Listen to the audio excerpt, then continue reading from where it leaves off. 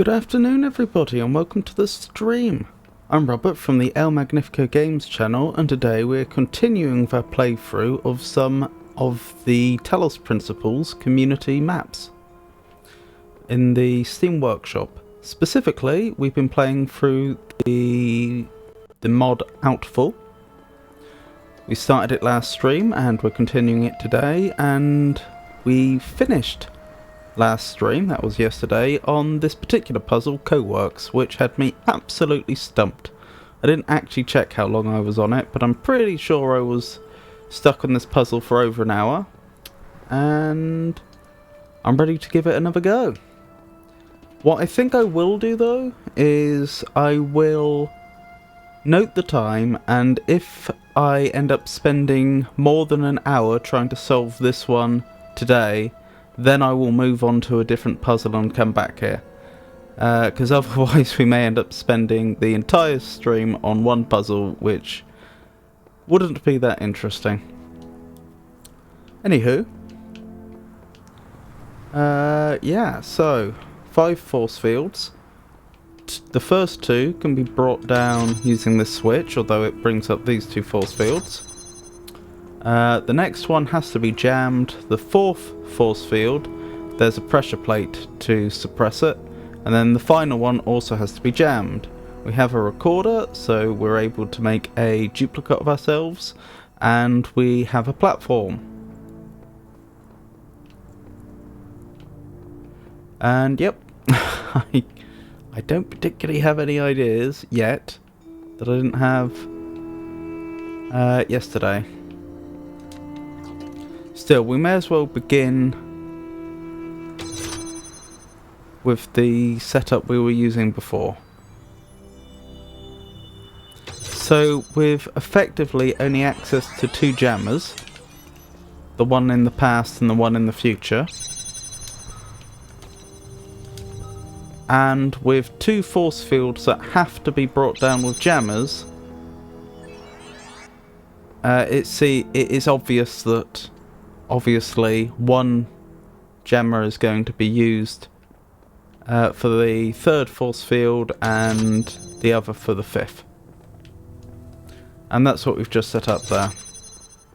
The question is, how do we progress from here? The problem we were having is that there's no straightforward way to have our past self in here to ferry us about, whilst also we have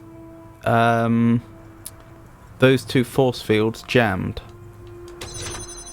We did come up with one way to do it, which is to use the future jammer to jam the 1st force field. That then creates enough room for our future self to jump up there. But then they can't bring the jammer up with them, which is suboptimal.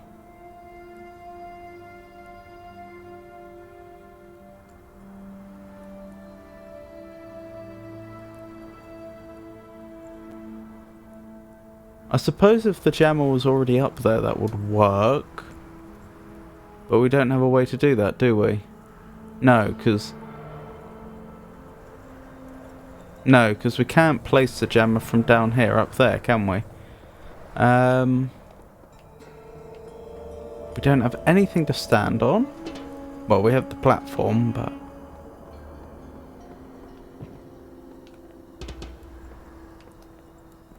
just thinking, it's not the case that, say, the purple force field here doesn't go all the way up and I can jump over or anything, but no, that doesn't appear to be the case.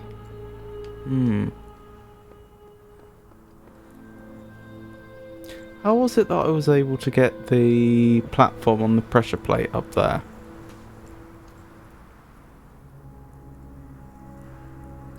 Oh, that's not difficult, because then you can use...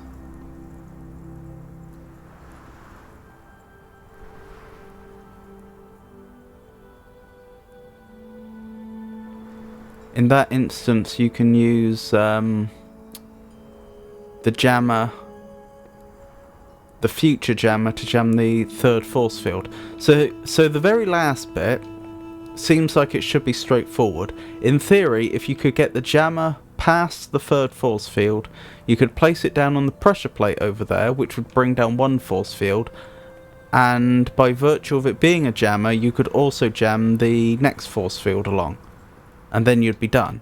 But that's the big question: how would we get the jammer past the third force field? It's not very difficult to get it past the first two force fields and then use it to bring down the third, but then you get a bit stuck.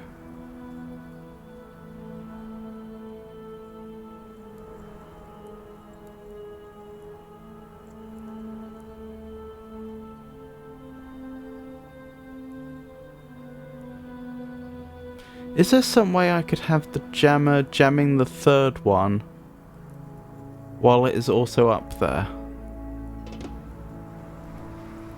That wouldn't work, because then I wouldn't be able to get up here, because the first force field would be in the way.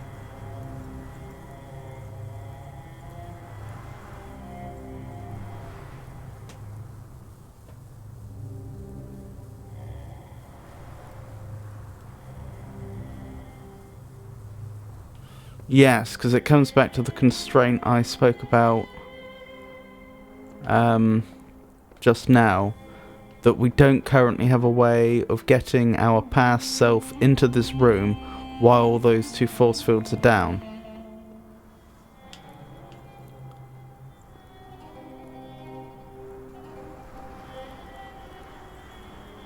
That's actually an interesting point. It means that the only way we know how to even get up there at all... No, there's two methods, isn't there? There's two methods of getting up there. One is to have the jammer in the corridor here, and then you can get your past self in here with those two force fields down. But if you do that, then the jammer in the past is stuck in the corridor, which isn't a lot of good.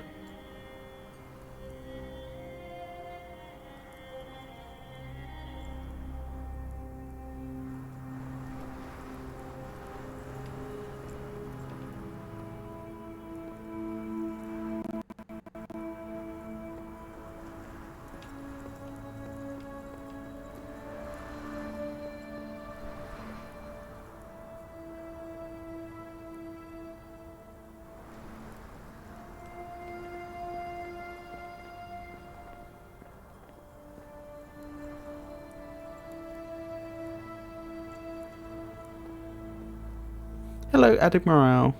I hope you're having a great day. I've been thinking, it surely has to do with switch manipulation more so than hard jamming sequence, or hard jammer sequence. With that said, I tried a bit early today and couldn't get it.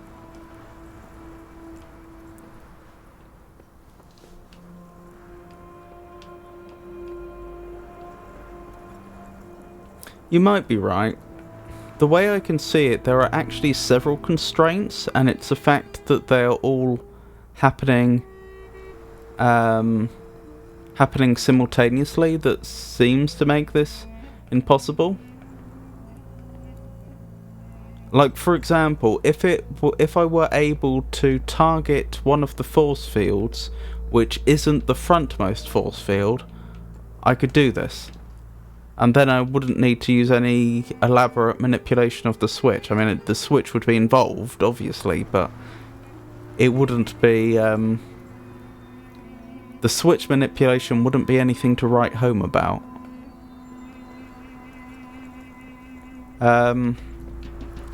Equally, if I could find another way to get my past self in here while the switch is in the red position, I think that would also work.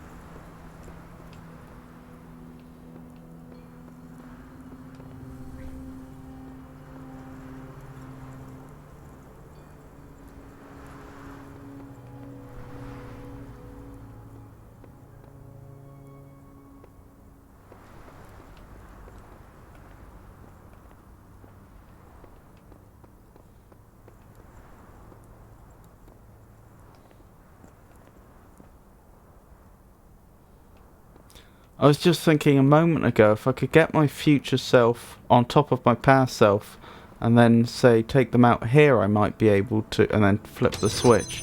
They might be high enough to be able to target a far away force field, but then they would be using the future jammer, not the past jammer, which is of limited value.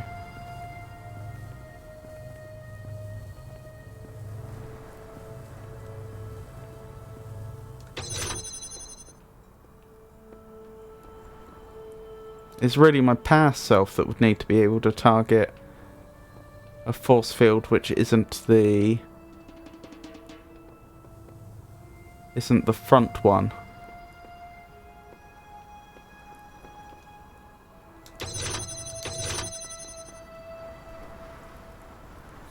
Maybe we should take a moment to think about that more thoroughly. So without using the recorder, is there a way I could target a force field other than the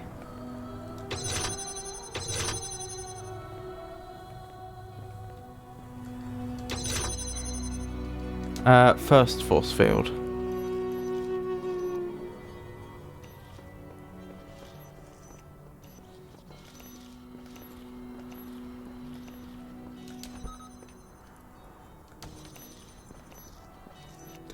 I could use the recorder to do some initial setup if the jammer had to be in a different position.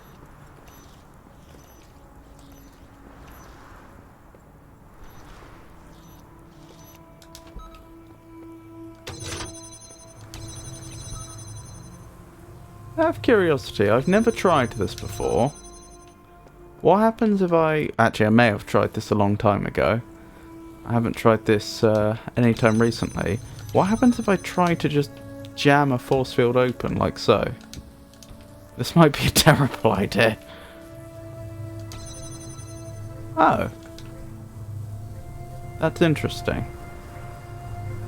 Have I tried to pick it up? Okay. What if I try to do something like that?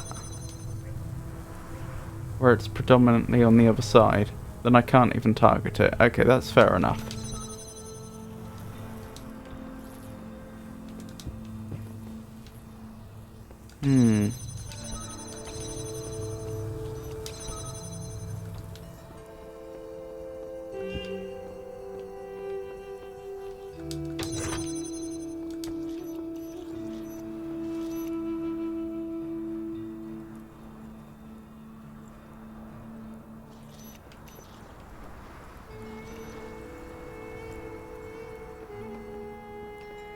I really don't see a way to do it, but the thing is, one of these constraints has to be dropped.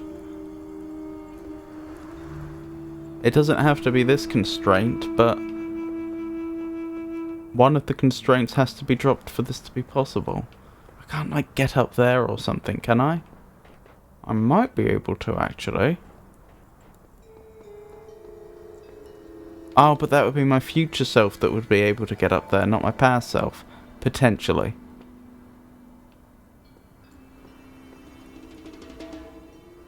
So the value would be very limited. What about this area through here? Maybe it isn't an accident that I can get through here. I mean, it feels like it was just done for aesthetic reasons, but could it be that there is actually a practical reason that I can go back here? Can I, like, see something that I hadn't realised?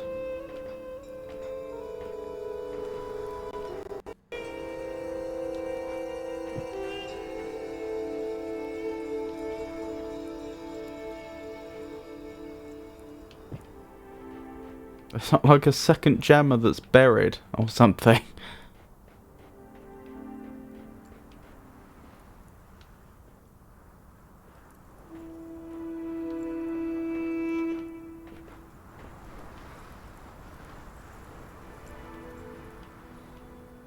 I know this sounds a bit daft, But maybe I should literally take my future self for a walk around the perimeter here. Perhaps if I was higher up, I would see something that I just didn't know was there.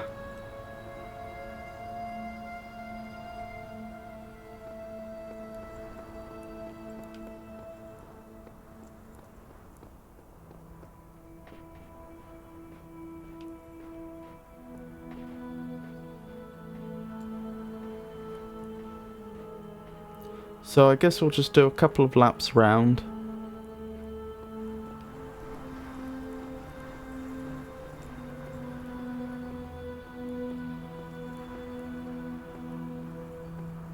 I could actually get back there, I think. I'm not sure there would be any point, but I probably could.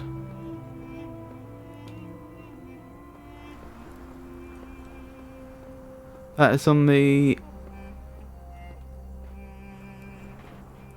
far side of the other fence. Yeah, like a second jammer.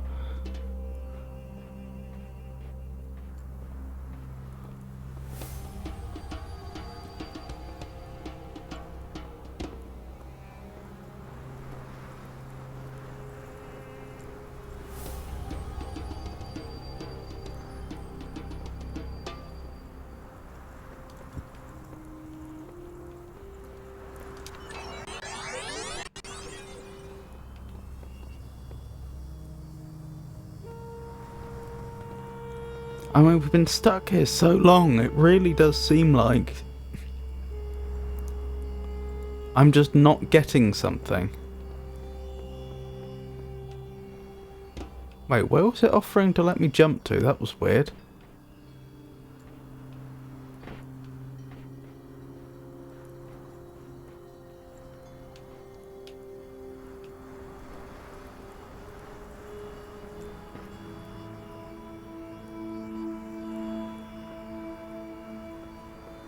I don't know where it was offering to let me jump to.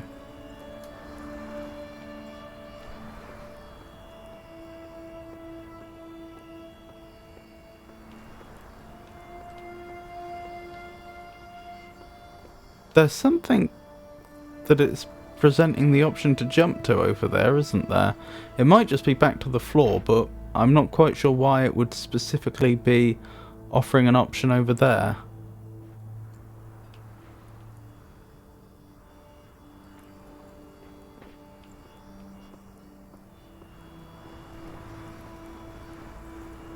Oh, I can jump onto those those bricks, I see.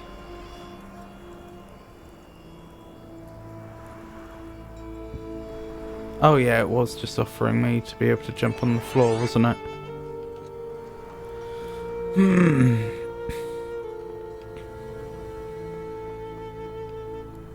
This is, now I think about it, it is a little conspicuous that this is tall enough to let me walk the player through it.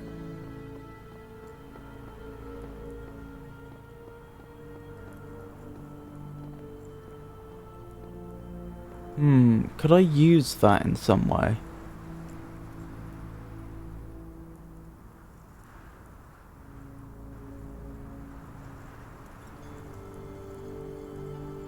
Well, the problem is...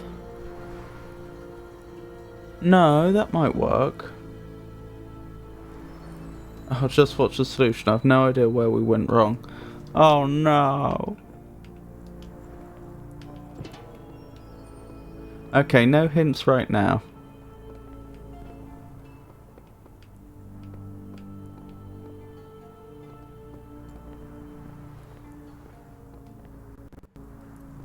What was I thinking? I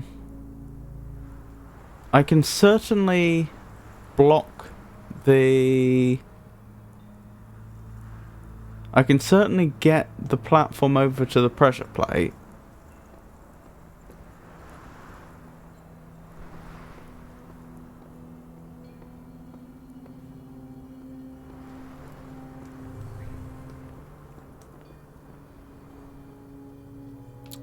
But the problem is I'd be using the future jammer to jam the third force field. And so I couldn't then turn it around and use it to target the fifth one.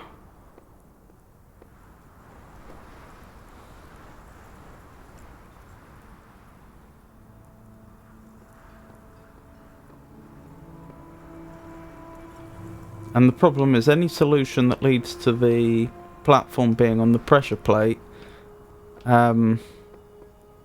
can't be an intermediate recording, if that makes sense. It has to be part of the final run, because otherwise after the playback's finished, the platform ends up trapped over there, so we have no way up.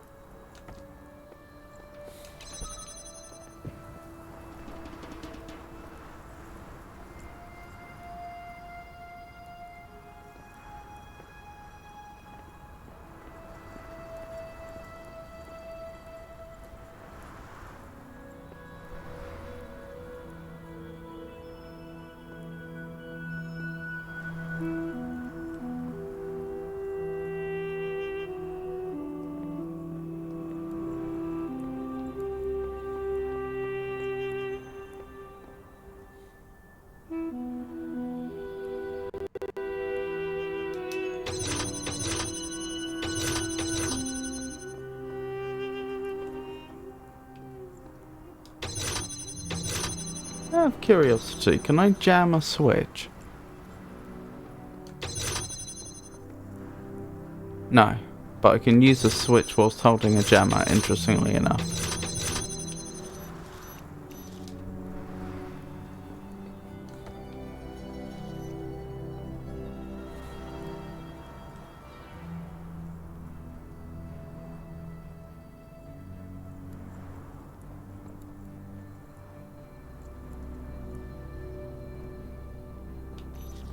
Is there...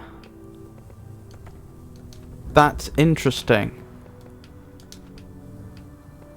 I didn't walk forwards.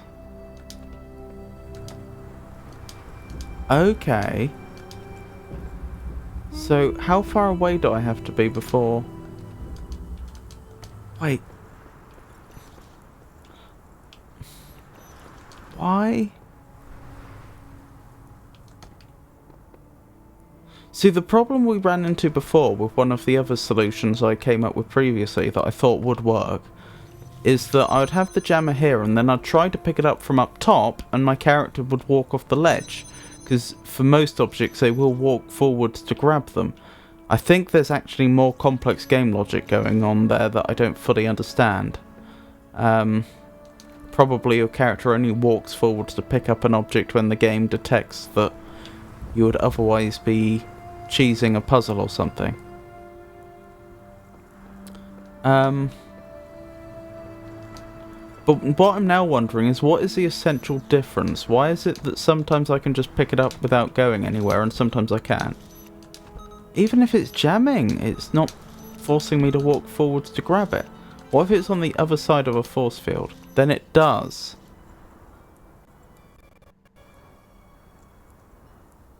Even if the force field would have been down. Ah! Okay, this is starting to make sense now. What if I'm standing on the force field? Or where the force field would be? What if I'm, say, here? I reckon that's it. I reckon when I tried to pick up the jammer last time, I was probably standing on the other side of this force field generator, and so the game said, oh, well then you need to walk forwards to pick up the jammer. I walk forwards, fall off the ledge, then we can't finish the puzzle. When in reality... Sorry, when in actual fact it would have worked had I just been standing even closer to the edge. I don't know that for a fact, but that's my current working theory.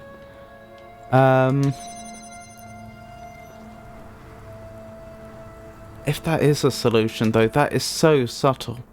I could have just lucked out last night and got it and never known there was an issue. Anyway, right, let me think this through. So supposing that's what we're doing, what is the order of actions we have to perform? I think I need to begin by setting this up to jam the third force field, which is easy. We've done that several times before.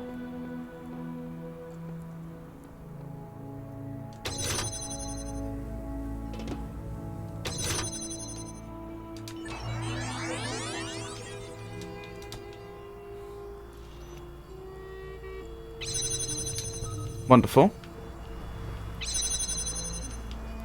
And then let's make sure that it is set up properly, because sometimes, for some reason, it doesn't work. But no, that does seem to be working properly.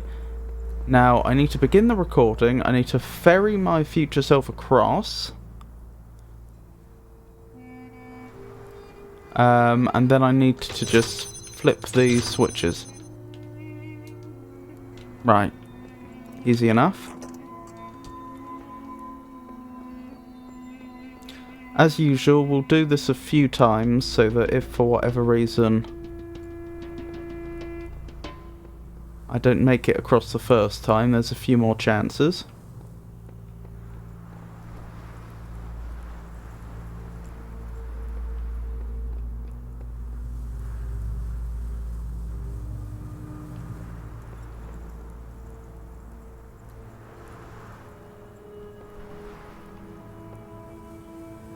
Good. I should be across by then. Then we go over here, flip the switch. And in theory, I think at this point my future self should be able to just complete the puzzle. But we'll give them a bit of time before we flip the switch again.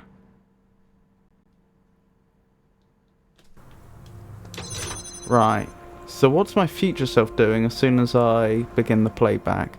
They need to move the jammer over so it's jamming the first force field and is right up close to the edge.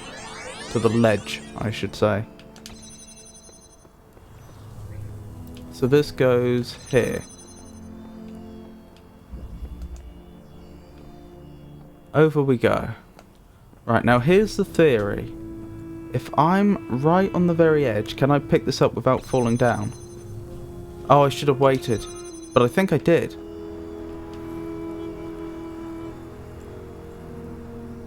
Do I have another lift? I do have another lift. Sorry, yeah. That was my fault. I forgot.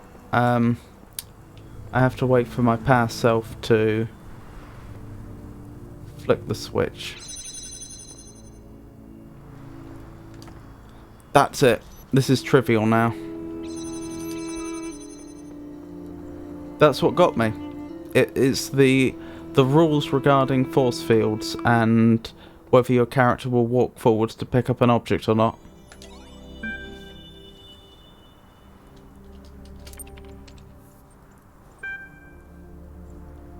Thank you.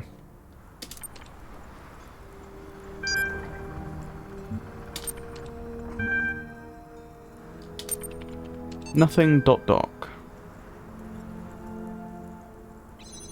I mean, that might be some form of encoding, but I don't recognize it.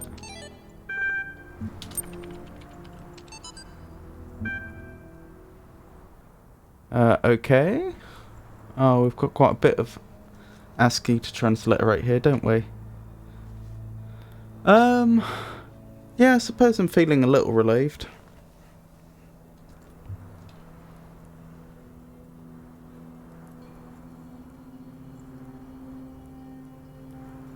But it didn't feel like an overly satisfying solution, because I actually solved it last stream, but for an obscure rule.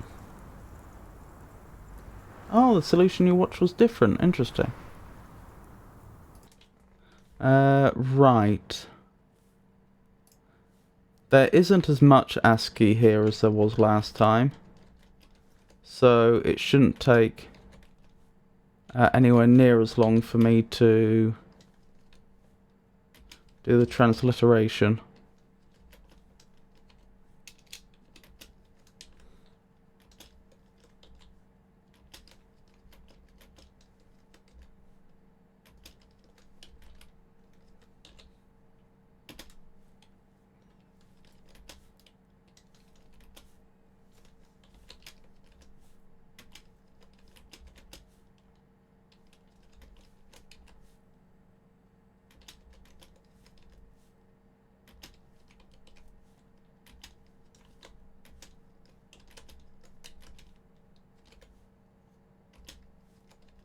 Right, that's the first 2 lines.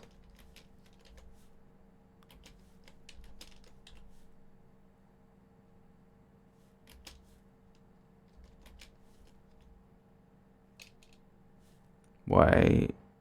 No, that is correct, I think.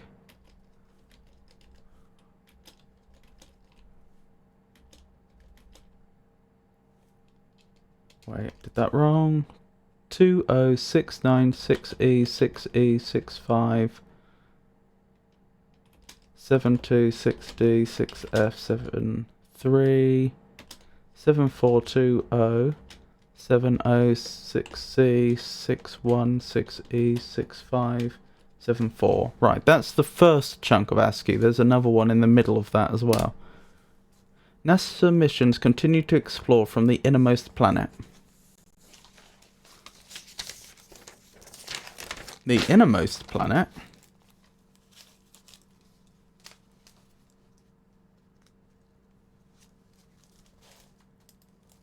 That's Mercury, isn't it? At least if it's in this solar system. Just copying this out into my notes. NASA missions continue to explore from the innermost planet. Mercury. Oh, yeah. To the outer reaches of the solar system, where Pluto orbits among many Kuiper Belt objects. We have orbited and traversed the surface of Mars, finding evidence of liquid water and ancient habitable environments. Closer to home, the Planetary Science Division uses Earth-orbiting telescopes and ground-based sensors in coordination with other organisations. Now we get the next chunk of ASCII.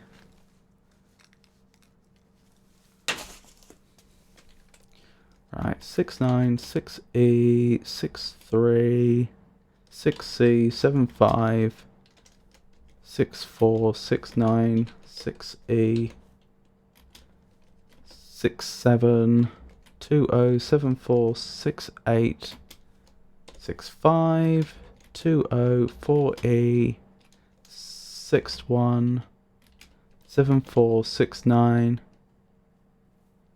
6F, 6E,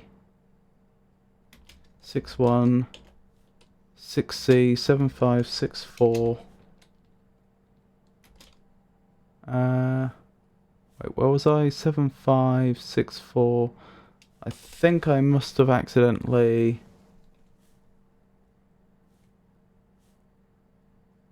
Yes. Sorry, that should have been 61, 6C, 2053. 63, 69, 65, 6E, 63, 65, 20, 46, 6F, 75, 6E, 64, 61, 74, 69, 6F. Most of the way there. 6E, 20, 61, 6E, 64, 20, 61, 6E. Wait, no, that's the one I just did, isn't it?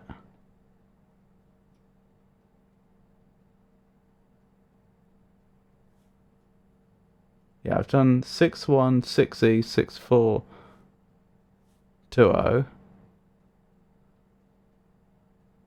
So it should now be 74, 68, 65, 20, 55, 2E. Is that a semicolon? 53, 2E.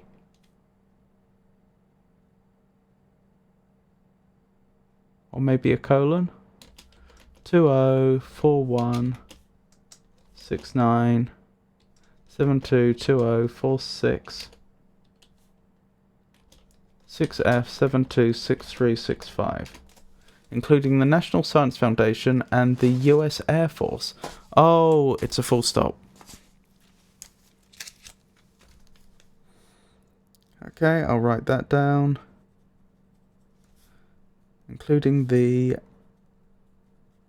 National Science Foundation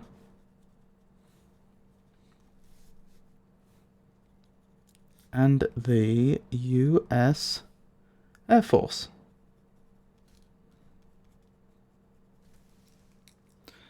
These telescopes and sensors are not used to survey the volume of near-Earth space to detect. Oh, sorry. These telescopes and sensors are used to survey the volume of near-Earth space to detect, track, catalogue and characterise near-Earth objects, which may pose hazards to Earth or provide destinations and resources for future exploration, and to investigate our exoplanet counterparts through comparative planetology.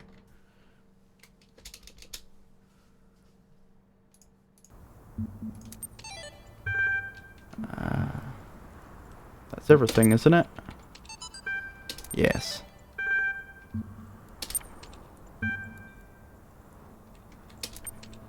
That's odd. Wasn't I supposed to be able to run some sort of external program? Maybe not. Strange. Oh look, and the little gates have gone down, so now we have free access. Just a second. There we go. The terminal I had open to do all that transliteration, Mahashot, was in front of chat on my monitor. Okay, so we have a red source.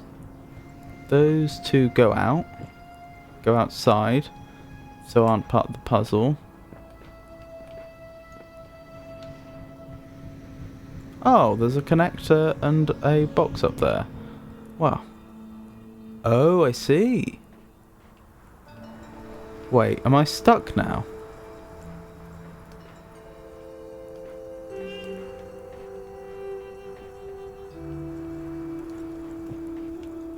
No ladder? Anything?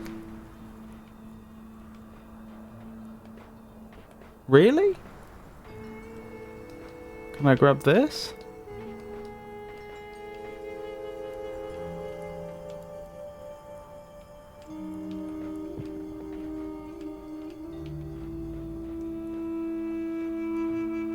I think I'm stuck.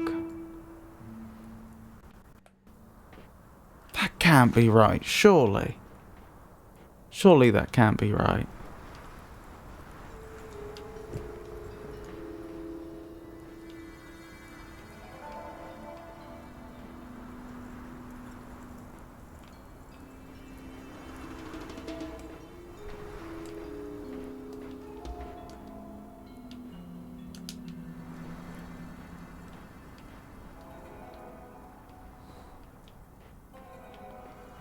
It appears to be right, so I guess I need to reset. Oh, I don't like that for a puzzle design. You shouldn't be able to get yourself stuck whilst exploring a puzzle, in my opinion. Oh, there's a star.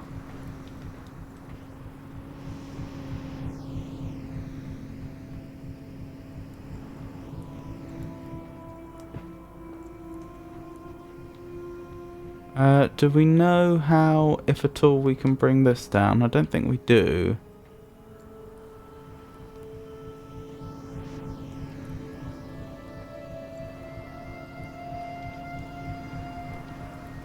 I'm just thinking, I may have time to grab one object that's up there, but probably not both. And the connector's likely to be useless if,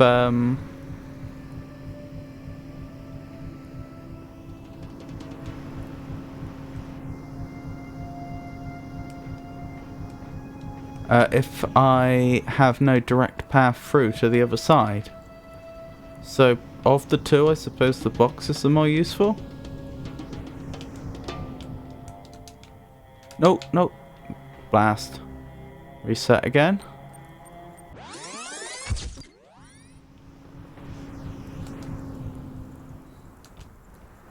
Right, now we stand a chance.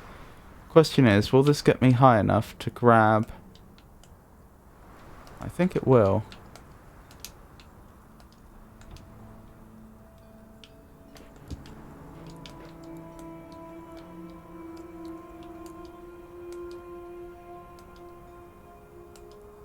This is... I agree, this is rather silly, isn't it?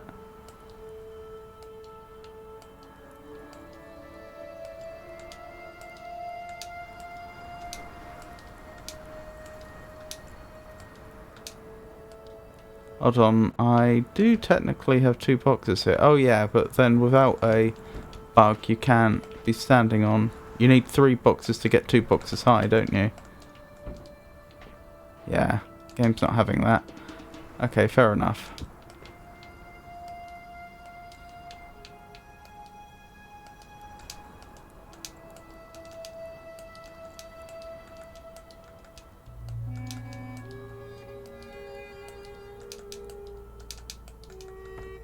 Got it.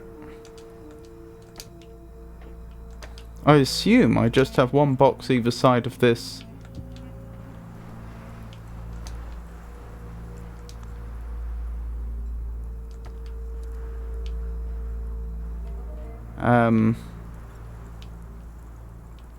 Fence with a connector on top. That's not going to be connected up properly, is it? Now.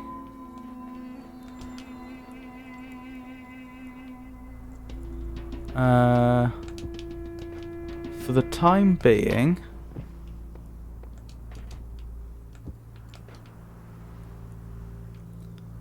I'll just head over and I'll grab the other connector. If I can. Might take me a couple of attempts. No! Oh, I feel like a fool. Got it. Good. Right, can I drop this over the other side? Well, yes, quite easily. Now this is the difficult bit. Since...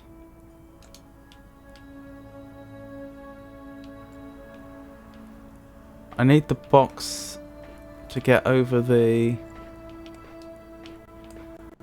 fence, but I also need to take the box with me.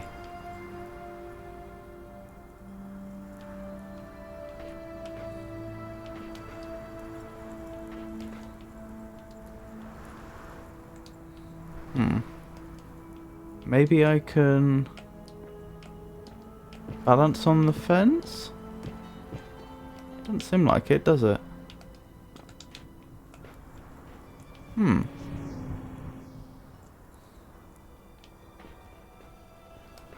Or... Actually, maybe I don't need to get the box over. Maybe I can get the angle I need like so. Maybe the connector needs to be on top... Oh no, the connector can't need to be on top of 2 boxes because... I wouldn't then have a box to get over the fence with. Is there any elevated ground here, even slightly?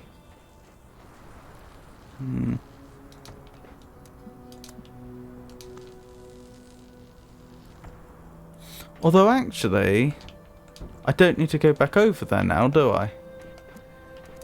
In principle, if I could get the connector to sit on top of the second box there, that would do it. Wait, it would also have to be connected up there, wouldn't it? In fact, it would need to be slightly further back. And this is where having a slight bit of elevation would also help.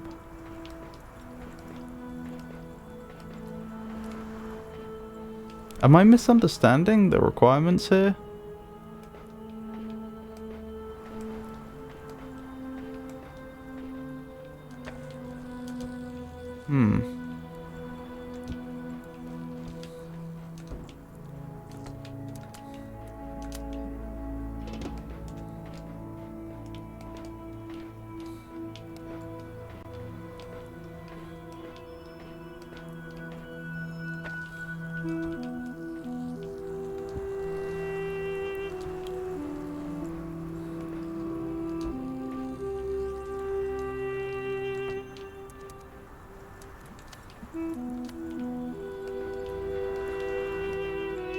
It feels like this isn't the intended solution.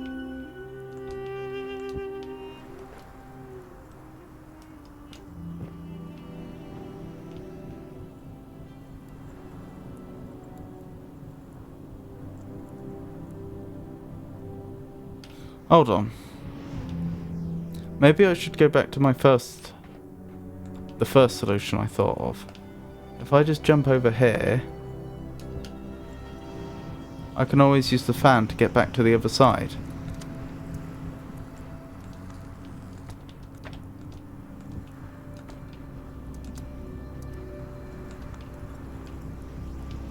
Yeah, this is looking like this might work. Or... no, I don't think that would work. I was just thinking I could deposit a connector that's already connected on top of there, but I don't think it would have the angle it needs, would it? No. Oops. Never mind.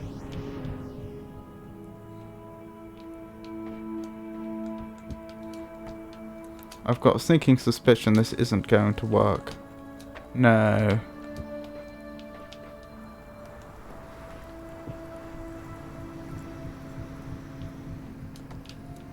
Oh well, we can try it, at least. Oh. That's not what I intended.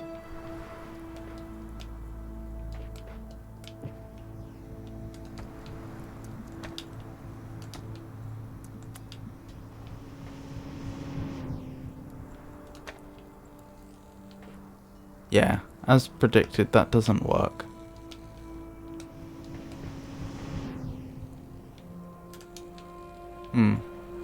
Sure, I've made life difficult for myself, haven't I?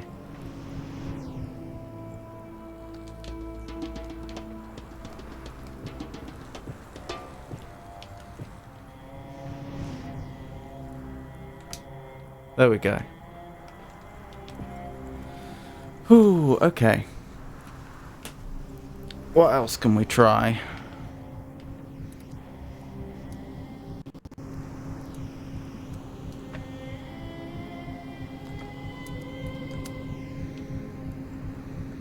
I feel like in principle the most straightforward way to do this would be to have... oh, I possibly could stop myself, couldn't I? If I wanted to get up there, because I could just drop a box in front of me and that would probably stop me.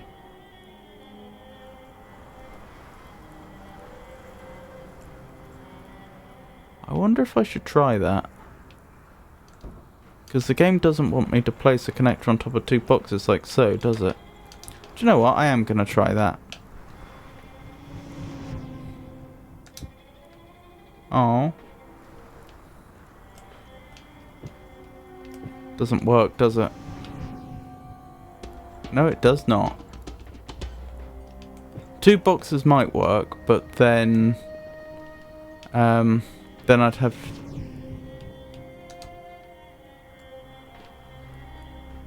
I'd have difficulty getting two boxes over to this side, I think.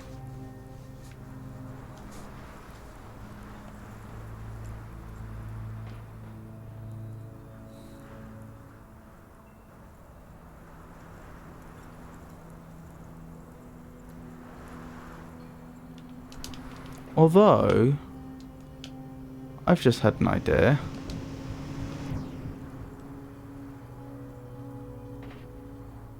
Could I not use that to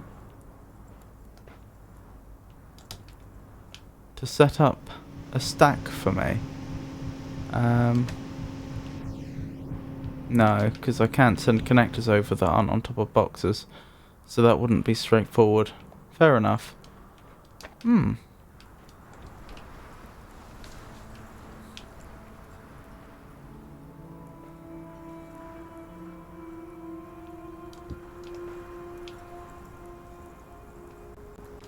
Whoops.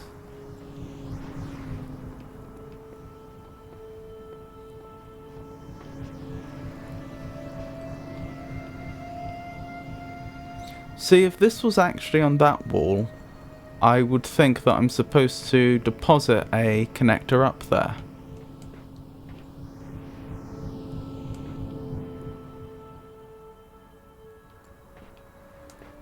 do I get to you?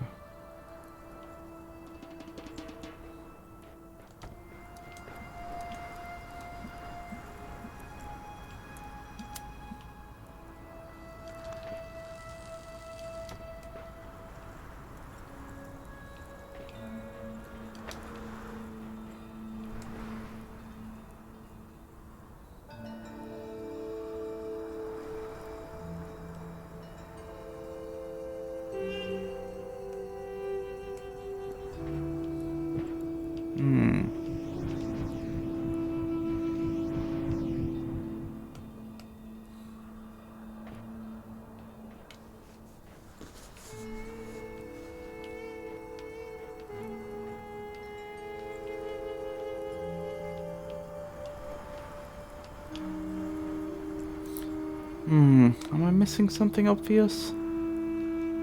This feels like it shouldn't be as hard as it is.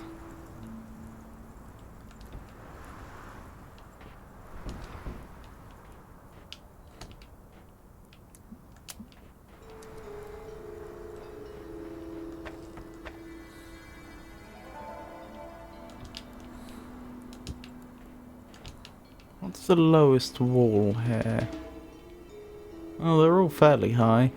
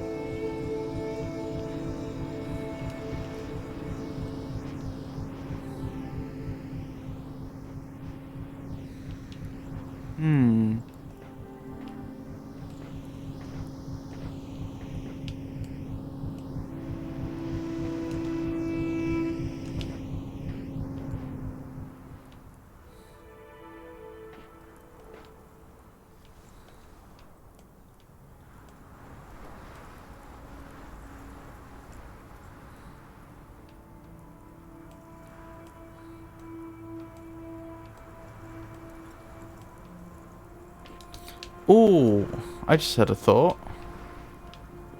Following on from my idea about stopping myself at the top, I do have a connector I could easily put up there. I don't know if a connector would stop me, but I could try.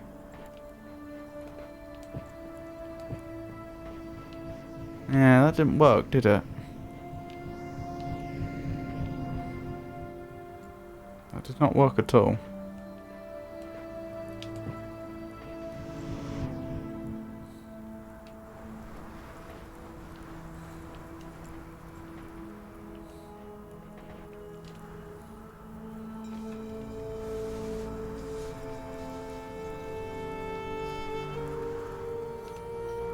So I realised with 2 boxes that would probably work, but the issue is that I need 1 box to be able to jump over to the area where the fan is. Although, I wonder if I was this side on a box, could I pick that box up? The answer appears to be no. Actually, if I... It's a bit fiddly, but possibly. Yes. But then how am I going to get back over? Oh, like so. Okay. Okay, this may have legs. I'm very dubious as to whether this is what the map maker intended, though.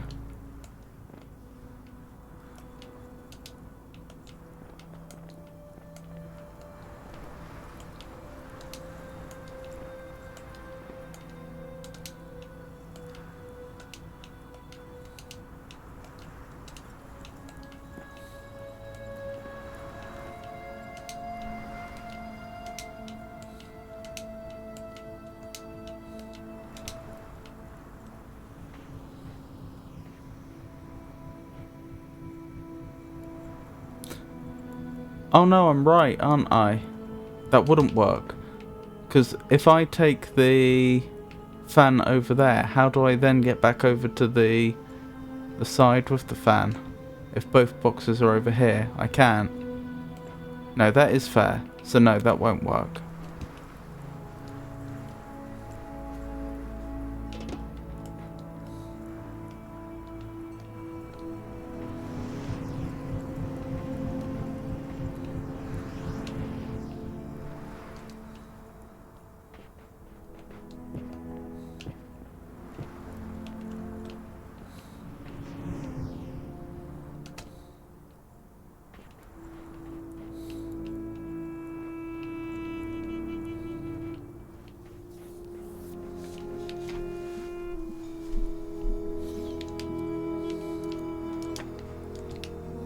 I might be able to deposit a connector up here.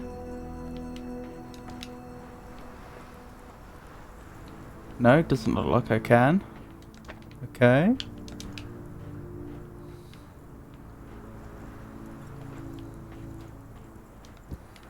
I doubt this is a puzzle about finding the one little bit of sand that's raised enough that you can make the connection.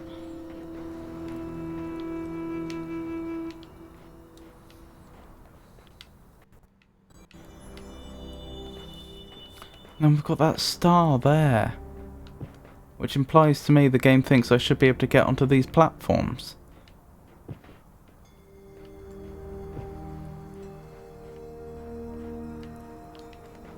What was this called? Was it Mars shot? Yes. Is Mars in the sky?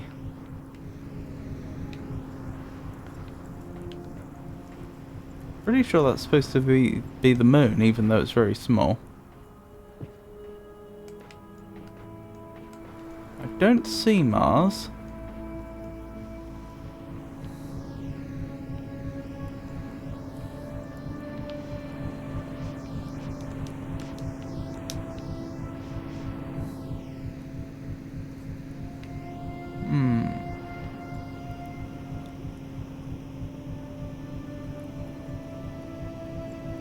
I don't have any way to stop this either.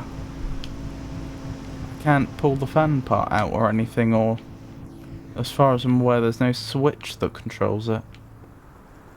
I take it these are just ornate torches and not secret switches.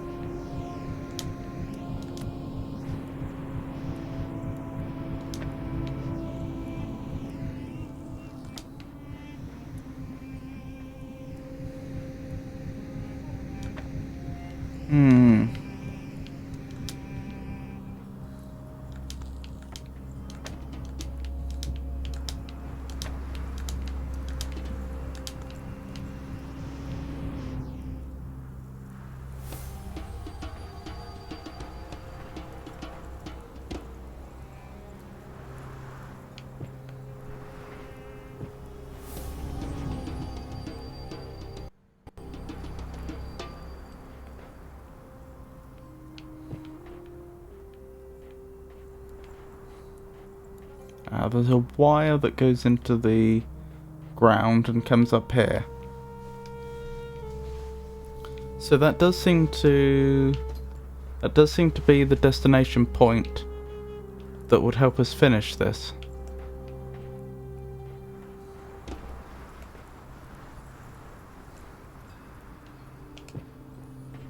I take it I can't successfully... Actually...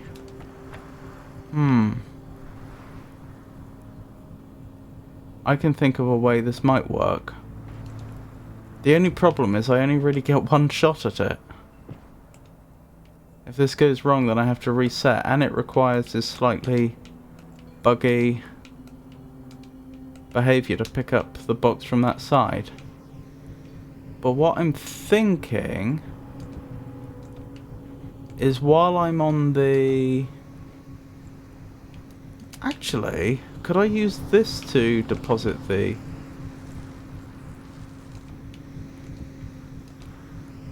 the connector where I want it to be. I was thinking I'd have to deposit it in midair, but maybe I can use this to deposit it instead. No.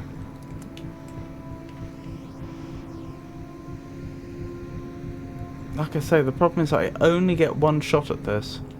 And I missed it. And now I'm trapped. I think what I'm trying to do here would work, though.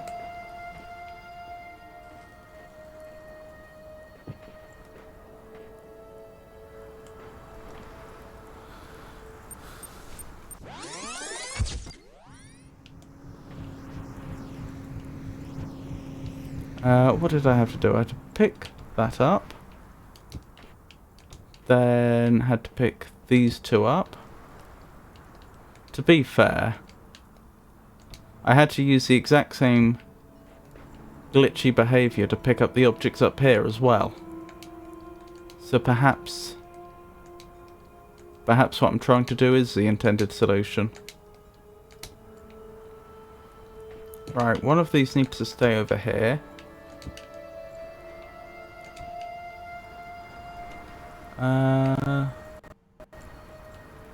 Where's the other connector? Still up there. Okay.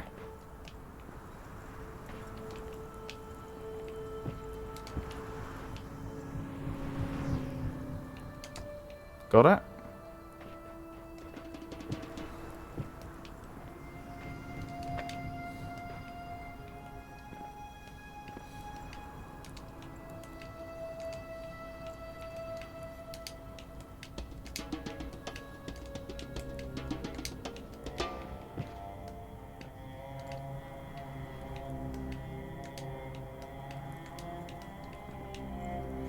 The game doesn't actually let you grab something while jumping. I'm not sure that's quite true. It will certainly let you grab things when you're in midair, because you can grab things when you've been launched in the air by a fan. But I would also point out that the grab I'm trying to do here, I'm not sure if I am actually technically in the air when the grab actually takes place, but I have to initiate a jump for the game to present the prompt. No, I definitely need to be closer than that. Like so. Oops. There we go. Only if you're sent flying.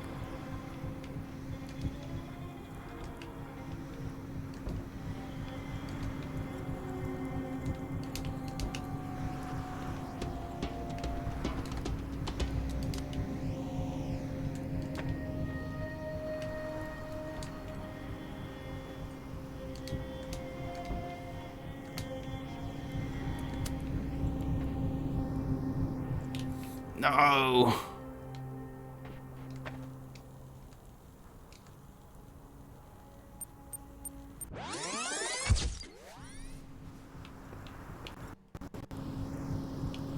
Right, over we go.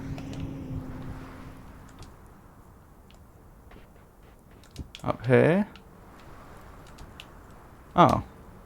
I didn't have to jump that time. That's nice. Makes things easier.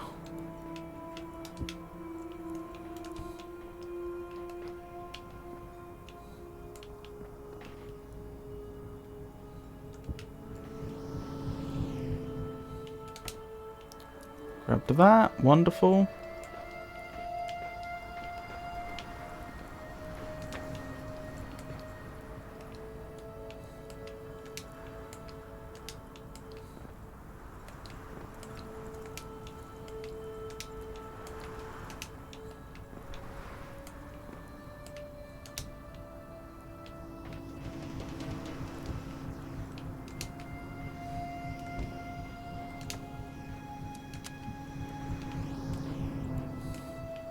My window of opportunity there is so small. In fact, I wonder if I would be better off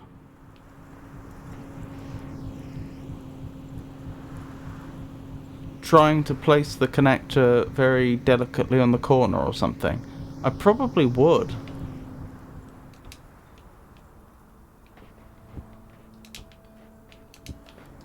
Because then I wouldn't have to reset after every attempt.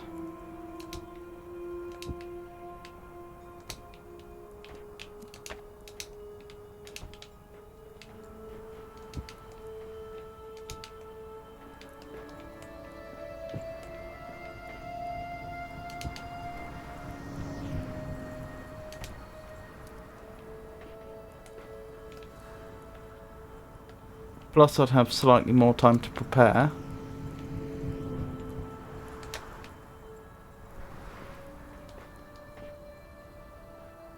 There we go, that's looking promising.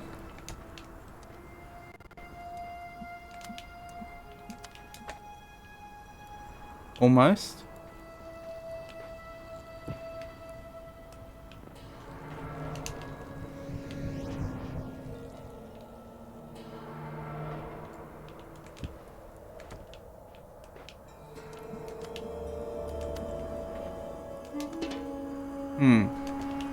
Alright.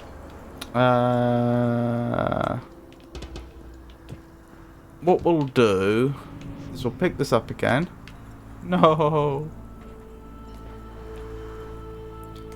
And then we'll place a box where it was, and then we'll try to place it on top of the box, so it's slightly higher up.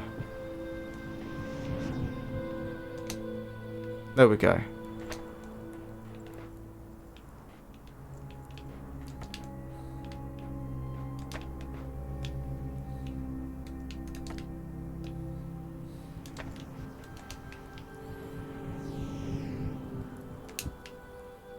Oh, that should work well.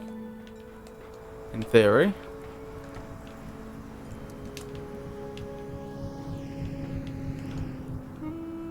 No! That's not the end of the world. Annoying, but not the end of the world.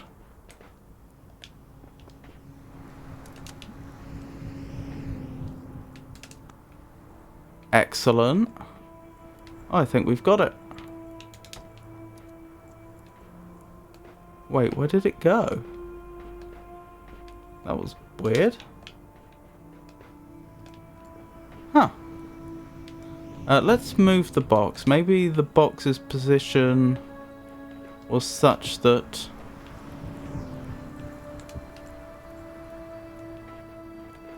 the connector was likely to fall off.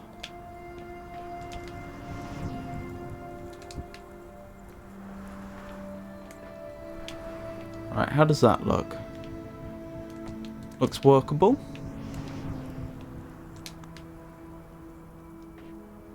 Very nice.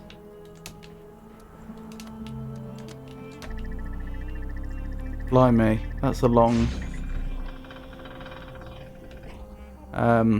timer. Excellent progress.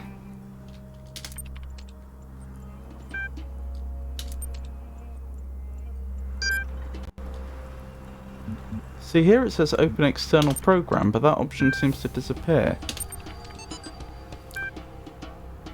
If time is correctly defined as an infinite succession, it most likely is also defined as the present, the past, and the future. This distinction, however, is incorrect if it is considered to be implicit in time itself, because the distinction appears only through the relation of time to eternity and through the reflection of eternity in time. If in the infinite succession of time a foothold could be found, i.e. a present which was the dividing point, the division would be quite correct. However, precisely because every moment, as well as the sum of the moments, is a process, no moment is a present, and accordingly there is in time neither present nor past nor future. If it is claimed that this division can be maintained, it is because the moment is spatialized, but thereby the infinite succession comes to a halt. If it is because representation is introduced, that allows time to be represented instead of being thought. Yep, and now I don't have the option to open an external program. Still, progress. That's another puzzle done. I still don't know how to get to the star though. Oh, this is gone. That makes life a little easier.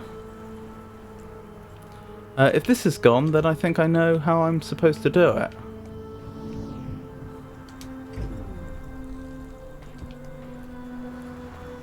Since I can now get both boxes quite easily over to the fan.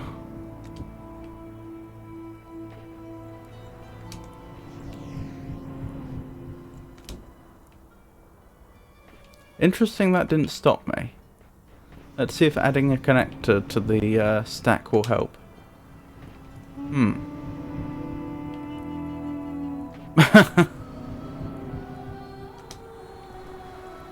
Oh, I did stop then. I think I bashed into these boxes so much that I may have created a little bit of room. Or maybe not. Well, I'm up here.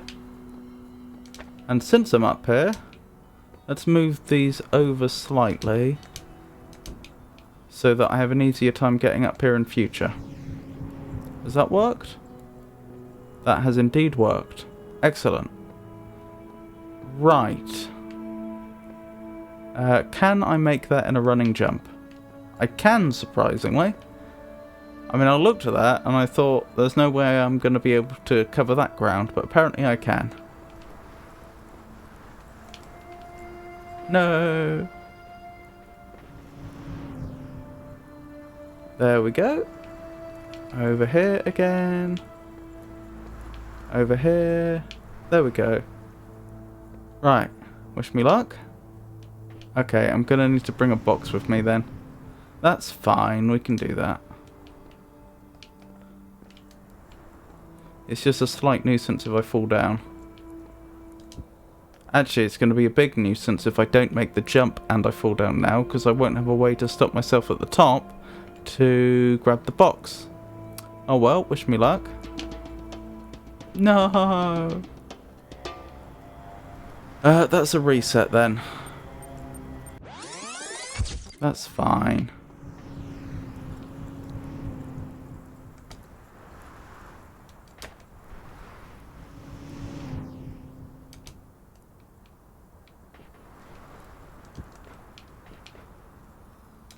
Grab that.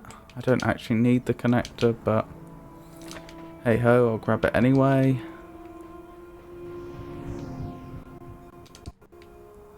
That does actually raise a question though. If one box isn't enough, then how do I do it? Because we know from experience that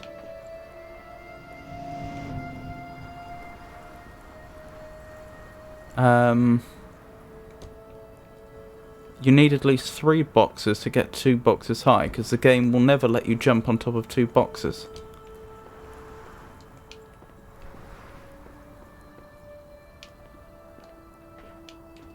Oh.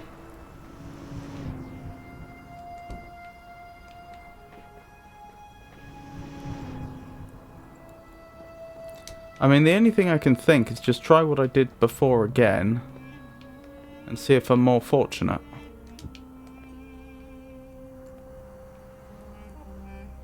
I suppose I could actually move this over a bit. Have it there. Actually, this should be slightly further this way as well.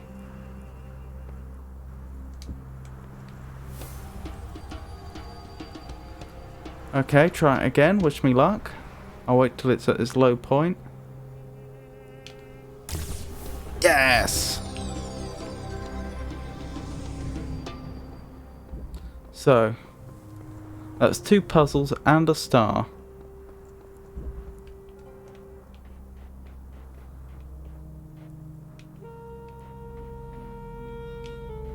Oh, and there's only one other star in this area.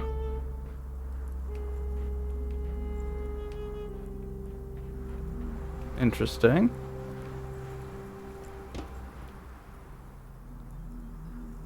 Oh, thank you, Admiral.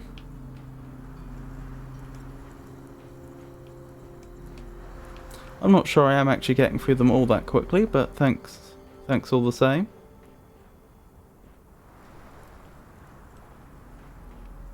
I'm just trying to think. I can see one here and I can see one here, But there's supposed to be 4 that we haven't done. I'm just wondering where the other 2 are. Maybe over there? I mean, we'll probably do the 2 close ones first anyway.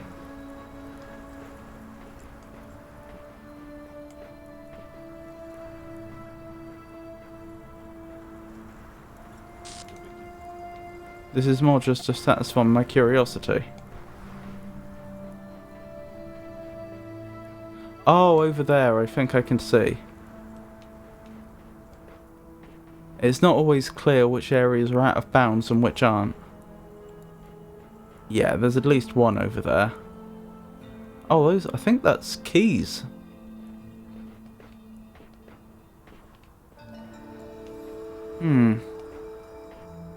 That only looks like 1 though, but we'll worry about that shortly, once we get there. Query.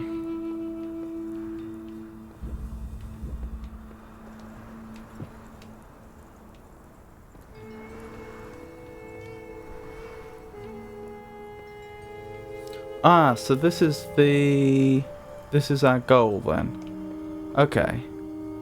What does this one control?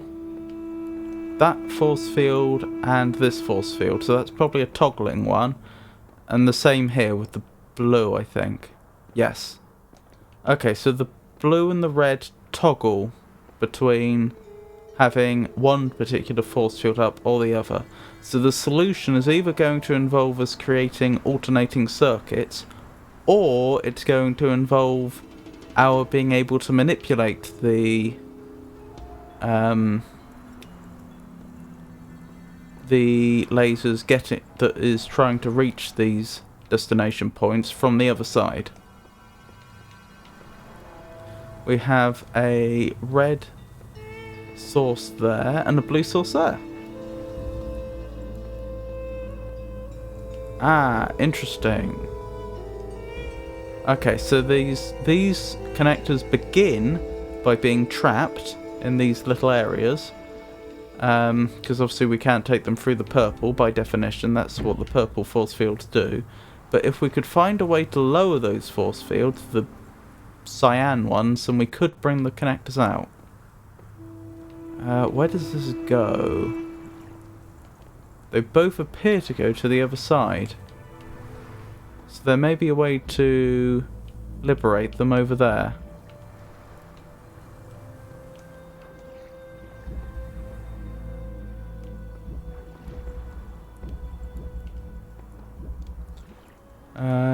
I mean, I can see the red destination point there, which is what I'm thinking I'm probably supposed to be connecting up. Right, we can send beams through purple force fields, so that looks like progress. So we can't take this out there though.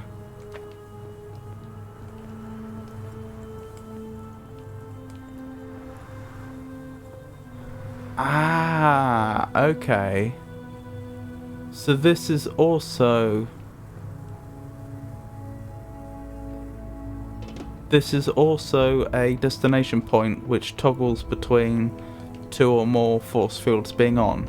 So if we want to be able to travel through there, we need to be able to either have this alternating, but didn't it take a long time to charge? Yeah, that's a long time to charge, so I don't think alternating is going to be the solution here. Presumably I need to be able to manipulate it remotely. So the intention is probably that I do something like this. To try and get the beams to cross. Which I'm currently failing at.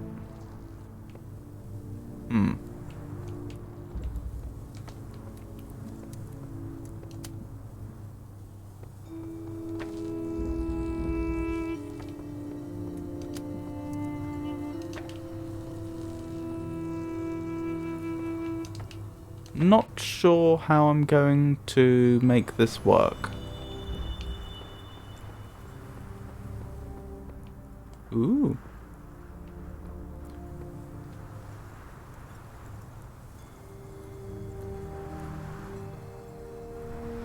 If I moved this one's position,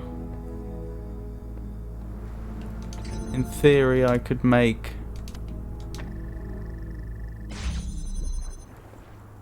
a collision between the beams more likely. That's probably made it less likely though. Hold on, am I missing a trick here? I could put that one there and try something like this. Ah, still no luck.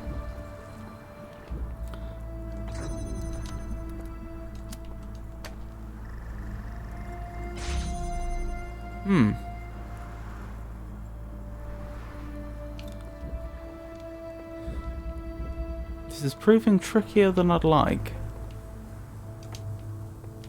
Oh, there's a switch. That probably brings down that force field and would allow us through there.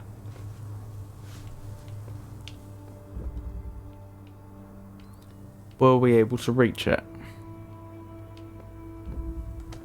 I am right in assuming that if I do something like that, it does nothing. Yeah.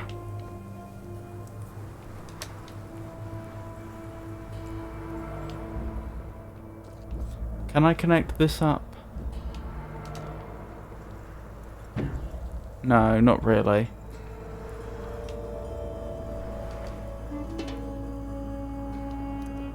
I guess I could do something like this.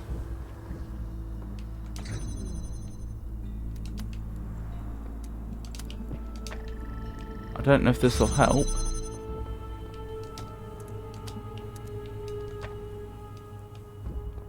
No, it's just too high up.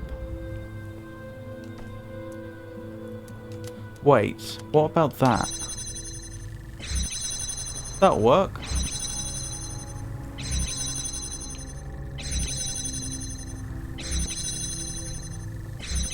That worked a lot better than I expected. Am I not allowed through here?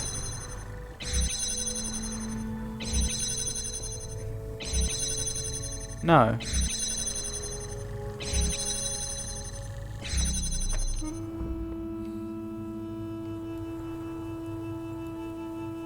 What's going wrong there?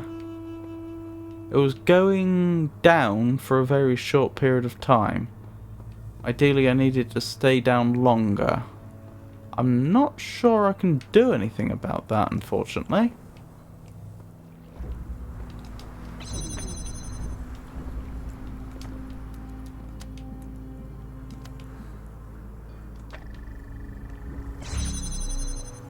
Yeah, it did look like it would work, didn't it?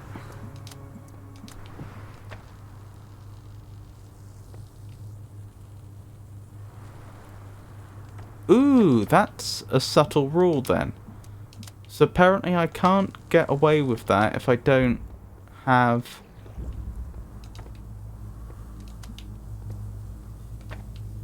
the red coming from another connector. I wonder why.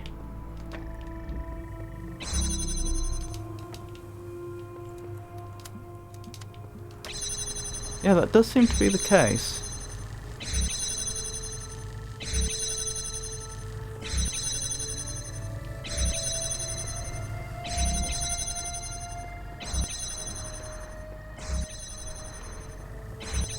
I don't actually know why that's breaking the beam. It doesn't seem like it should be.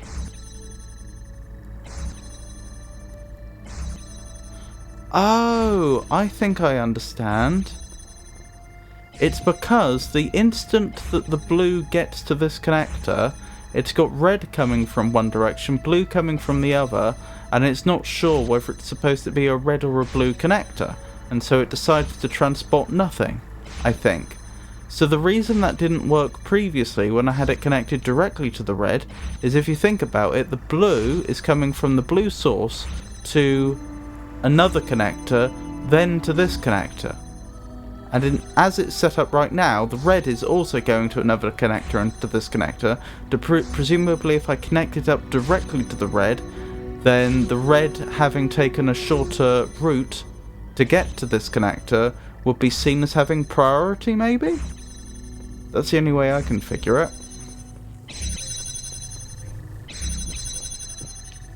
And I take it I'm still having no luck here. That's right.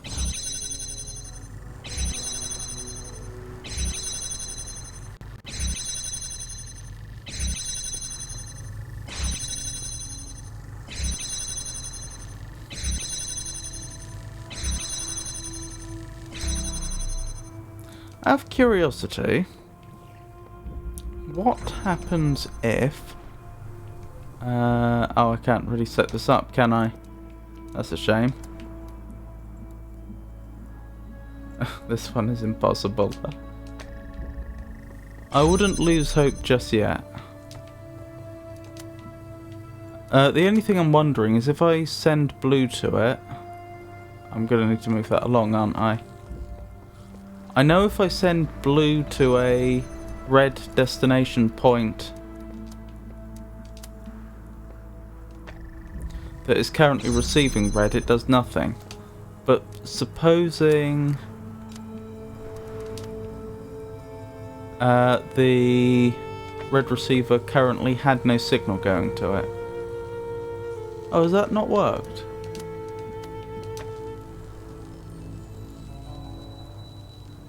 Oh, I did the...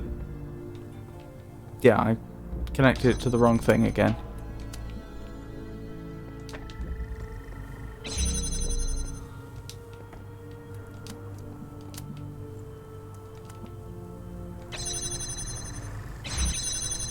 That's not going to make any difference because as soon as the shield goes down... The force field, sorry.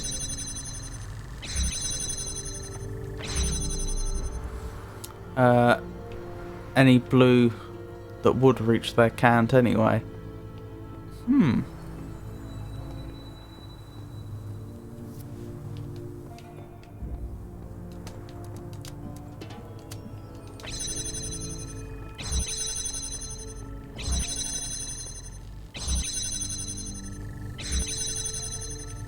There's no advantage to being in this area here, is there? I haven't gained access to anything.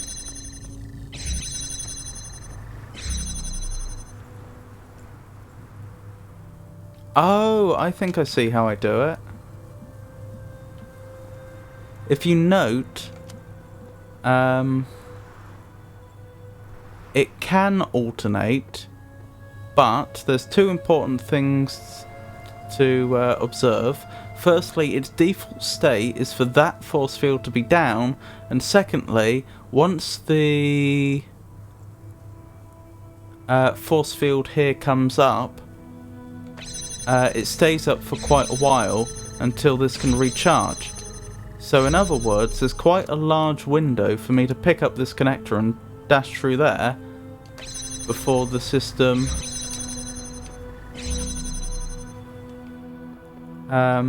enters this state again, and then we just pull the switch. Excellent. That went well. Oh, and these ones have also gone down. Wonderful.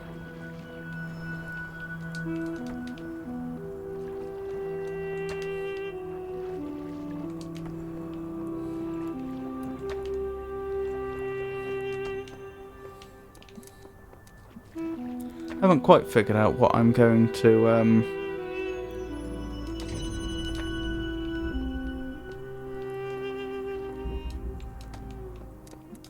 how I'm going to solve the second part. Let's have a nice pile of our connectors.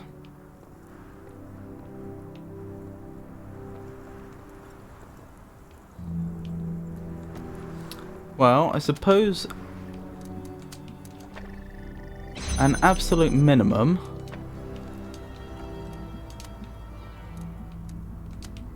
we're going to want to have blue and red connected up. The next question is well, the next question was going to be, can I disrupt them easily? Let's try and make sure... Ah, that's an idea.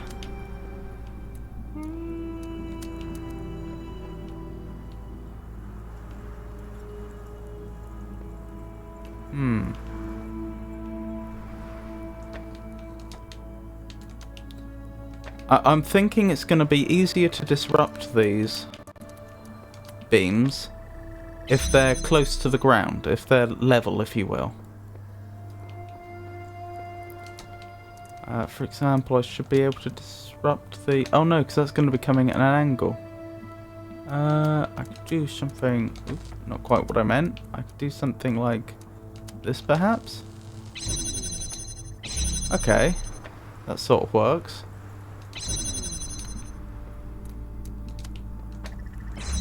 We want to maximize the potential for beam interceptions, as I suppose what I'm saying. Like so. So that's easy. How do I do it the other way? How do I... Do I need to do it the other way?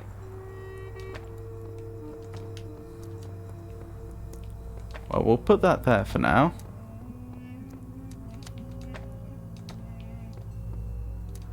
How did that connect up without disrupting the... Oh, it does. It just...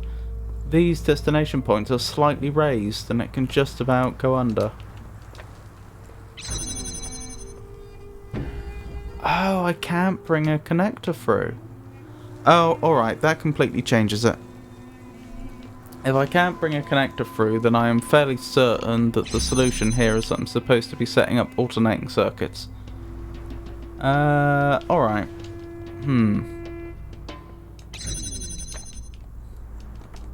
Let's reset this a bit and think about how we're going to make that happen.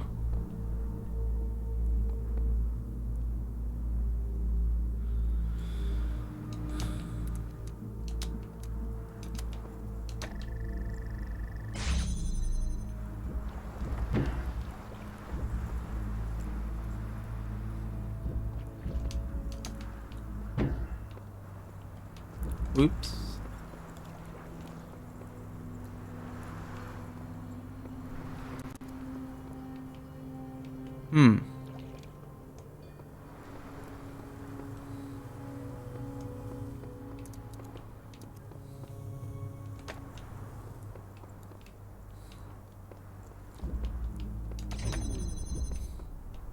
Ah.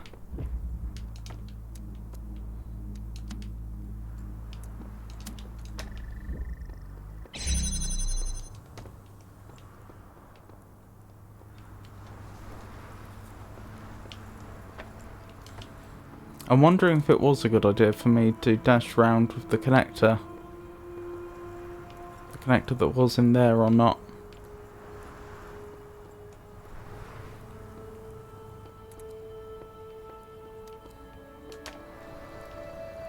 Oh, this can go both ways. Interestingly.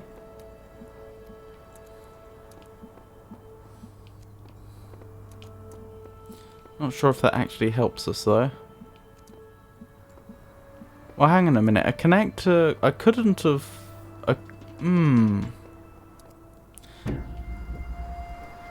Actually, thinking about it... What we really want to set up is a situation where either just red reaches or either just blue reaches, so that they alternate both of them. How would we do that?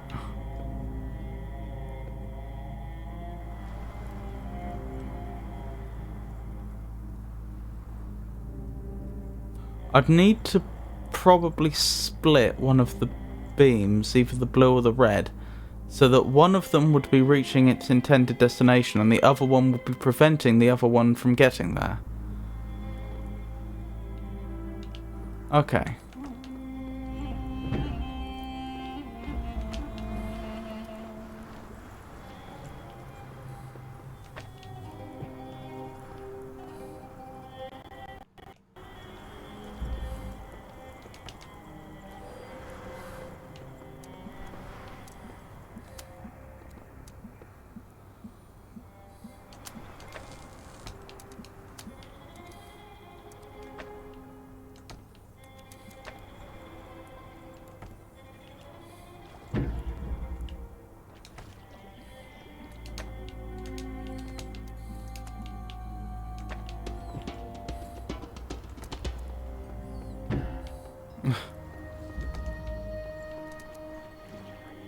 There we go.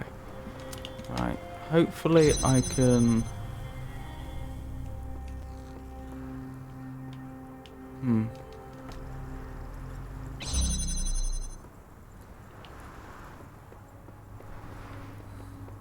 Alright, then I probably want to disrupt like so. Get through here and then pull this through. Excellent. I think. Can I still get out? Or have I trapped myself? I've trapped myself, haven't I? I have very much trapped myself. Oh well. No, this is the Outfall mod.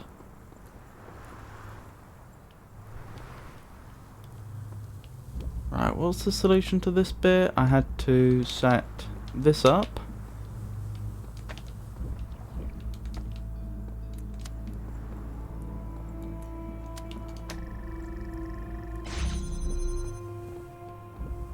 Then with this set up, I had to set that up. And then my mistake was trying to leave with this, when I should have just done that instead. There we go. So this is where we want it to be.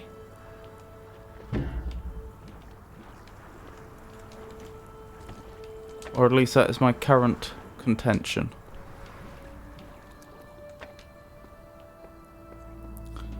Right.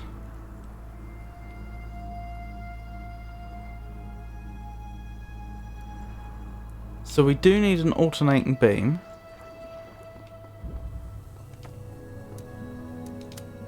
Like so. Nope.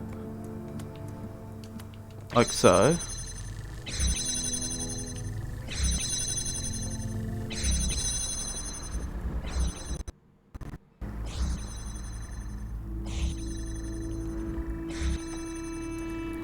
Next.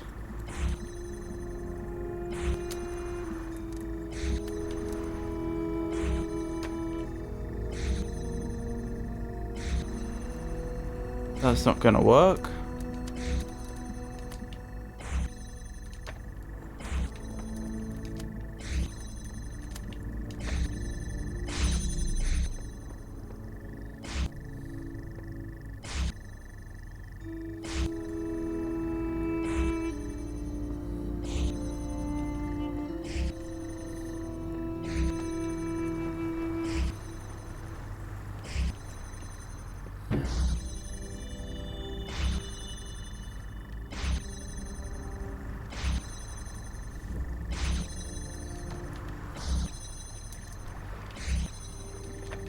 This one could go there and here.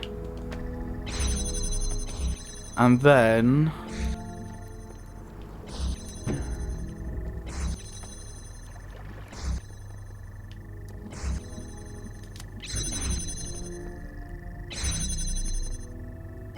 something like this maybe? No. That looks like it should cross, but it doesn't actually cross.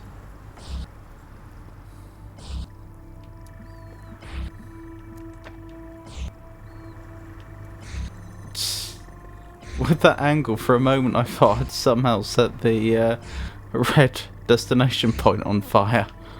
But no, that's just a torch. A rather ornate torch.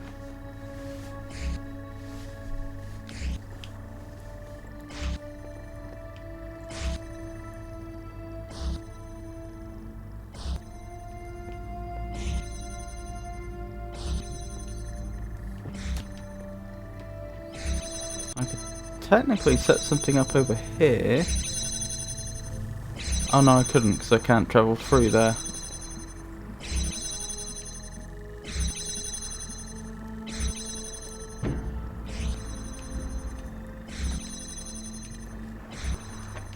So obviously the part I'm struggling with is how do I set up the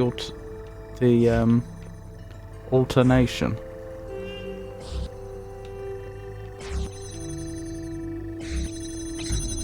What about...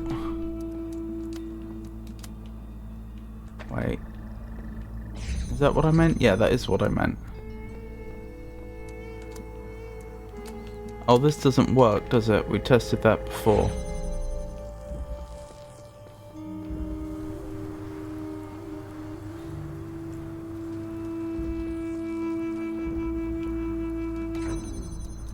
Fair enough.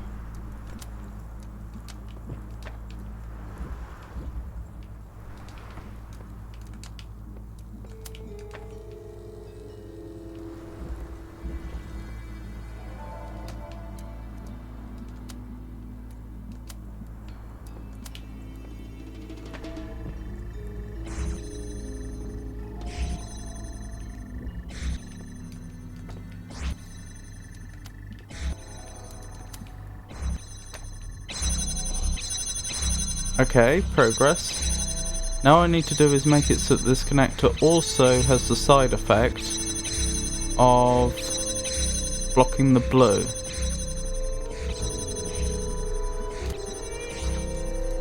Which may be a challenge. What if...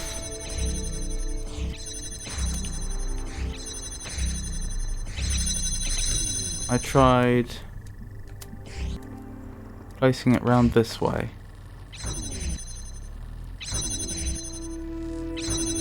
Well, now I've got the blue one cycling.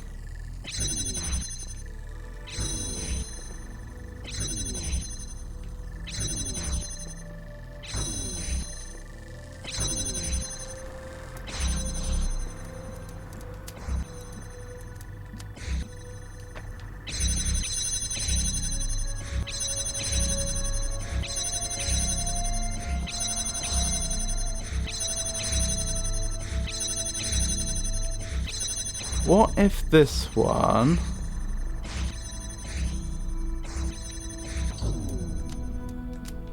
also connected to there?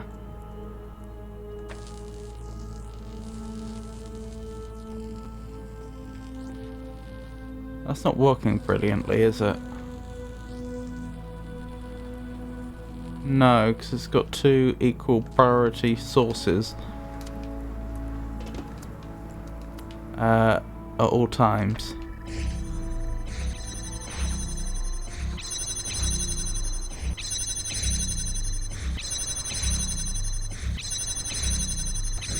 Okay, what if I sent it over here but made sure the beam could never reach?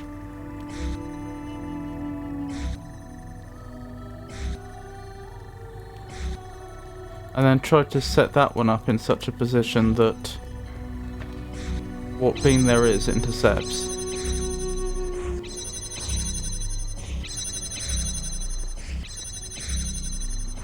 Is that going to be doable? Not very easily, is it?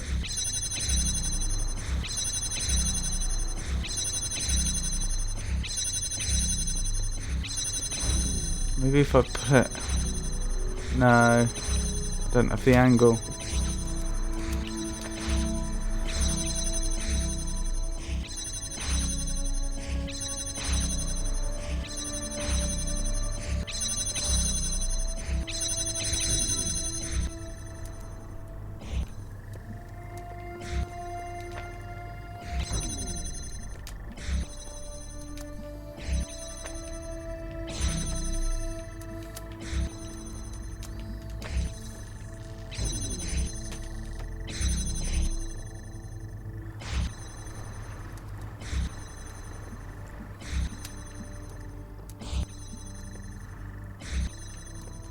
Tested that, didn't I? Yeah, that just doesn't work.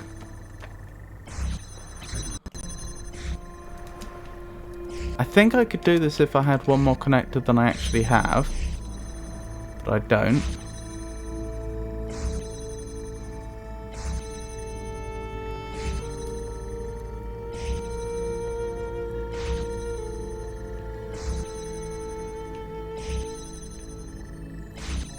Was there a reason not to have this connect up directly over there?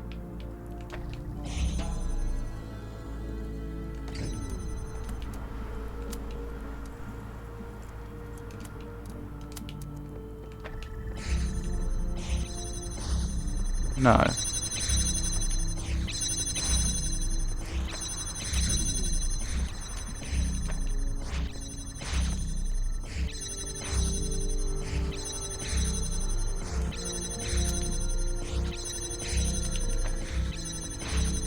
Wait, no, it would be that one.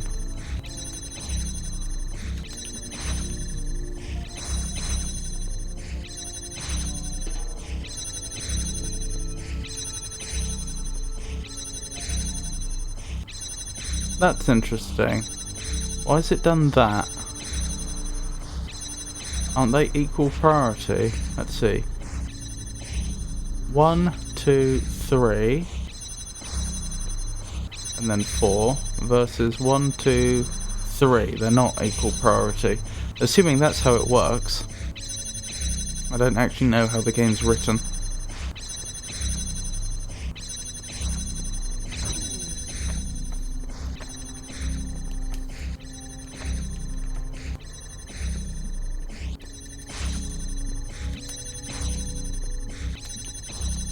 What about doing that?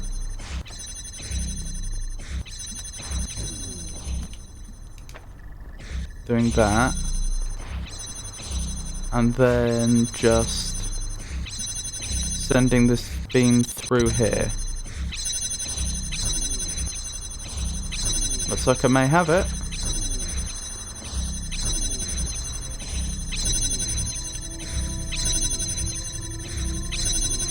Oh, another one I can't get through because it's changing too quickly. Oh, that's a pity.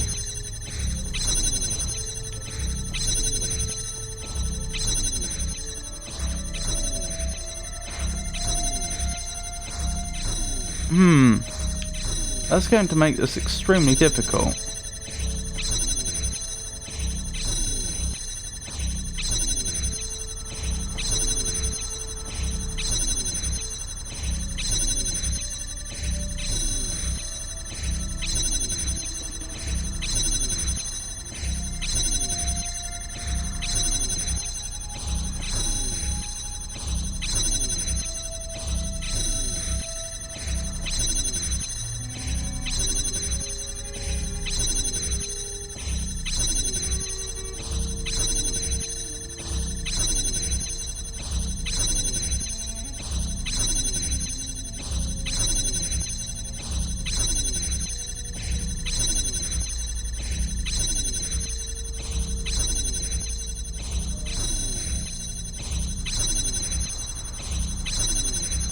I see, so the problem is it actually only spends a very brief moment at the fully charged state.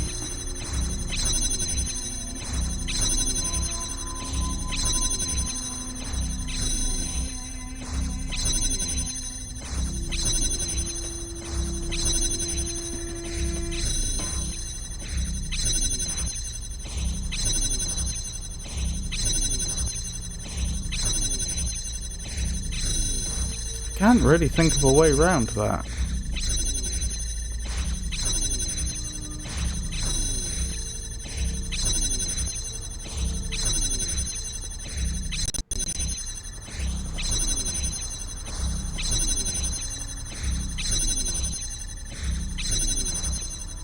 So what's happening is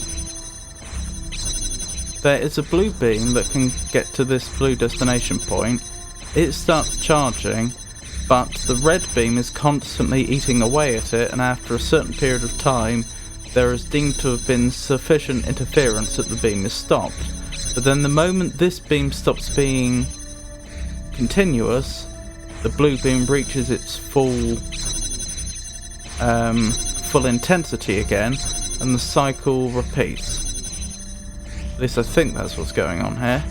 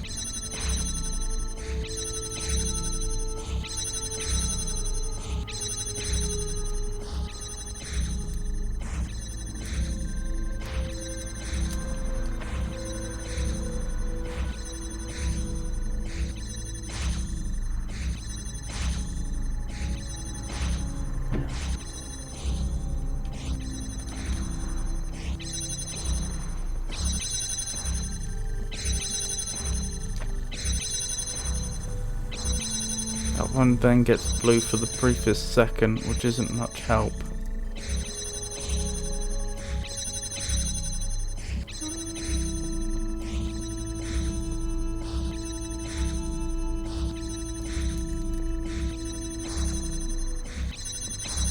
So the thing is, although it's alternating with the force field mechanism, the beam is actually only broken for the tiniest fraction. Sorry, it's the other way round, isn't it? The beam's actually only ever complete for the tiniest fraction of a second, the blue beam I mean. And for the red beam, that's inverted because we're using interference. So for the tiniest fraction of a second when there's a blue beam, the red is interfered with and stops.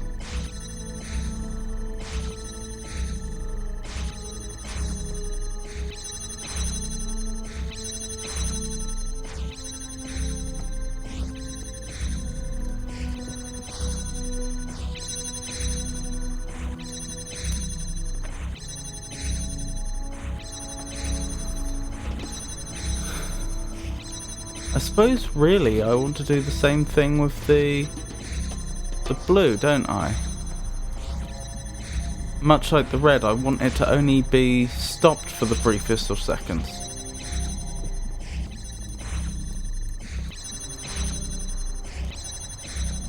Or the briefest fraction of a second.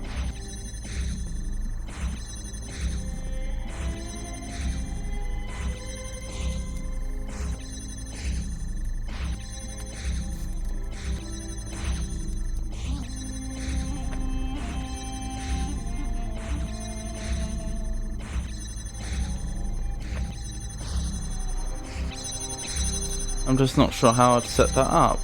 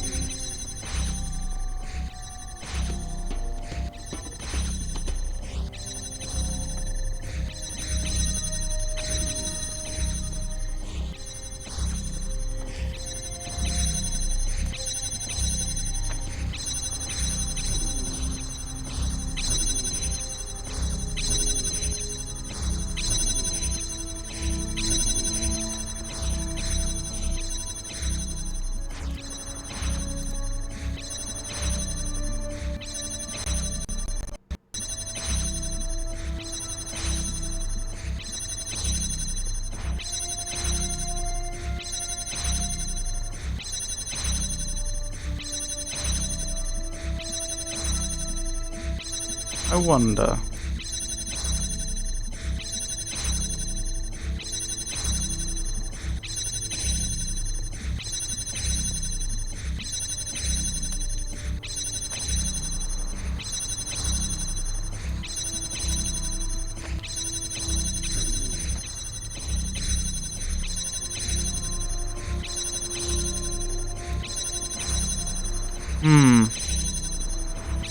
I only need to get through there once. What I'm wondering is, could I engineer a situation where the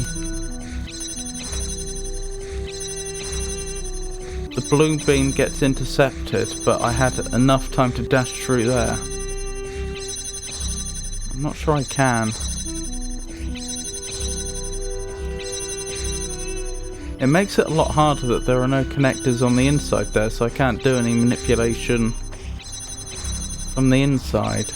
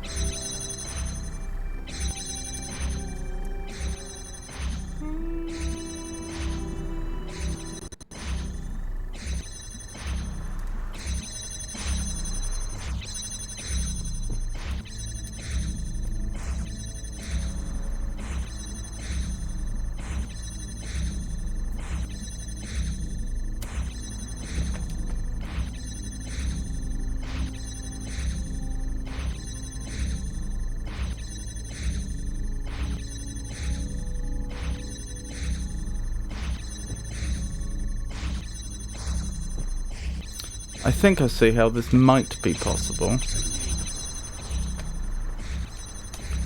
I would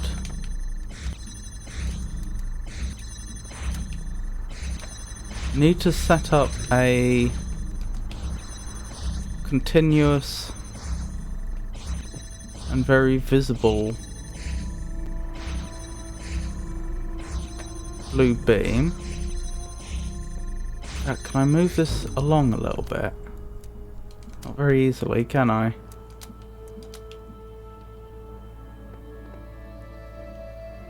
No.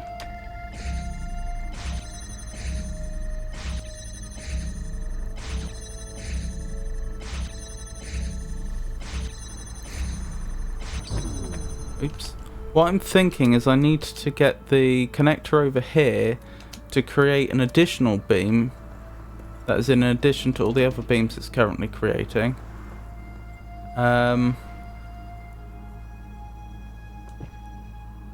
Whose purpose would be to disrupt the blue beam.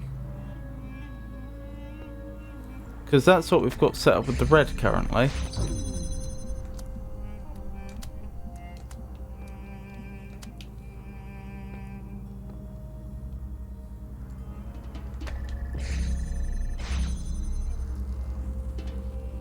How did I manage to break that?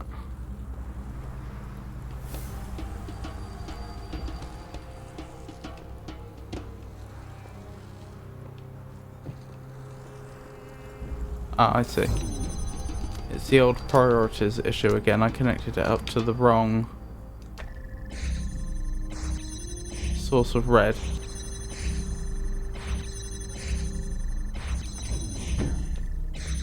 Alright, what about using elevation to my advantage? Could I do that? No.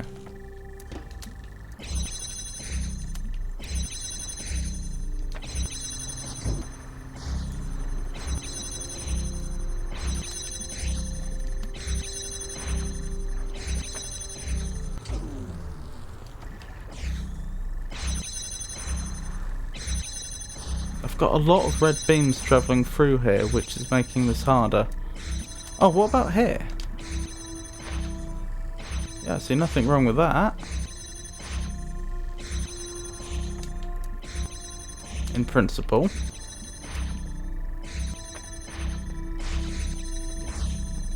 Yeah, this might work. And then if I go around here, and I put this here, so that I can send a beam that will to a position that would get in the way. Could I move this back slightly? Yes. Right, hopefully then, if a blue beam were to be sent this direction, it would interfere with this blue beam. They'd destructively interfere, and then it would momentarily be stopped. Why can't I travel in here?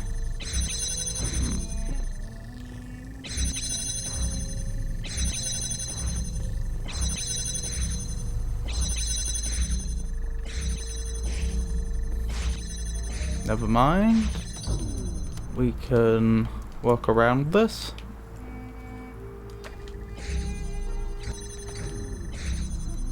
Wait, did I just accidentally set up a completely different type of alternating? No, that's not alternating. Alternating circuit. Oh dear, I know exactly what I want to do, it's just fiddly to set up.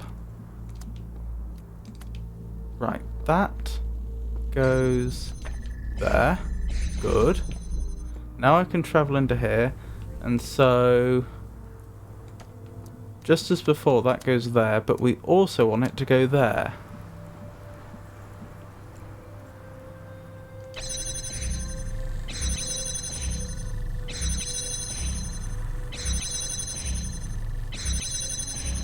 Oh, that's not working, is it? Why is that not working?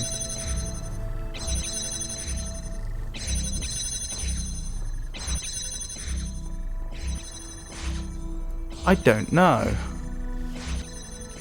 There should be a beam coming across here and then crossing this beam. But there isn't. Ah, okay. Okay. Just need to work on the angle a bit.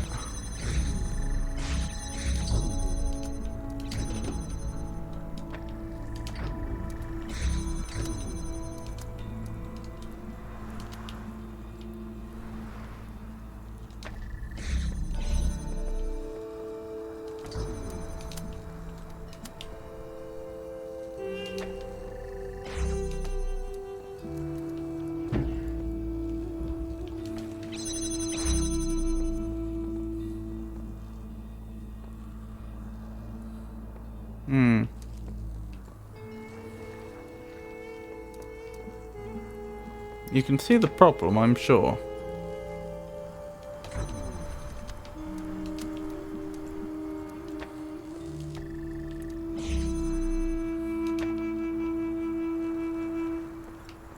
Okay. Why is that not working? Ah, that needs to be slightly over to the left. Get that, get that, get that. Put that there. And we're in business. Right. Perhaps this time I should focus on just getting that bit right initially. Right, that looks like that works. So hopefully this will work.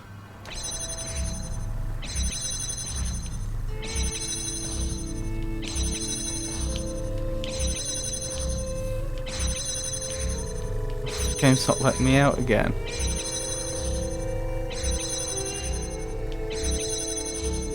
Maybe you are supposed to always be able to go through a force field that's only briefly open, and it's just buggy about whether it lets you or not, because I definitely got through here before. Oh, I don't think that's intercepting properly.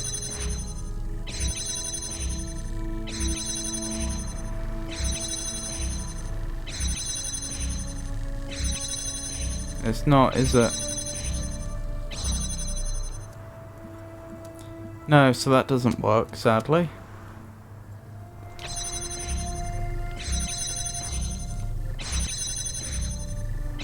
Why is the game not letting me leave now?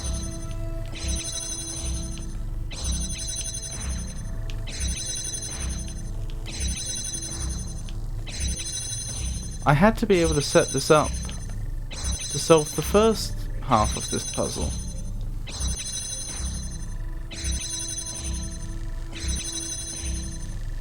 Hello, Mustache Man. It's lovely to meet you.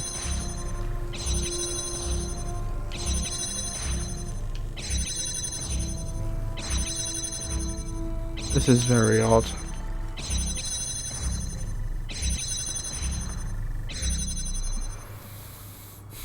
Oh, maybe I set it up from the other side previously.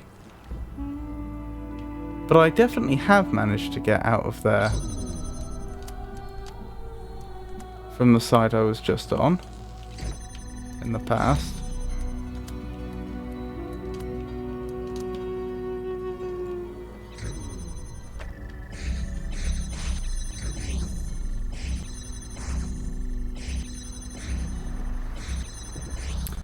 The problem is that while I can set up an alternating circuit quite easily, when the force fields are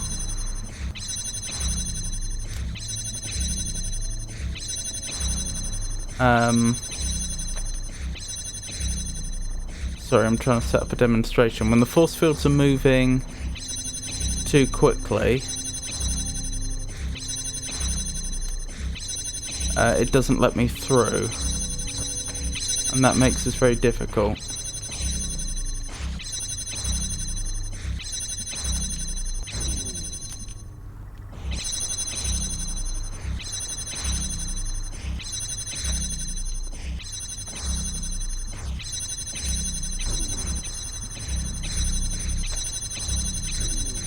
So this is alternating on both sides, for example. I can get this far, this far, this far, and then I'm stuck. You can plainly see it's alternating.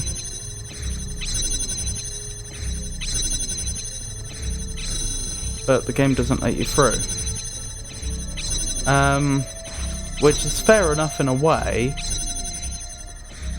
but it means I have to try and find a different way of setting up alternation. And so that's what I've been stuck on for the last... How long have I been here? Half an hour? 40 minutes? Something like that?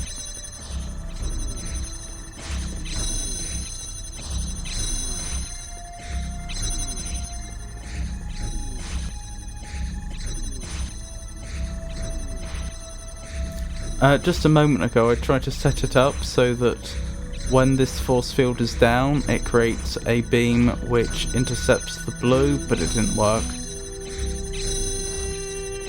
I think it's because this type of interception actually has to last continuously for a while before the beam is stopped. And so having a beam produced for just a fraction of a second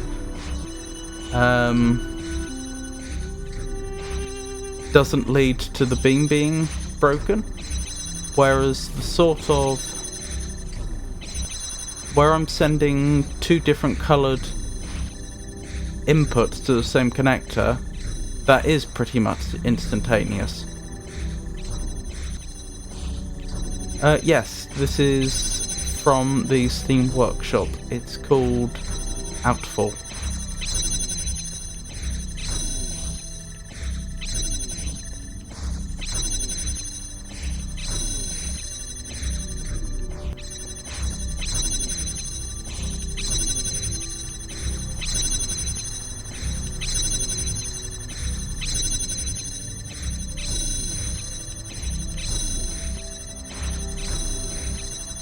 I assume I'm just supposed to set the alternation differently, it's just I'm not quite sure how.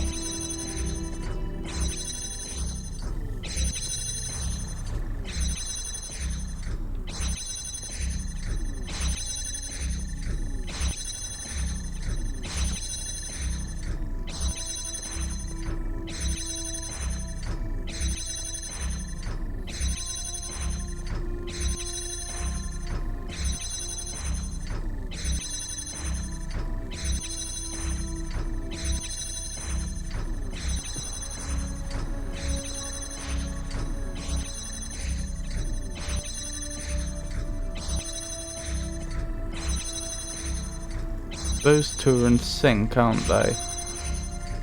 That's unfortunately unhelpful.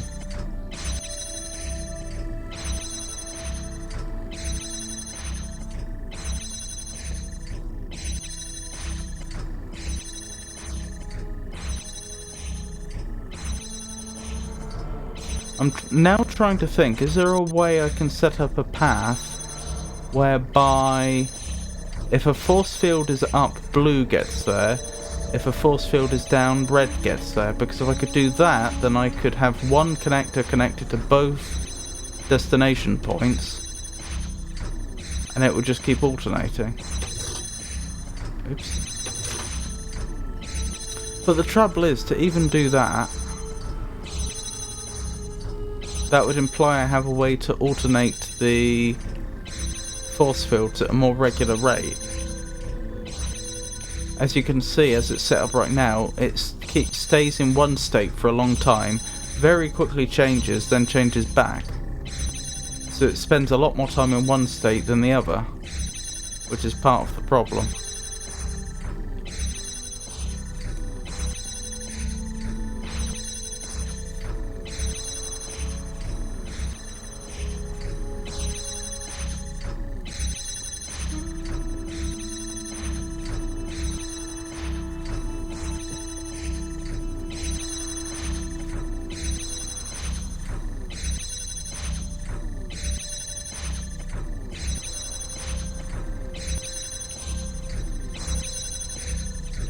Okay, this clearly isn't working as it's currently set up.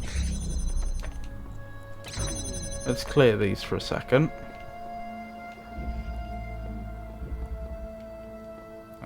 don't have an easy way over there, do I? Hold on.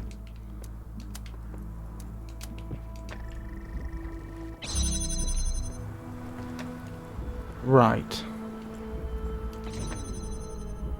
What else could we try?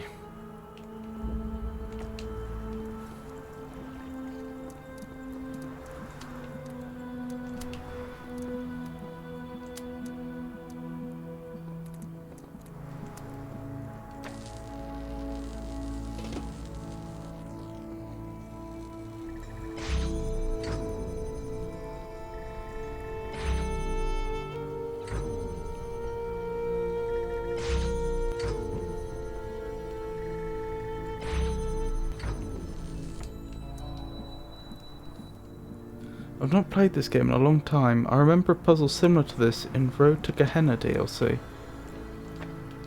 I don't remember, it was about 3 months ago I did the Road to Gehenna, so I don't remember specific maps, but I remember there, or specific puzzles, but I remember there being a puzzle where you had to alternate the red and the blue, but I believe the way they did that is they had one of those hovering robots. I don't think it was the hovering bomb, it was the other sort that just knocks you back, and you put a box on top of it and then put the connector on top of that, and by virtue of the fact that it was moving through the puzzle, sometimes it could see one source, at other times it could see the other, and that's how they solve, or that's how you were able to solve the puzzle.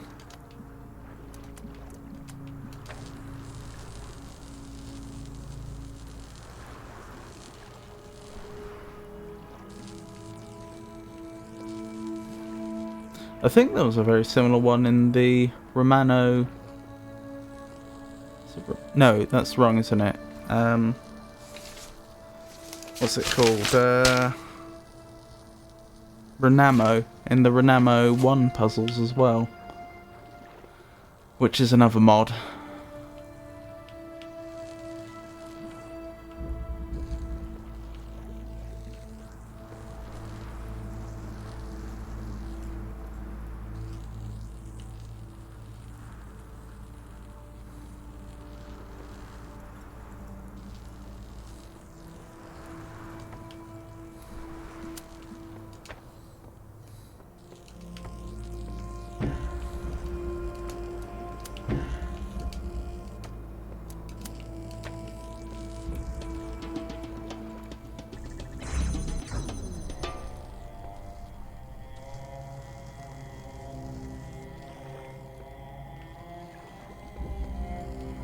That doesn't intercept.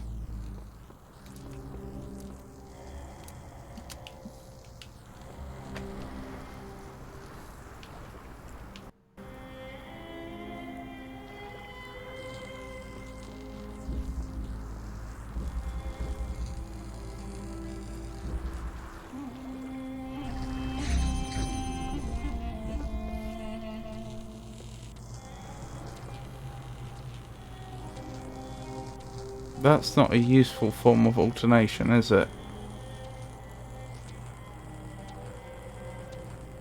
Interesting that I can do that, though.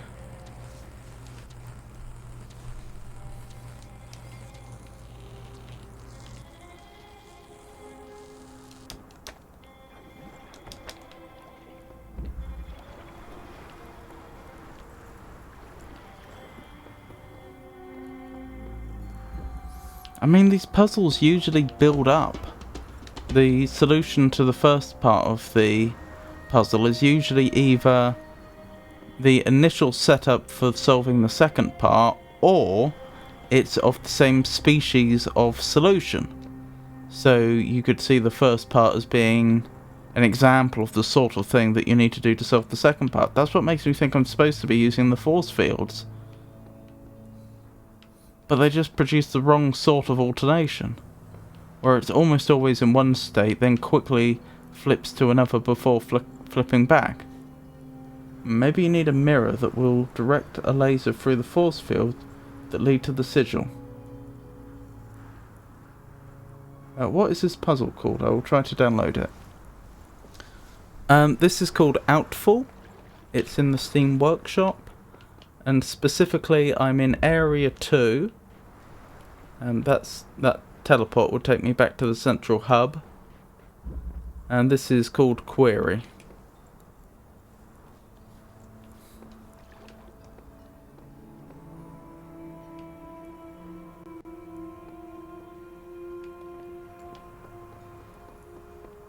Incidentally, I can't take any of the connectors through here, because another possibility I considered before was I could just set these up in very simple ways, like so, and then potentially take a connector through here and then interfere with their connections.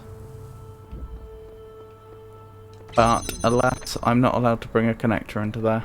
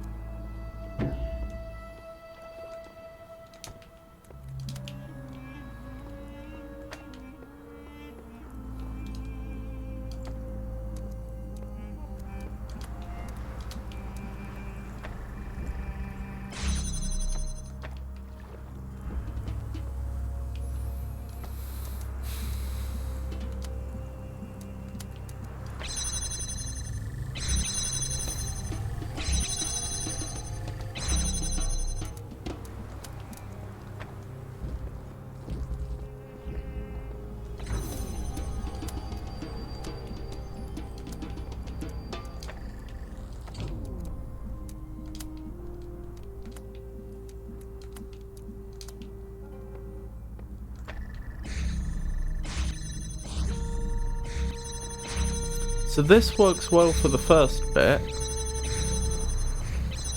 It's the blue I haven't managed to find a good solution for yet. It all comes down to the timings. Because this this destination point takes a while to charge up, if the beam is momentarily disrupted, then obviously the timer resets, and so it actually ends up spending about equal amounts of time in each state, roughly.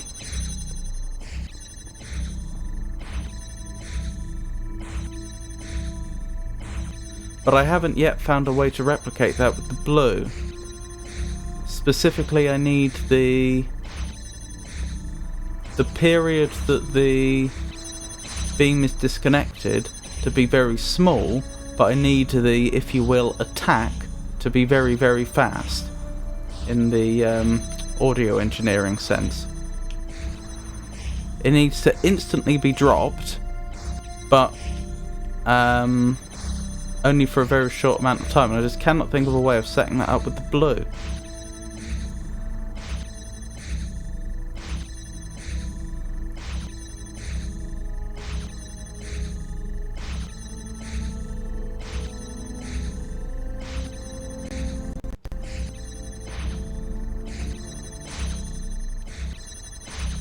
Is it possible to have all the mirrors in the main area? The connectors? Yes. I'm not sure if I would need to reset or not, but it is possible to bring that connector into here because I've done it before.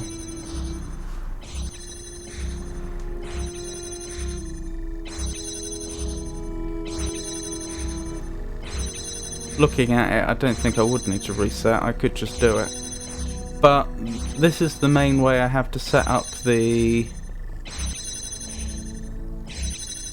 alternation.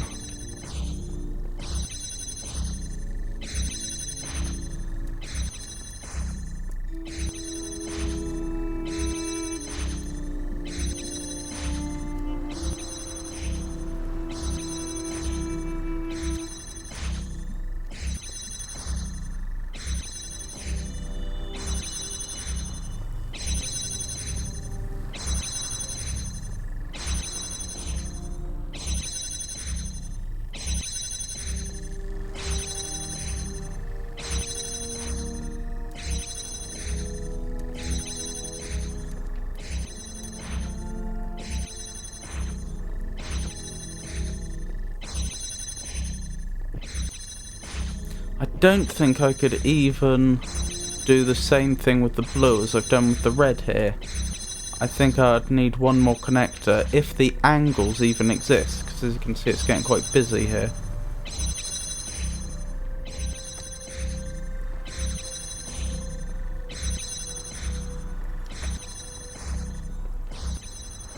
Oh, no worries, Moustache Man.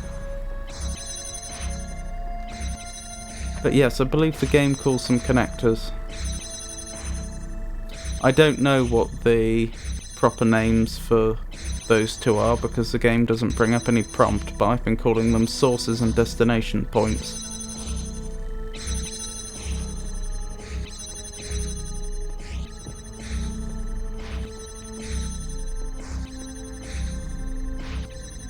Are the solutions ridiculous or simple in this mod? I suppose that depends who you ask. They tend to be quite hard puzzles. On the whole, the solutions have been reasonable, but for example, the puzzle I started this tonight's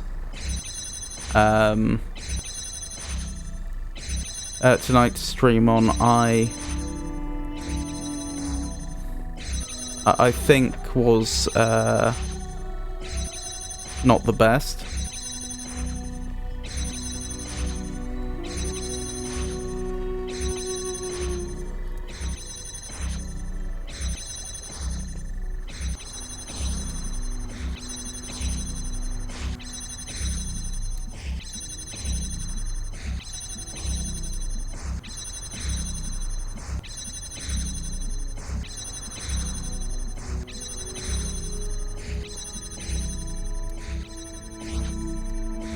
There's a fast forwards button. You could almost do with a slow button as well, couldn't you? So you could more easily see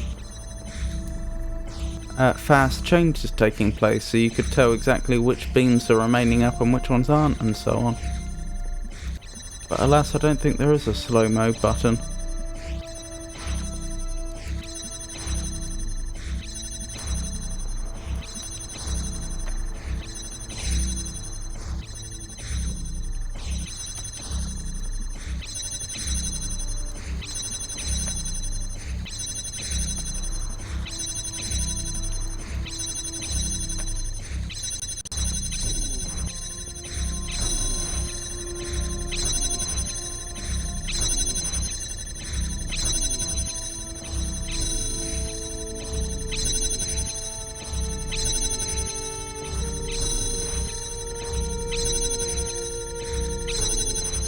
I think they've set the timers on these. That is the mod maker. I think they set the timers on these destination points to be identical to the time it takes for one beam to interfere with another beam.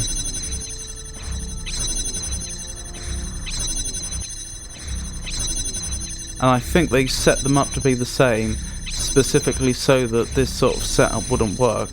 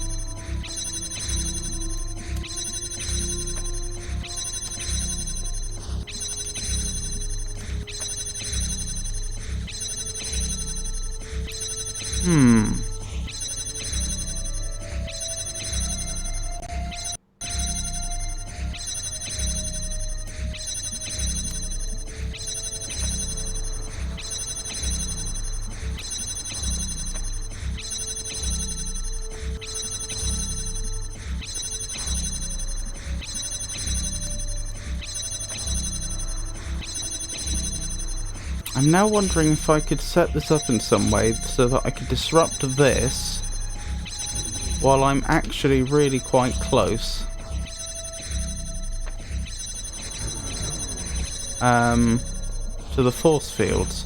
Because I know it will take a moment for the beam to be disrupted, and so in theory I could run through in time, provided I was close enough to this area when the disruption began.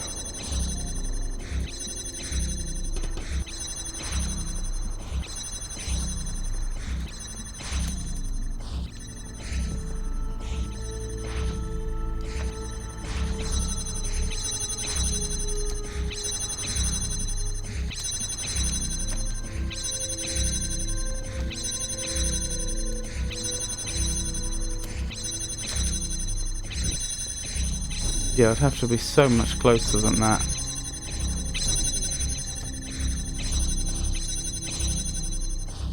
So the red and the blue target need to be turned on an equal amount of time.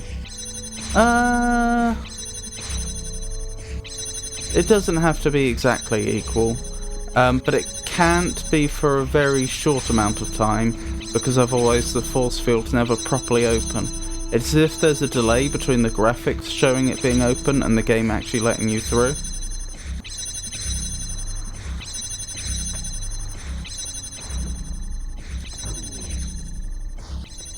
So really it's about it not opening for long enough as opposed to it not being an equal amount of time. Because in theory, if it was an equal amount of time, but that amount of time was very, very short, say it was turning on and off, 20 times a second or something, in theory that wouldn't work either.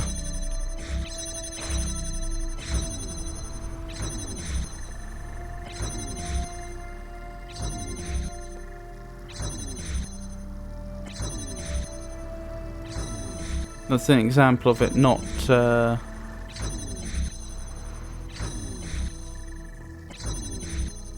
the switch happening too quickly.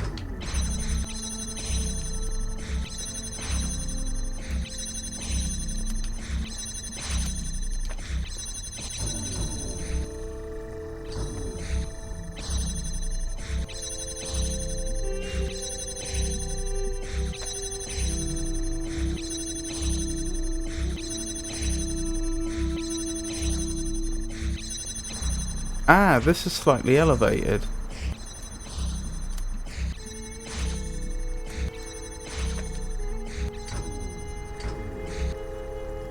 Not elevated enough, clearly.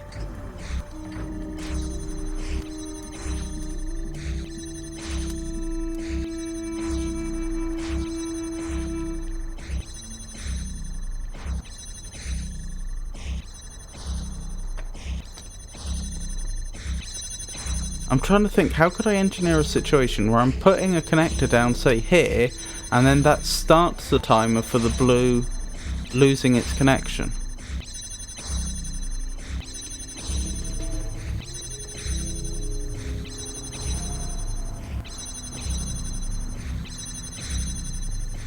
Oh, that won't even work, will it? It does need to alternate because I didn't appreciate there's 3 force fields here.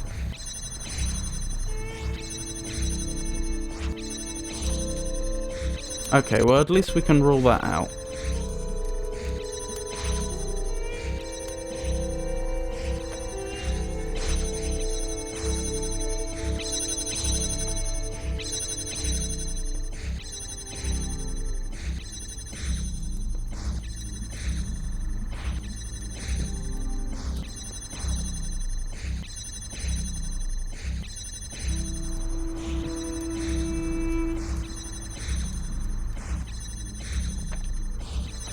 What? No, that won't work.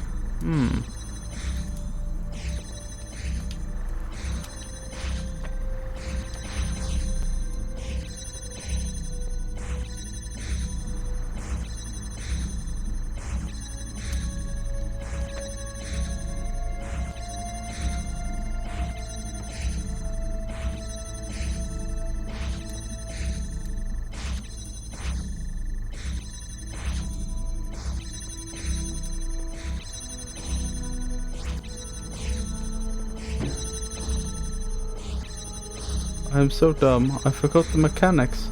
If you feed the connector both red and blue inputs and connect another connector to it, what is the output? No output. Well, actually that depends. If I were to connect...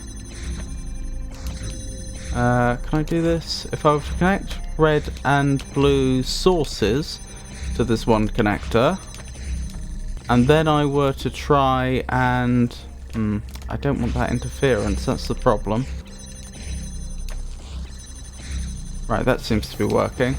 And then I were to try and draw a beam from it, I'd get nothing, like so. But supposing I drew from a blue source, but then a red connector, like so, you'll notice that the blue's winning out, and I can draw blue. From what I can tell, this is all stuff that I've deduced by playing, this isn't stuff that I've read about or anything. From what I can tell, the more steps away from the source a given beam is, that is the number of connectors between it and the source, the lower priority it is. And the higher priority source wins, unless they're of equal priority, in which case neither one wins. So when I had them both connected to the source, that's a draw, so neither wins. If I had them both connected to a connector that was which were each connected to a source, so each one was only one step away from the source, again that would be a draw. If I had it connected to a connector that was 2 steps away from the source and the other one that was 1 step away, then the one that's 1 step away would win, as I understand it.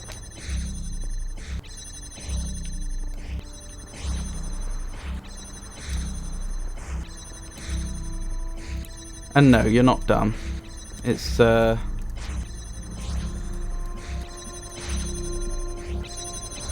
mechanics to this game aren't necessarily straightforward, and it's been a while since you've played.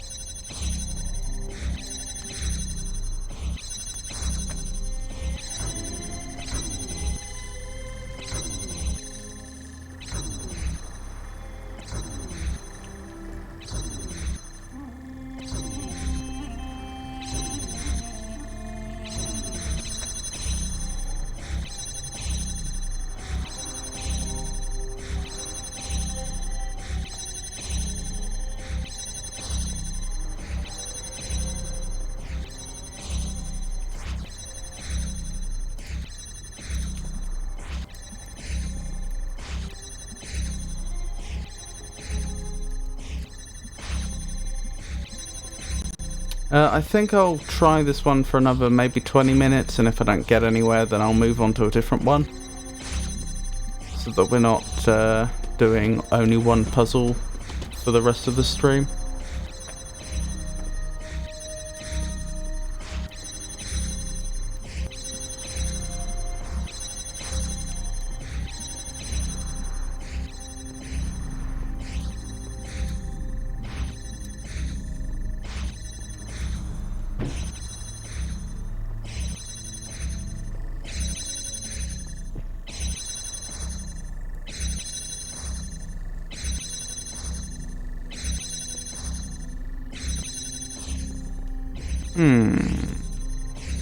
Here's a thought. Can I send the blue straight across here? I don't think I can.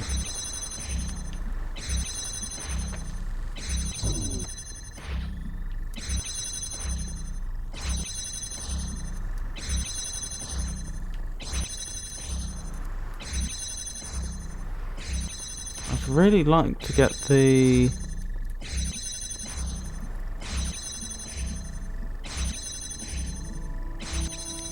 blue transported over here if I could. Oh no, that what I'm thinking wouldn't even work. Never mind.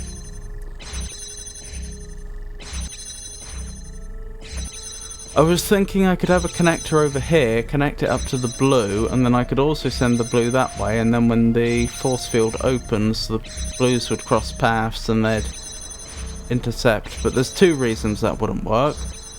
The first reason being that, as we've established, beams that cross take a few seconds for the to destructively interfere.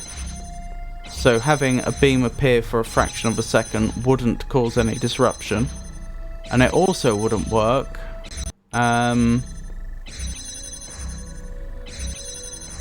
because beams will always try to travel to their destination even if they can't reach them.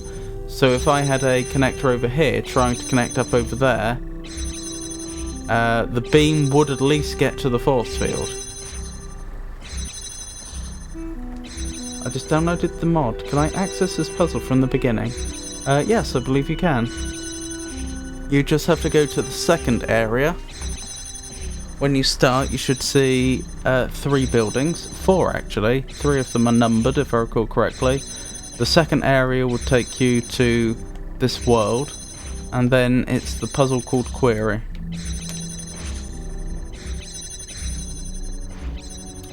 Which you can access from the teleporter.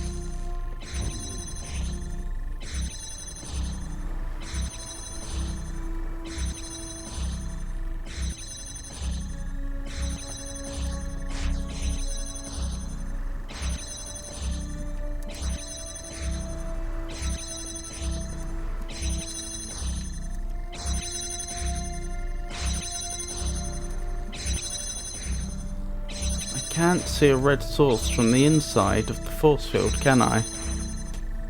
So I couldn't send a red source there. Oh, it wouldn't matter if I could, because the priorities would be wrong. It was as I was discussing earlier.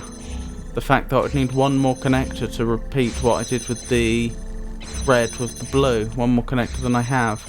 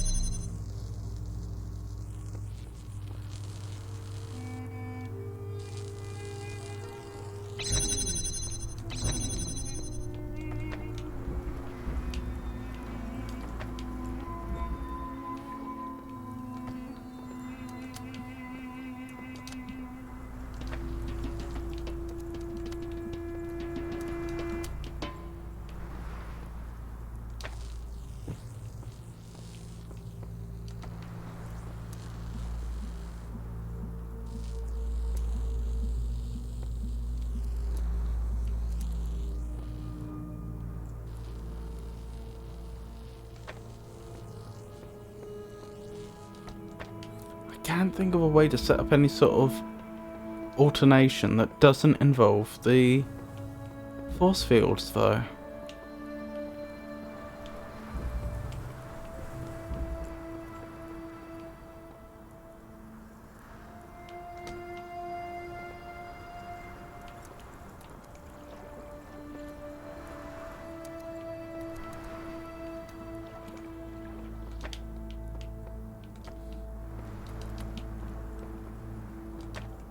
But we've been in this state so many times.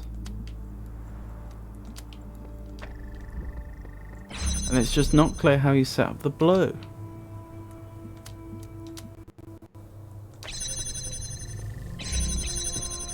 Oh, it let me out that time. For some reason.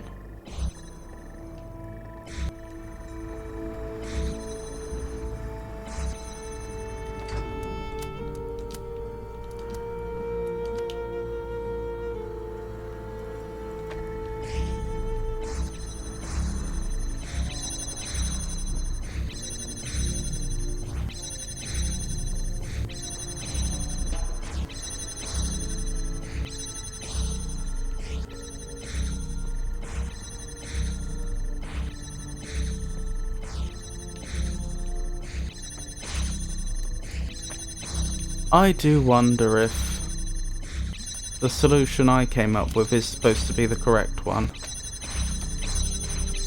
This one. And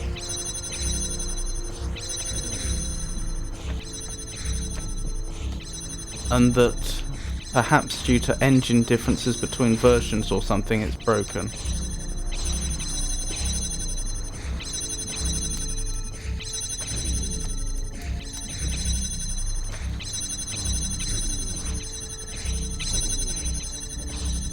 Because you can plainly see it's all alternating.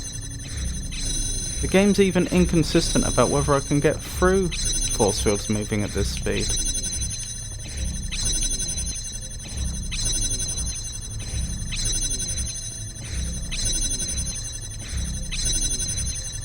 Wait, is there not a lever to turn off the walls of the source? Yes, there is. It's the same one that turns off the force field that lets you get to the connectors, and it's in that room where you can see the connectors on the far side.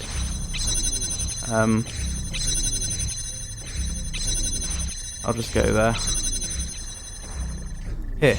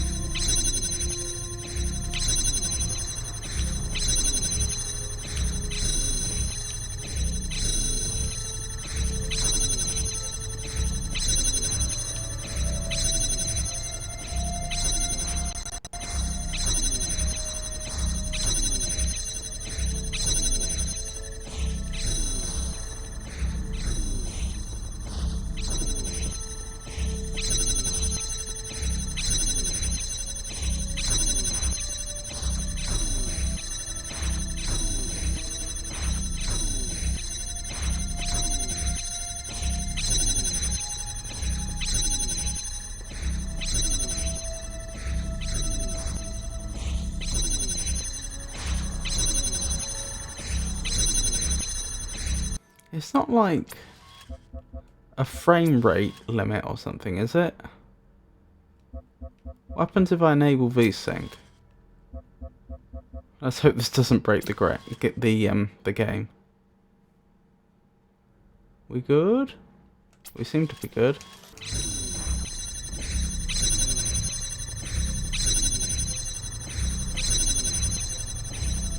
Doesn't seem to work, to be fair.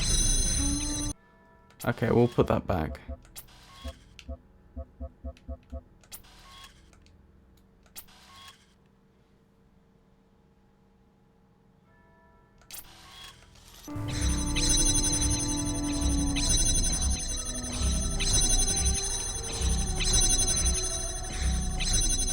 I mean, it may be my own foolishness.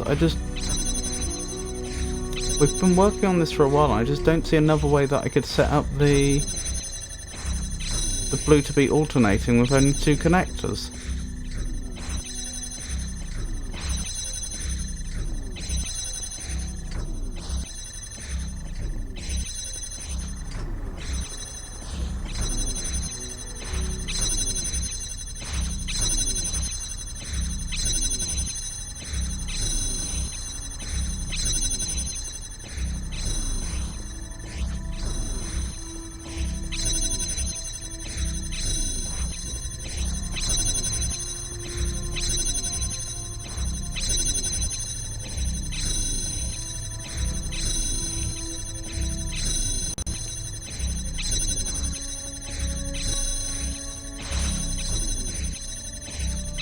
I wonder.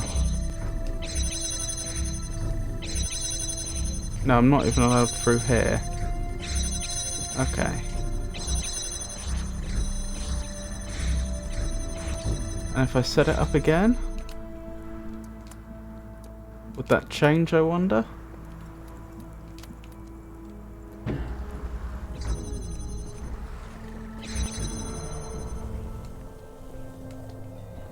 Oh, I don't think that was set up properly.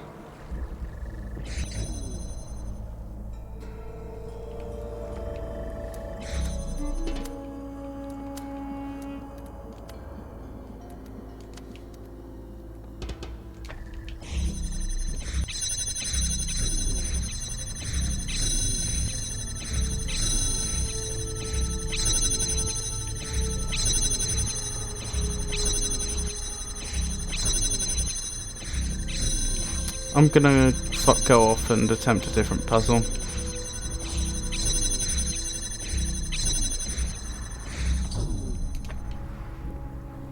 We'll come back to this.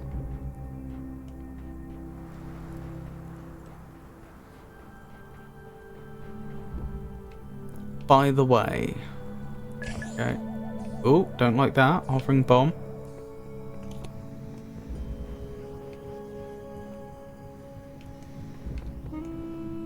So we have a jammer. That's what we're trying to get to. Well done.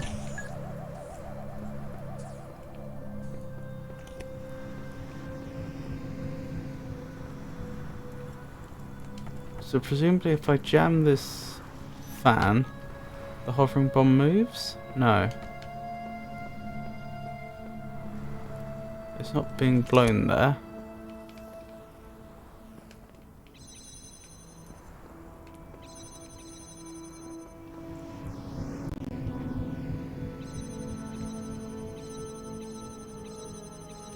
I see.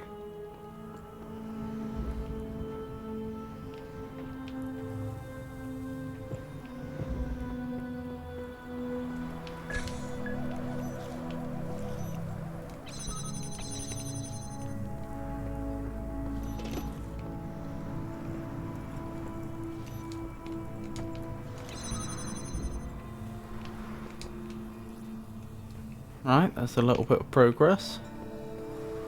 Or is it? Oh, hello, what do you do?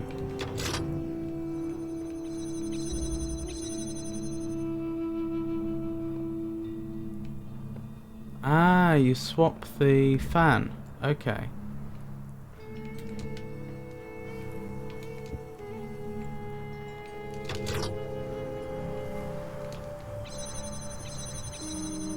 There we go.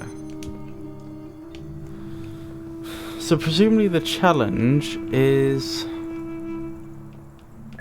to have all the force fields down at the same time and have access to the connector.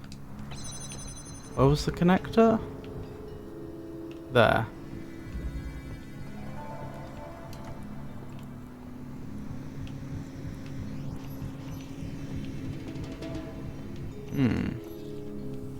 So presumably I'd have to walk the jammer through there.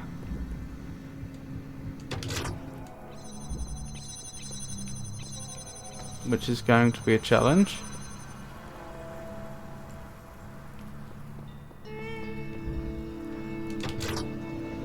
I do have an idea for how I could do that though. Like so. That'll then give me slightly more time. No. Even then, nothing like enough.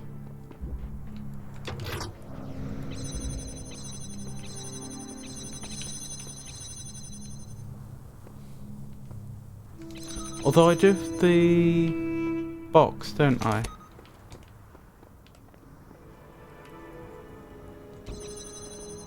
Interesting.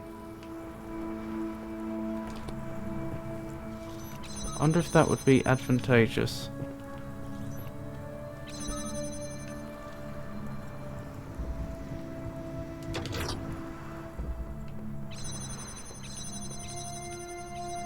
Possibly. I still don't think I'd be quick enough though.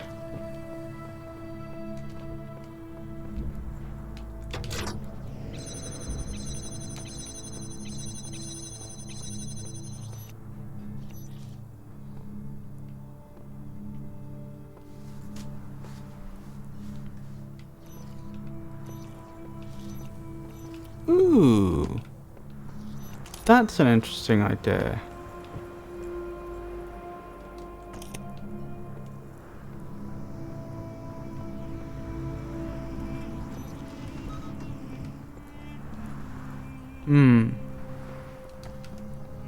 How would I have to do this? I'd have to start with the hovering bomb, wouldn't I? To reclaim that.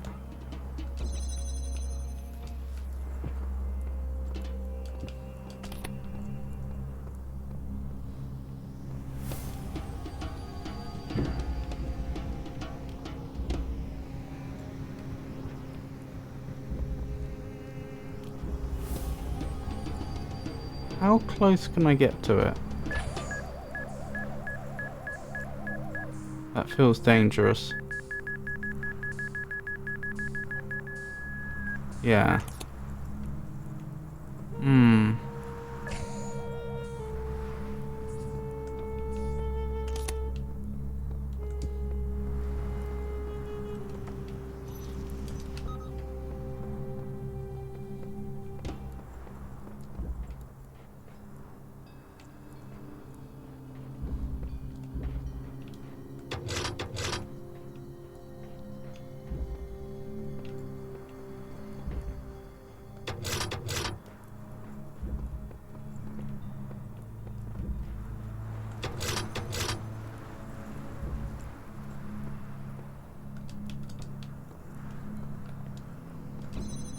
So I could certainly do that.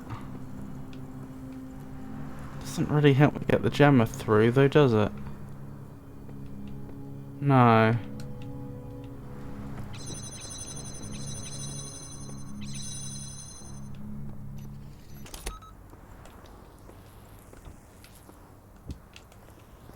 I can't take the fan parts, can I? No.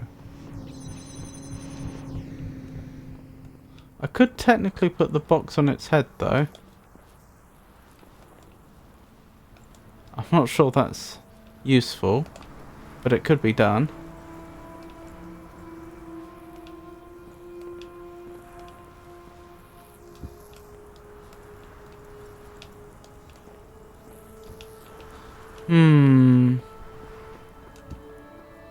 Alright, other ideas.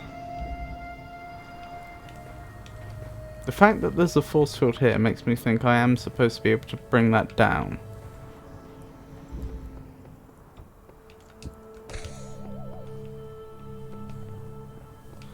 Ah, maybe...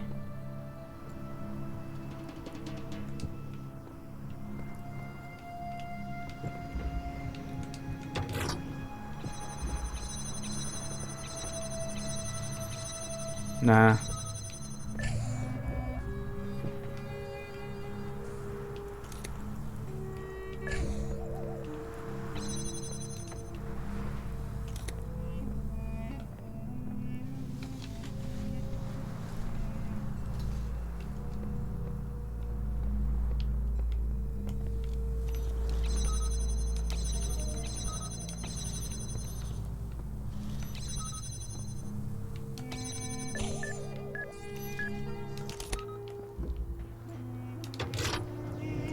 I take it moves, yeah. Oh, the gem actually changes orientation. That's good to know.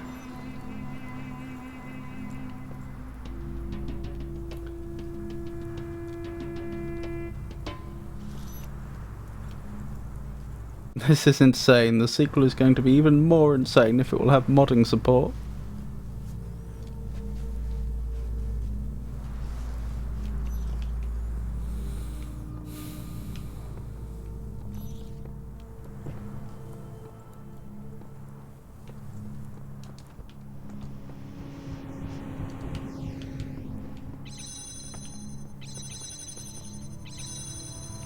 Oh, I get it. Why didn't I think of that earlier? That way I can start the force field sequence when it's convenient for me. Like so.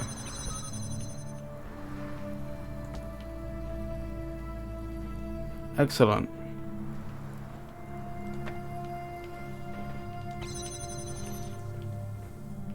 Going the other way may be trickier though.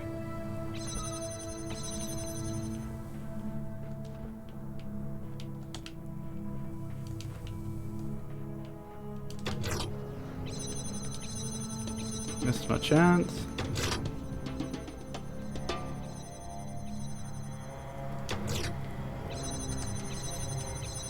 That was close.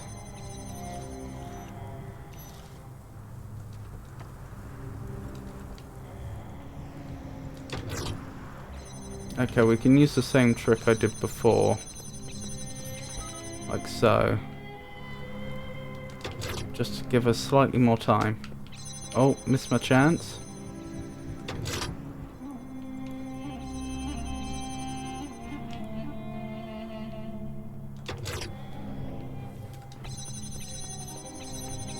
There we go.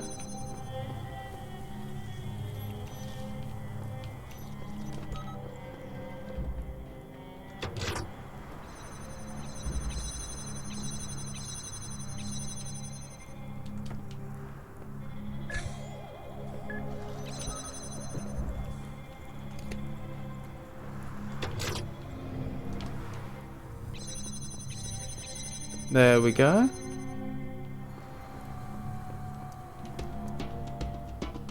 Oh, I don't even need to bring all the force fields down. That's not actually as challenging as I thought it would be. Not that I'm complaining. Right, next computer.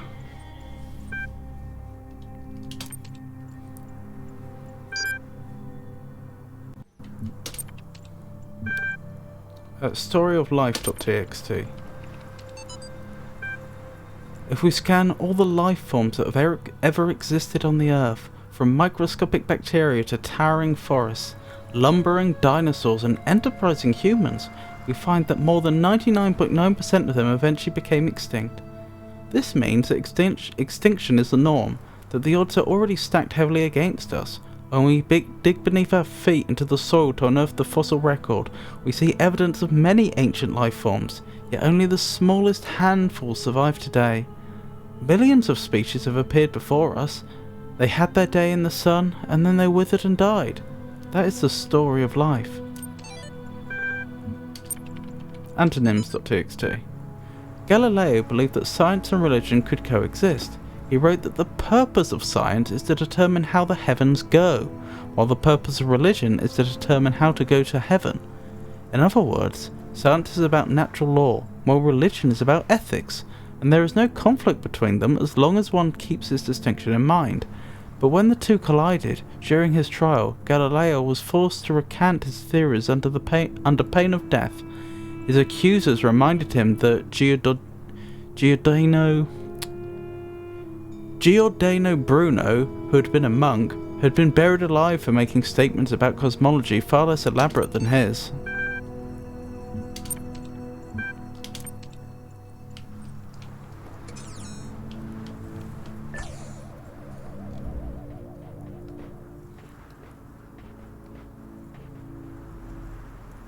Okay, let's have another quick look at this one.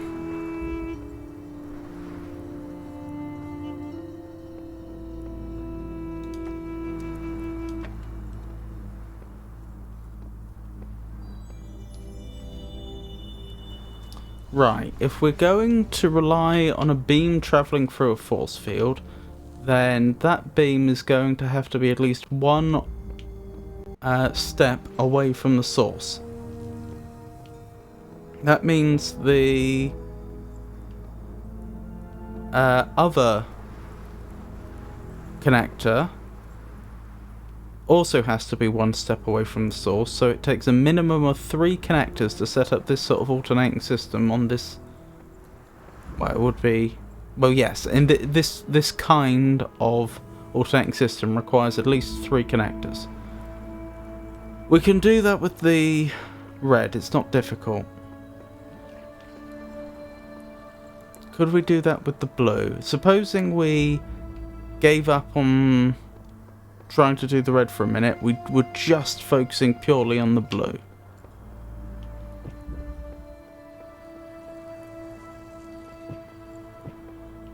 How would we do that?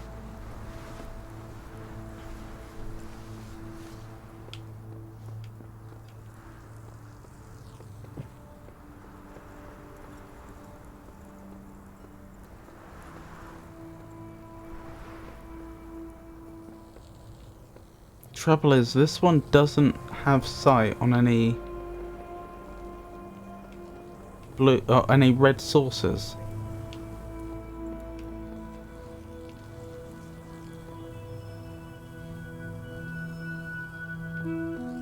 Also, it's a red destination point here.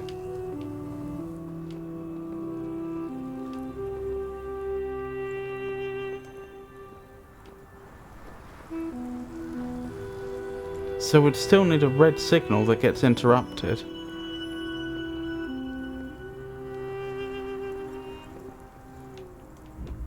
Supposing I sent the red directly to there.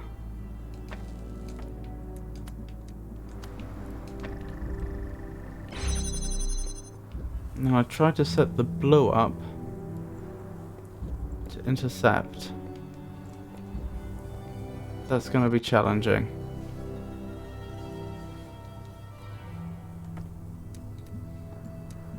This is what I originally did, wasn't it? I didn't have a lot of luck.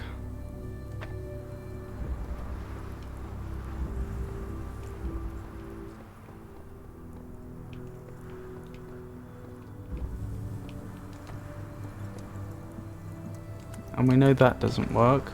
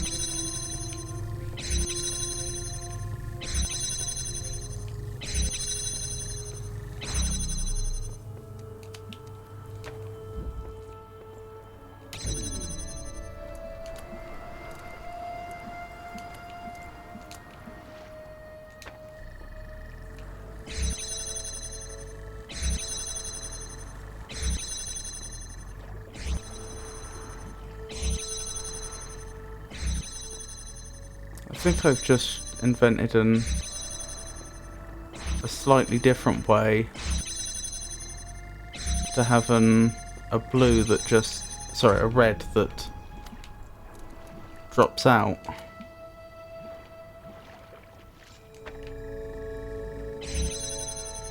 Every now and again.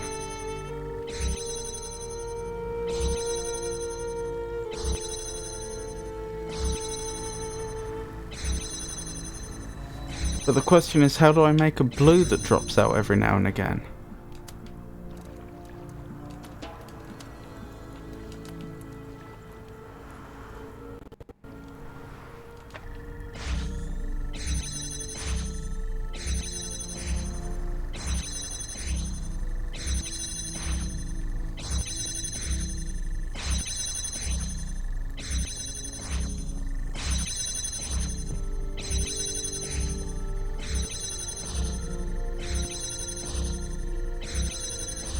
How would I make a blue... Oops. How would I make a blue beam that drops out when a red beam stops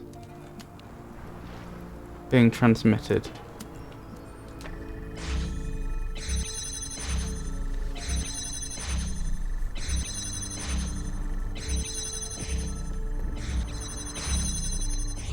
And I have 2 connectors left with which to attempt it.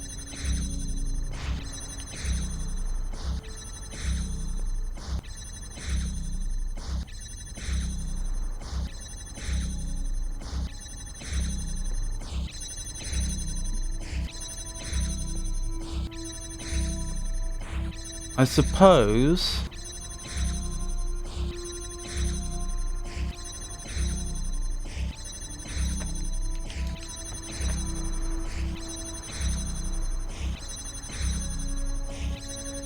if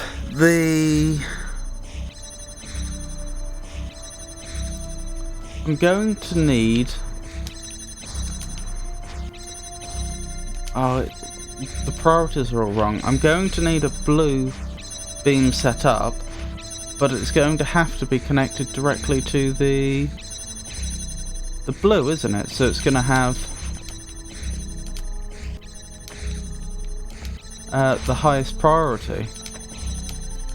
Okay, like this I can set up a blue beam which has 2 steps of indirection.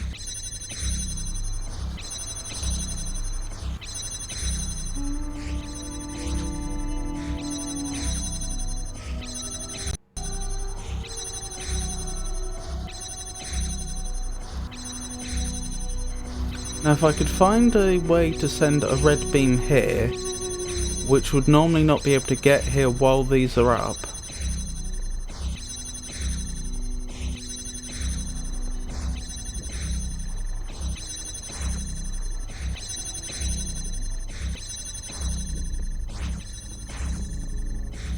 Let's see, it would have to be connected to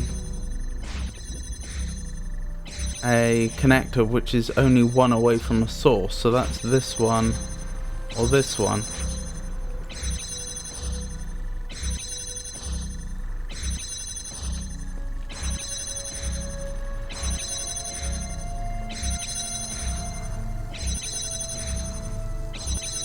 You did it, but you have no idea how. Well done.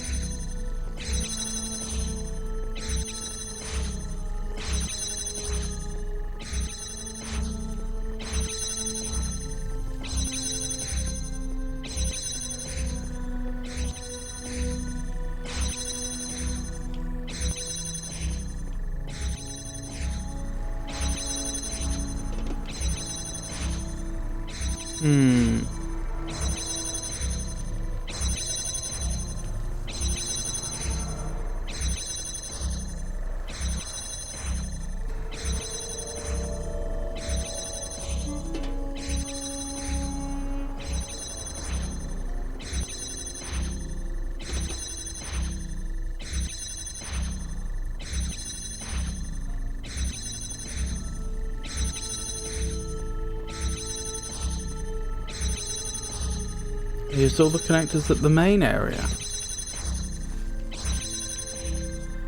Interesting.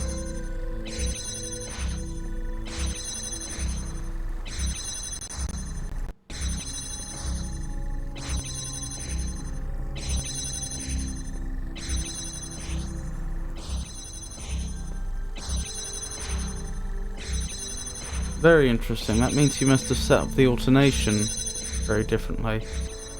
No more hints right now, but thank you for letting me know.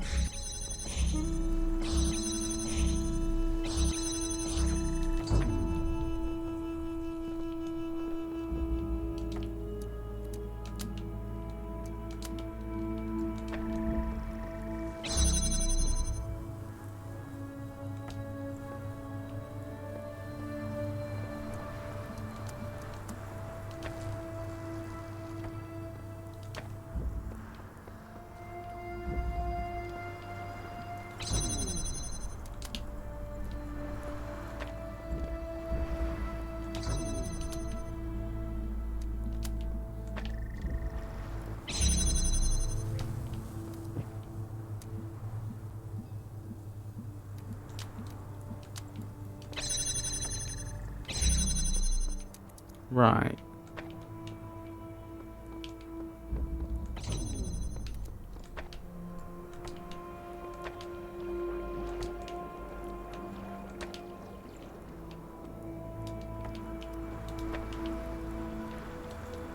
Right, this is all 5. How am I gonna set up alternation without using force fields?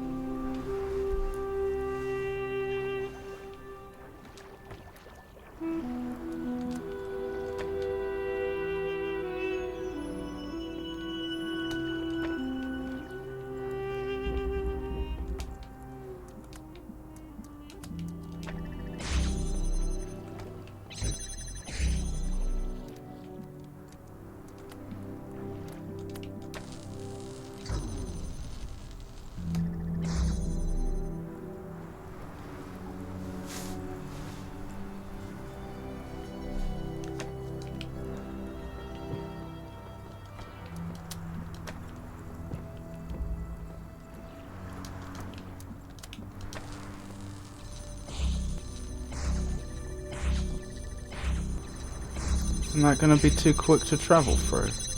No, strangely. Okay, this is a big deal. This is a self-contained way of performing alternation.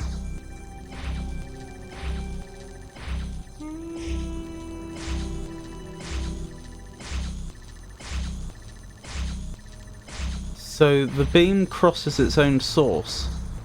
That's really the key to this.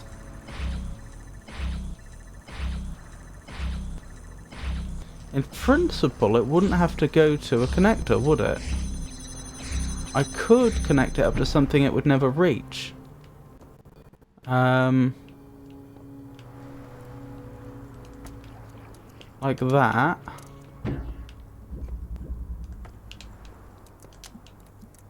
Then put it back.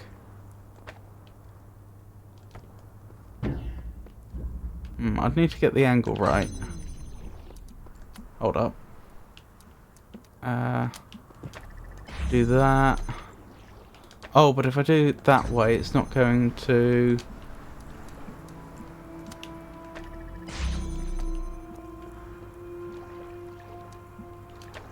Hold on, let me get the positioning right again.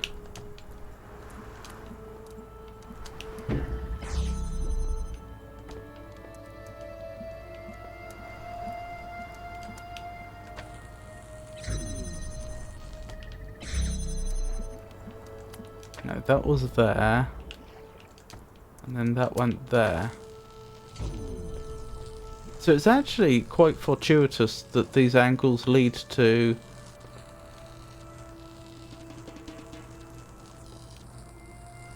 Is that breaking its own source? Because now it isn't working for some reason. Even though I had it working just a moment ago.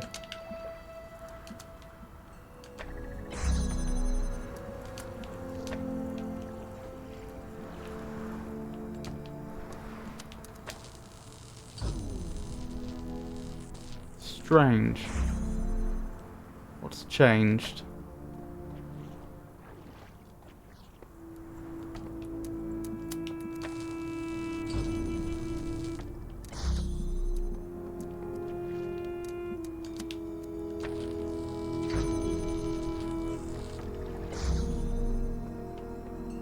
That is weird.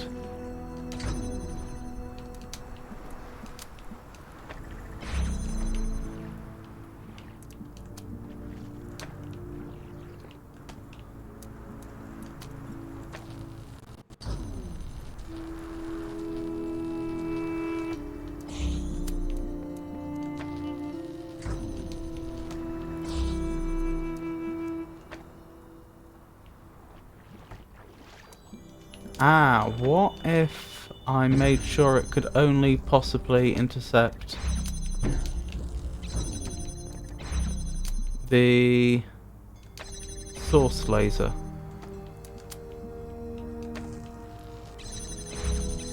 Okay, so I think the positioning before must have been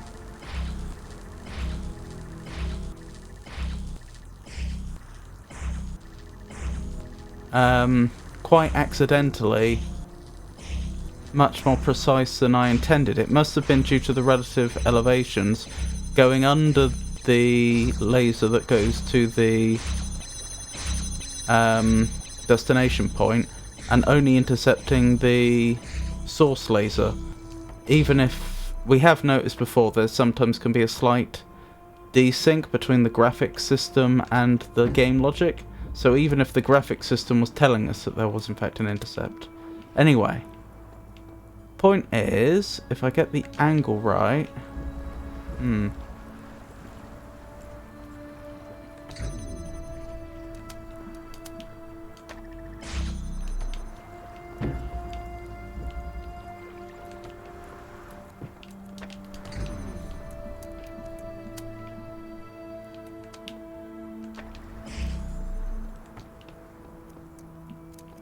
No, that's going to need to be further back.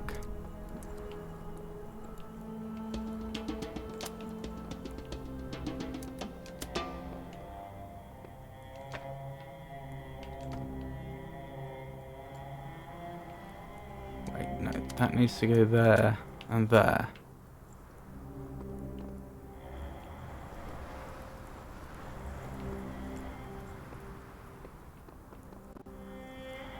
That'll do.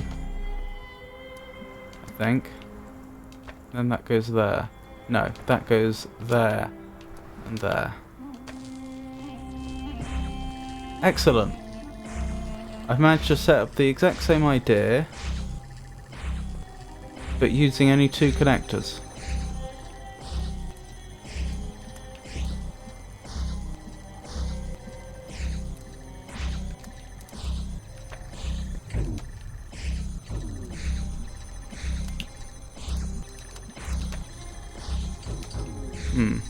I can tell this is going to be a nuisance.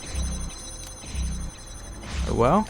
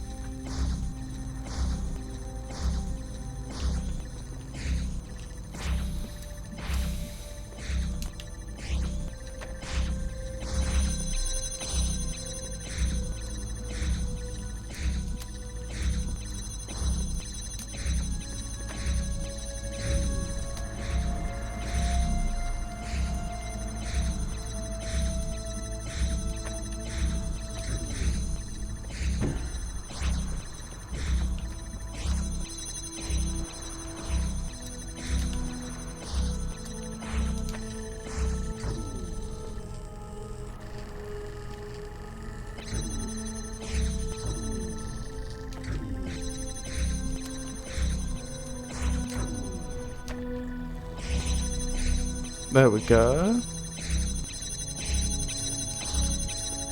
Now, get this angle correct, which Which may be a challenge. Hold on, can I move this one along slightly? Yes.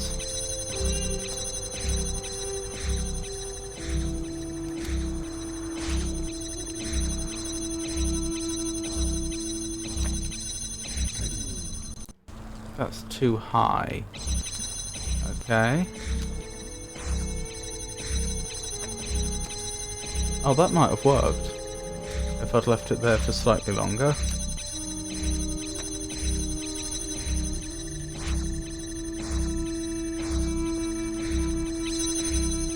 I think I've done it, and I think I've even got a connector spare. Oh, that's not working. Why is that not working? That's strange. It looks like it should be working.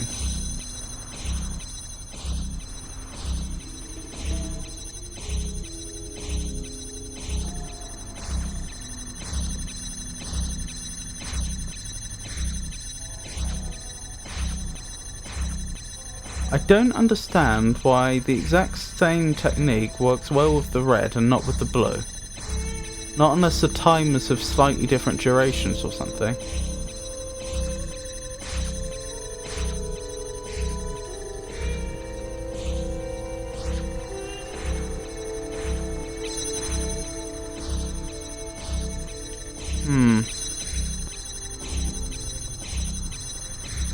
It looks like if I wait long enough, I will be let through though.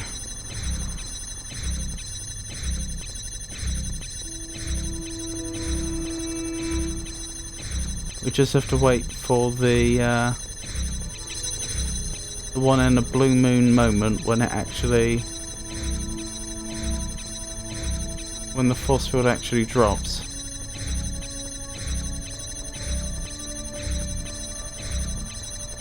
I guess I'll rub my head into this force field for another minute. And if that doesn't work, then I'll go back and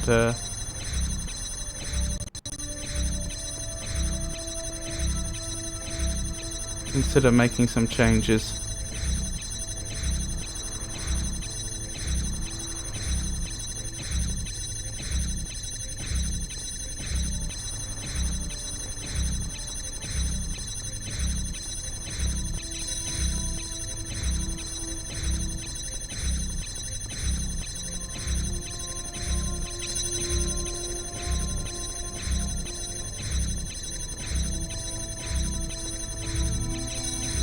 Twenty more seconds.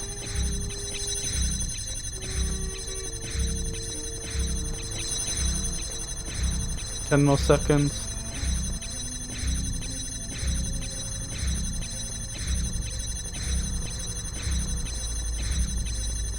Okay, never mind.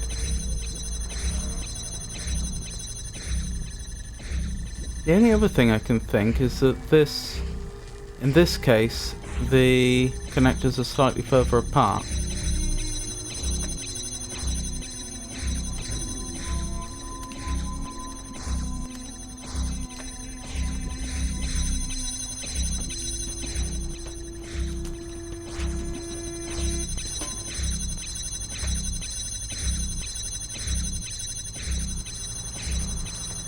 Interesting.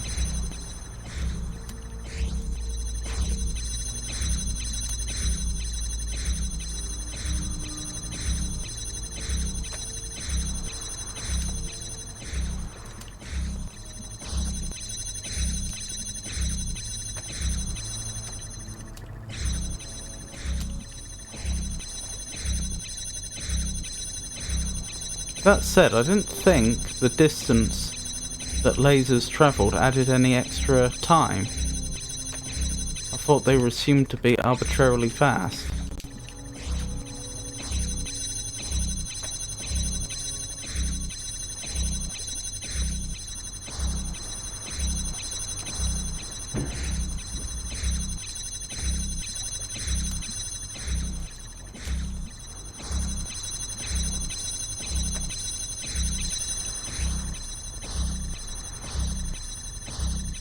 It's doing the exact same thing.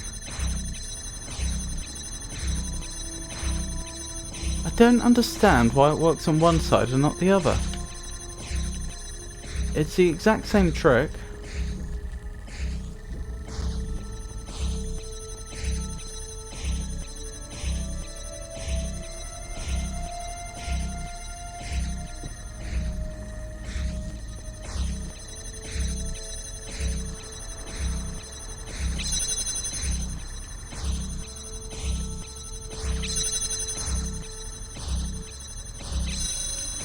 Oh, it seems to be... Oh, does that mean we wouldn't have enough time to travel through?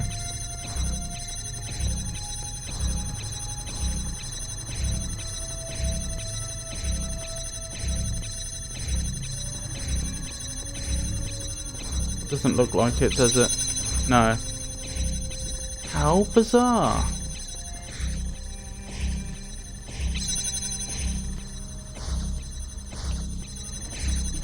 I wonder. I don't suppose there is like a fractional delay as a beam moves between different connectors. If so, just connecting it up again like so might make the difference. No.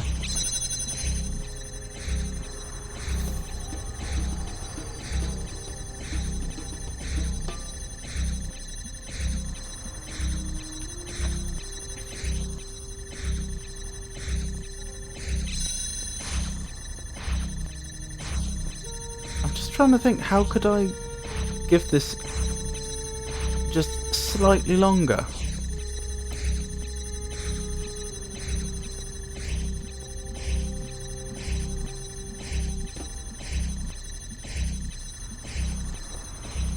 What would happen if I sent it another beam?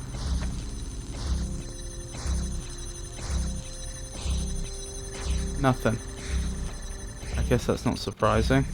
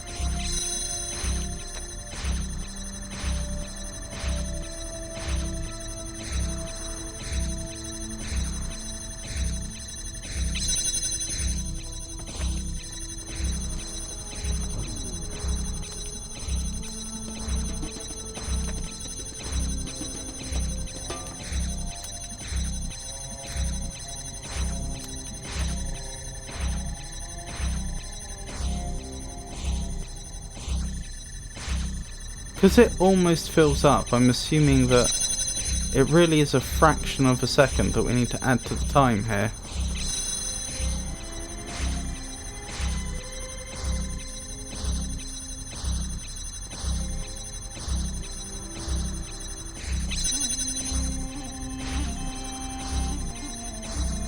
I must say, it does sound like this force field's dropping slightly more frequently now.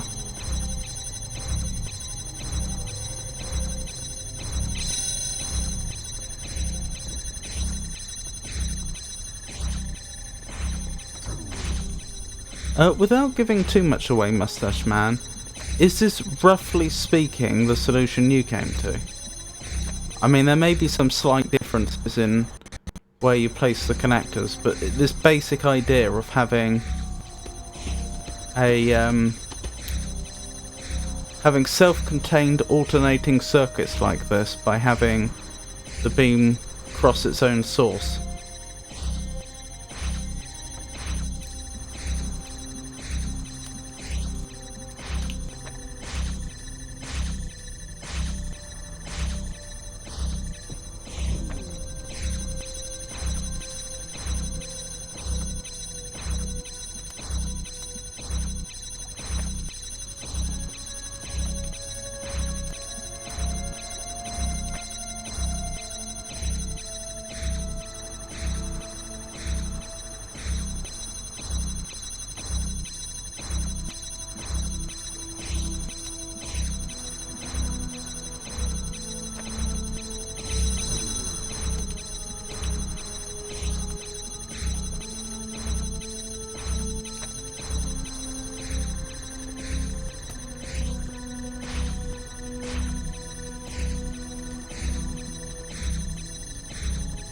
I mean, in principle, I could improve this a lot if I created up a second alternating circuit, but I would need one more connector to do that, I'm pretty sure.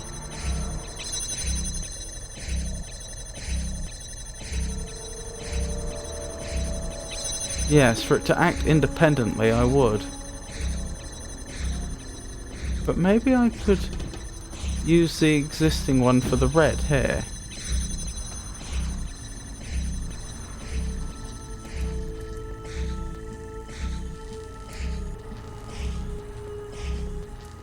If I could make it so that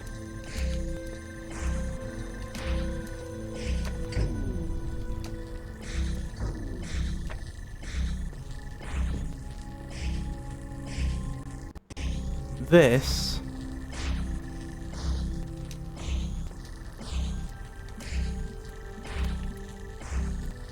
stops the blue from getting there.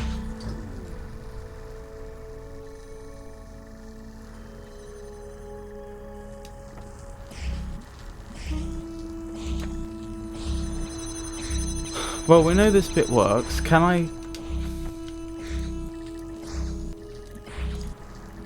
also do the blue via this way?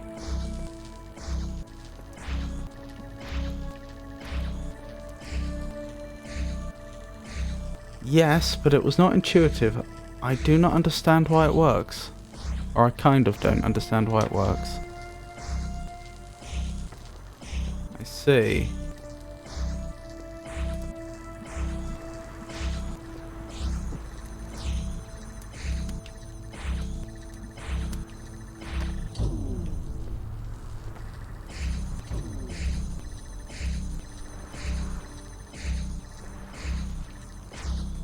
I can explain how it works, incidentally.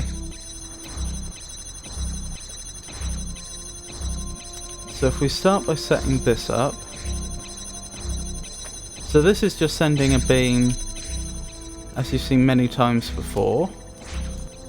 The beam never reaches this point. I'm just using it as an arbitrary point at which I can send a beam off to. So what happens is, when there's an intersection between two beams, it doesn't immediately cut the connection. There's a short interference period after which the beam is cut. It lasts, I don't know, about a second or so, maybe? What this means is that if you cause a beam to go back on its own source beam, so this is where all the blue power is coming from. It's coming from this blue source here into this connector. If we send the beam back against itself, then it won't immediately cut the power, but after about a second has passed, it will cut the power, and that will stop the beam from cutting its own power. And so then the beam is re-established, and then it starts the timeout again for the beam to be cut.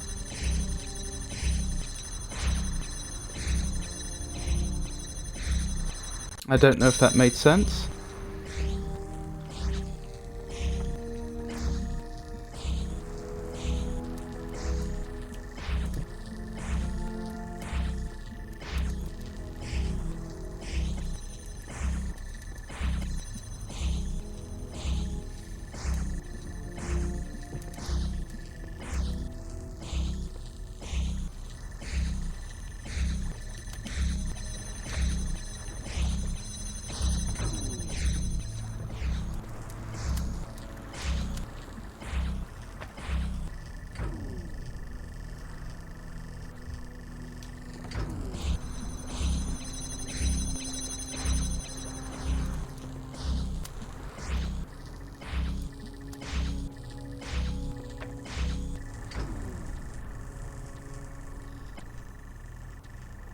That does make sense, but I still do not understand my solution.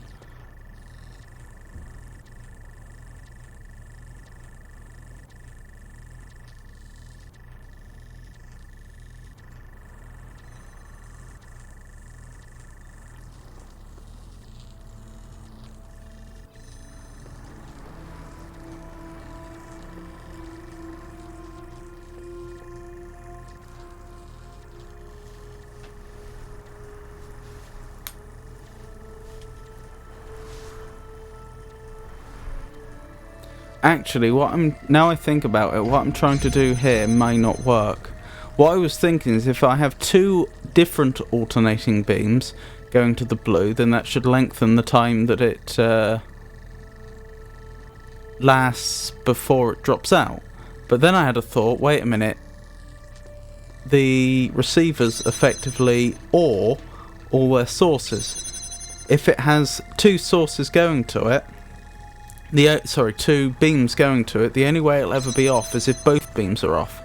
So then it would only drop if both source beams dropped at the same time. Which isn't very likely. So I don't think the solution I was attempting there would actually work.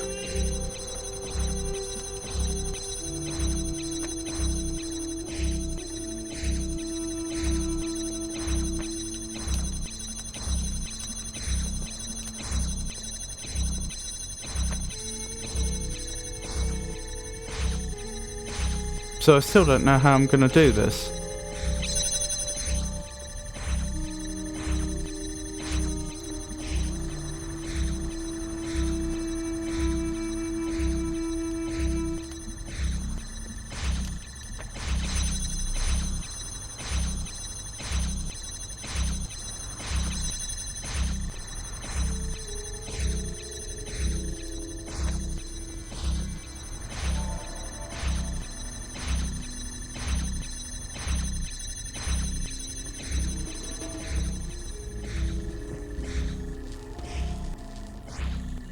I'll tell you what we'll try.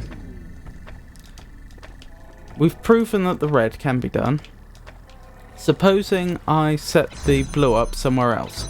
Could that be the problem? Could it be that for some obscure engine reasons, setting these connections up in different locations will lead to different times? Like, for example, perhaps it's because the beams had to travel so much further, for example. I'm not saying that is the reason.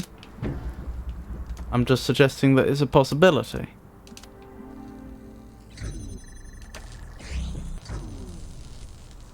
I did that the wrong way around, didn't I?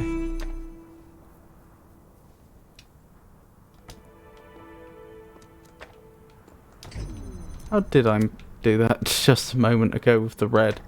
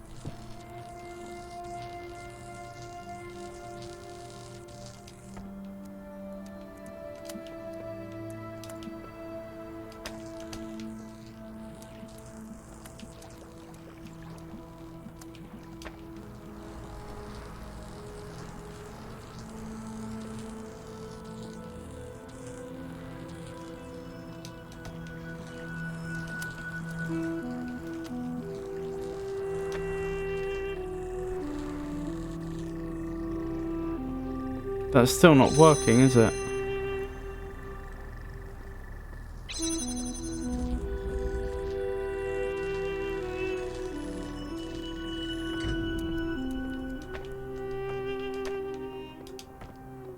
Okay.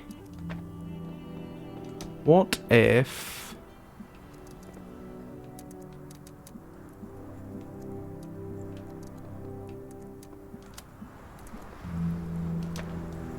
I place these a very long way away?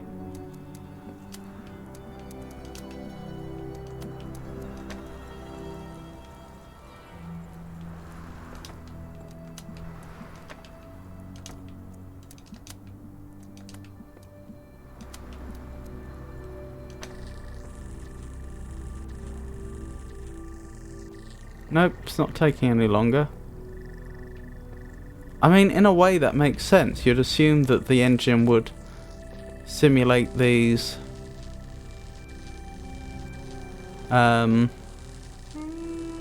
these beams as if they were arbitrarily fast.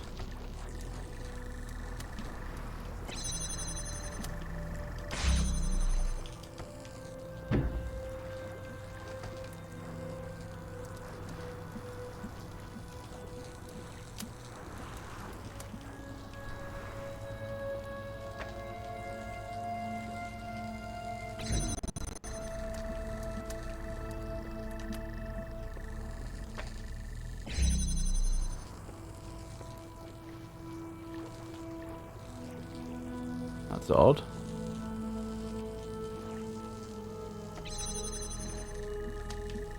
I think there may have been a slight disparity there between the graphics side of the engine and the game logic side of the engine.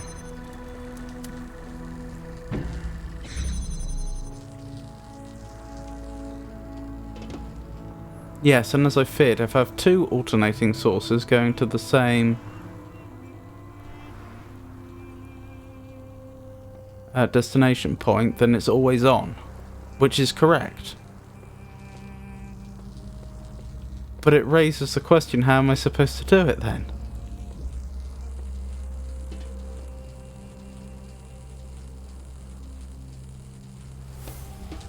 Alright, we know we can do the red with just two connectors. Is there a way I could set up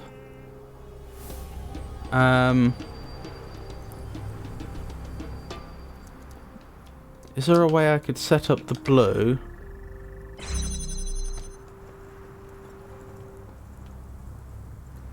using force fields?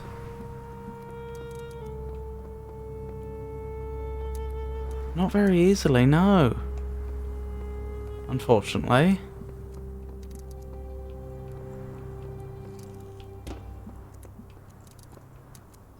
Because I can't change the fact that it expects a red receiver. A red receiver? It expects a red beam to the destination point.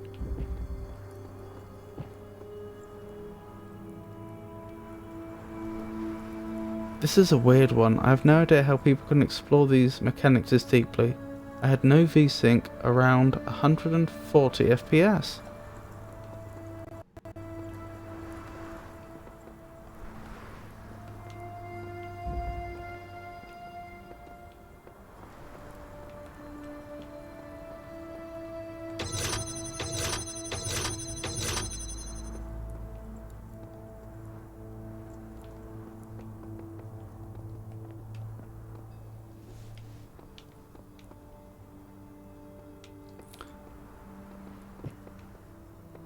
Yeah, you're not wrong about the mechanics. It's certainly the case that having done some of this modded content, I found that there have been puzzles that can only be solved once you understand really quite obscure corner cases in the game logic.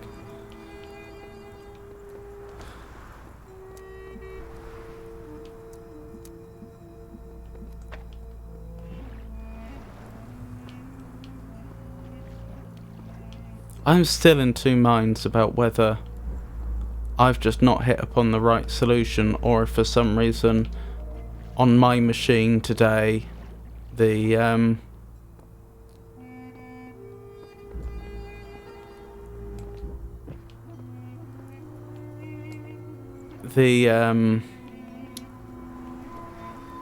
it's just not simulating things in exactly the way the mod developer expected. Because I did set up an alternating circuit to the blue and it didn't work. And I don't see, perhaps this is what I'm missing, but I just don't see how I could change the frequency at which it flips.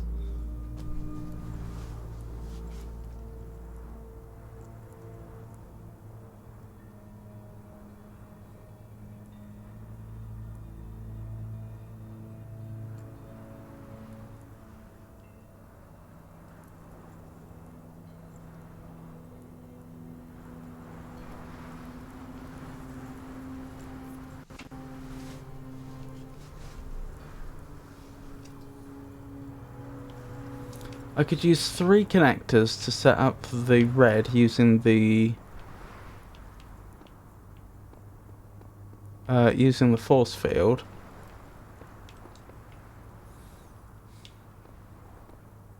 But even that would only work if the time it takes for this to charge is longer than it would normally take for a beam to destructively interfere with itself. To be fair, it probably does. Maybe that's the solution then. Maybe I reset and I try really, really hard to tie the blue to this force field going up and down.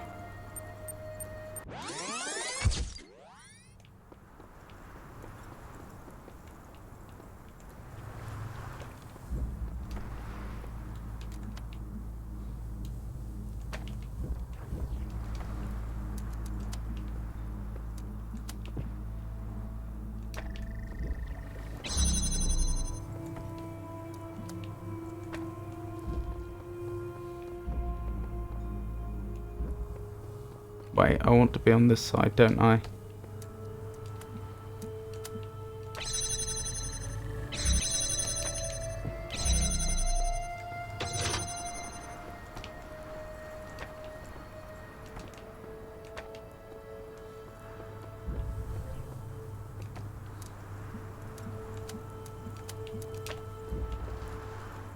Oh, I did that wrong.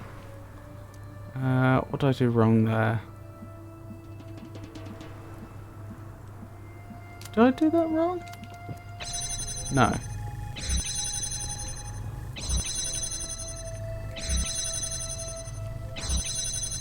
Yeah, I'm gonna have to set that up from the other side, but so be it.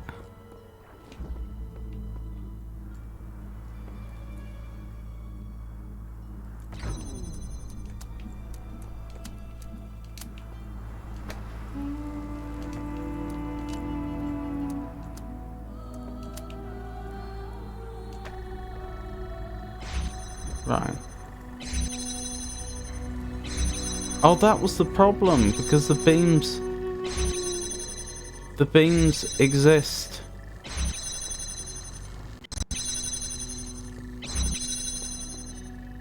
No matter what, so I can't tie it to that force field.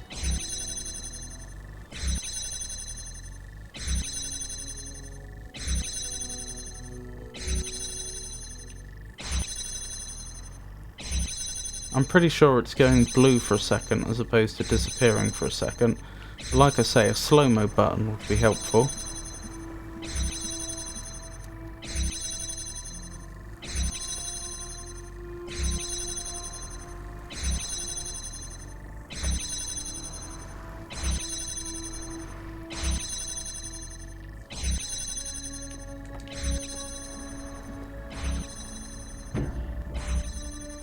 But this isn't necessarily the end of the world.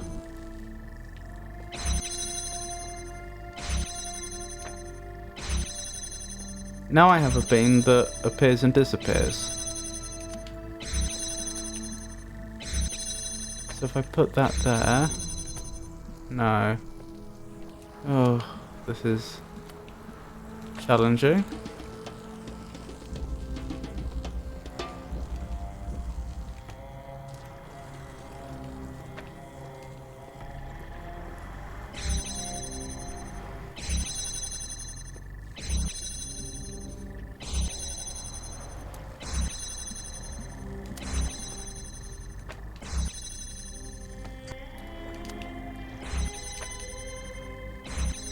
There we go.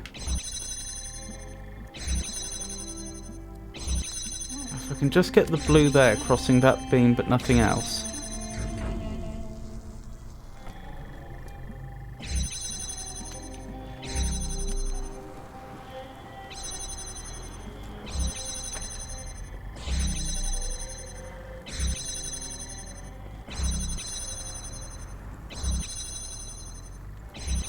Oh yeah, the reason that doesn't work, I tried this one before as well, is because the beam that appears never lasts long enough to cause the interference. I've tried all these things before.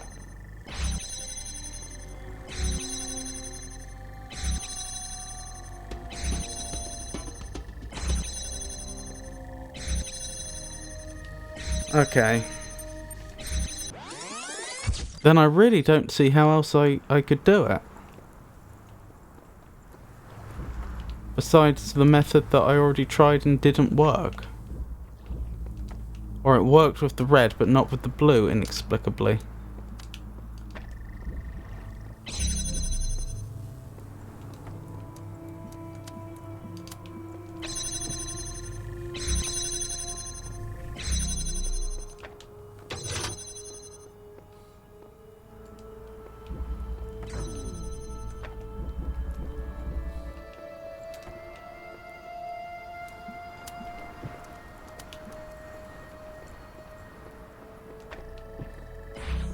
I don't know, maybe now that I've reset the puzzle a few times, maybe it will just work for some unknown reason. Oh, that's not how I'm supposed to do it, is it?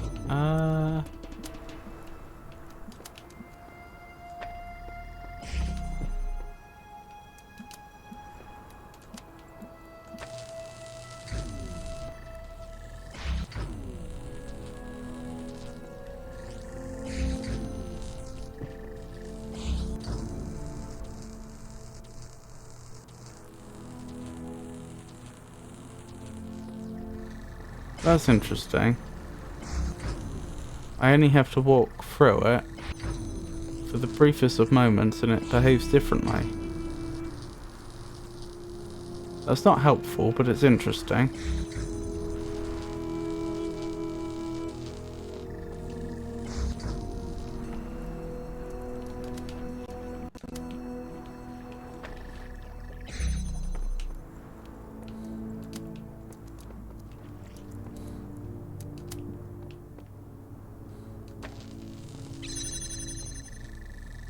Still not working.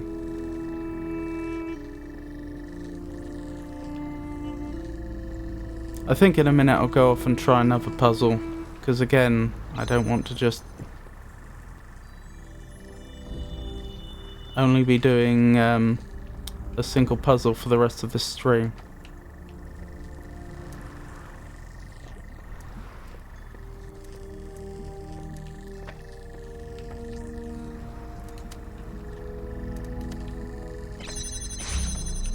But I find this absolutely baffling.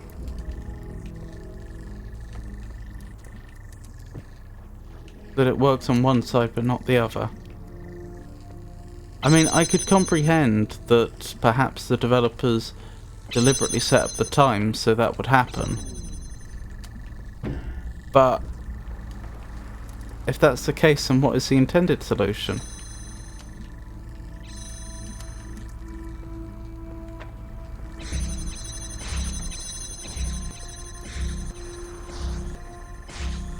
Oh, that's nice. I didn't even mean to do that. I accidentally lined it up so that they're both being intercepted by the same beam. This is what I mean by that the graphic system and the game logic system aren't always perfectly coordinated. You can see that from the graphics point of view the beam stops here, but from the game logic point of view it carries on. But that means that the two destination points, the blue one and the red one, are getting inputs at the exact same frequency. Exactly the same. And yet one of them works and one of them doesn't.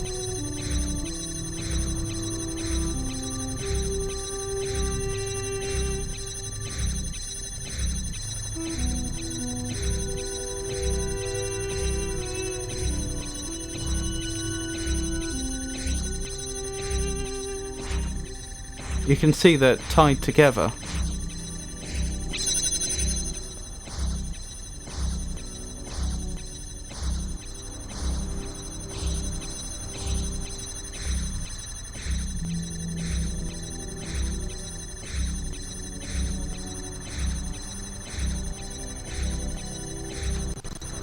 Still, having accidentally set this up with just 3 connectors means I have 2 connectors to play with.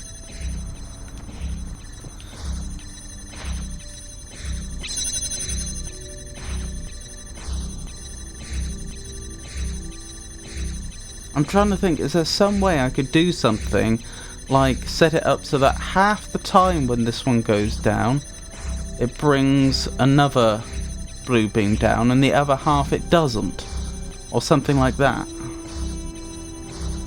so that I could effectively double the length of time that this has a signal. Clearly I could set up another alternating blue, but as we know that doesn't work very well.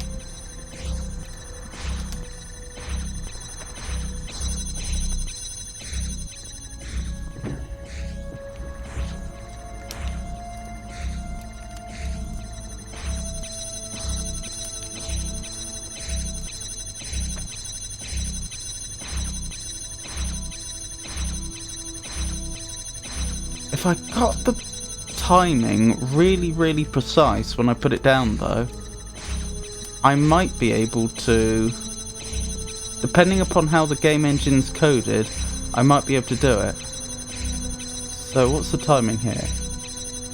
Down, down, down. My timing's slightly off. Down, no.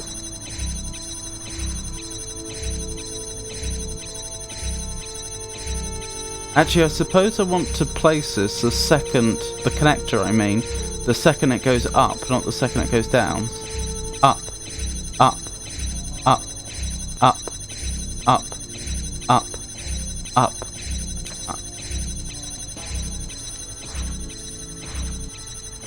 I didn't get away with it. Look how close those are. And yet there's a tiny fraction of it. Hello? Did that actually work? No! I think I actually placed it too exact, as it happens. I think it went down... I don't know how long a tick takes in this game, but I think it must have gone down on the exact same engine tick, so that they're effectively tied together.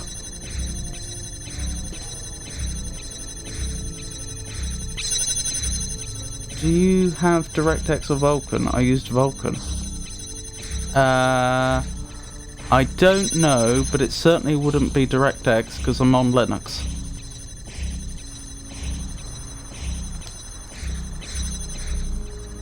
So it's probably either Vulkan or OpenGL. I haven't checked. Up, up, up, up, up, up, up. Up.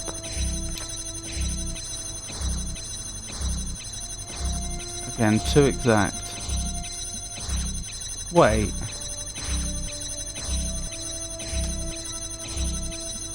No, that makes sense.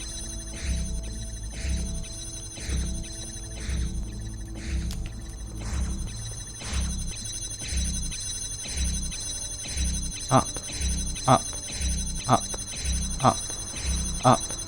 Up, up, up, up, up, up, up, up, up.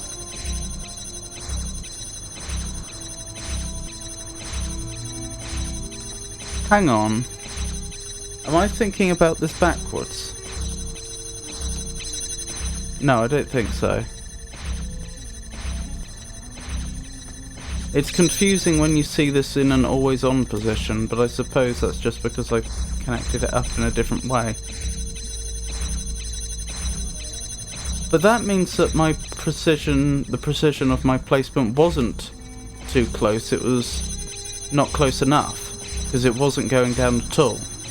That makes more sense.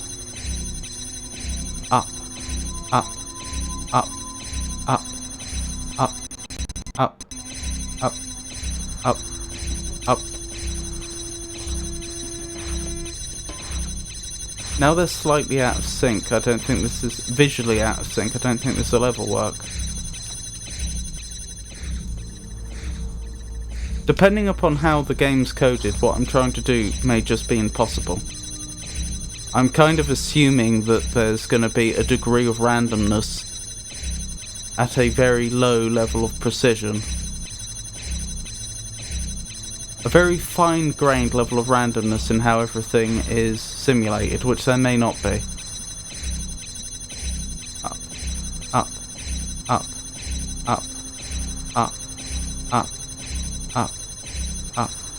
up.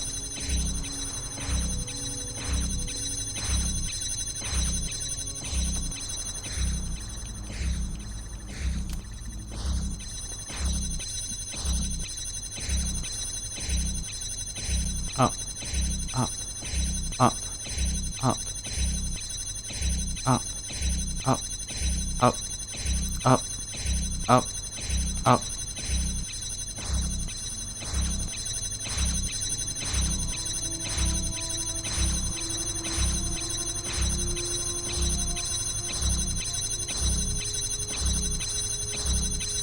Those aren't quite in sync, are they? Oh, I'm going to assume that this approach isn't going to work. What else could I try?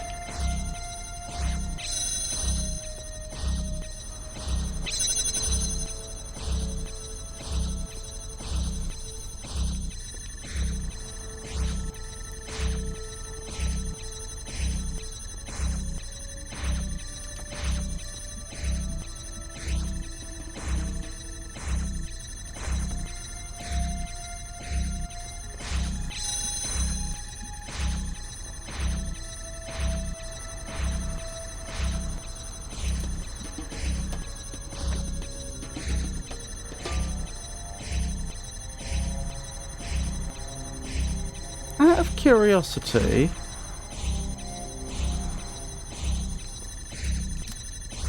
this may do no good whatsoever, but out of curiosity, what would happen if I tried to create another one of these alternators, but I use the alternating source as its input?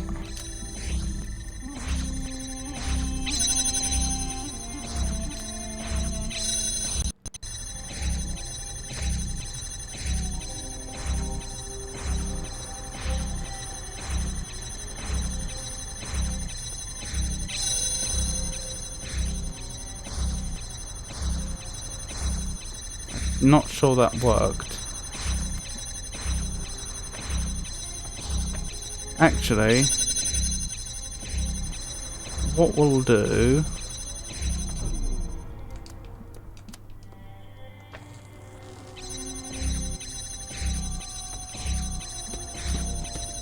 is that.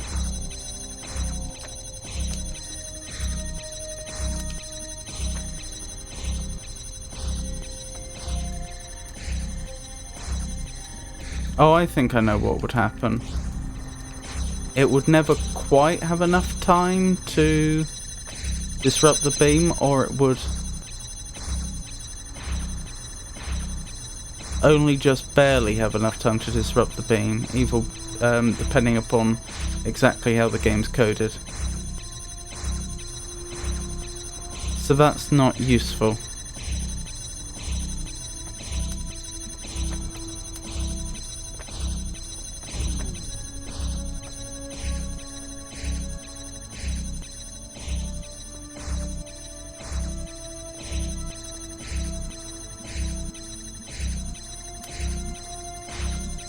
I tested this one before, didn't I? That if I take two different paths, there's not like a fraction of a second difference in when they get there, is there? No, there's no evidence of that.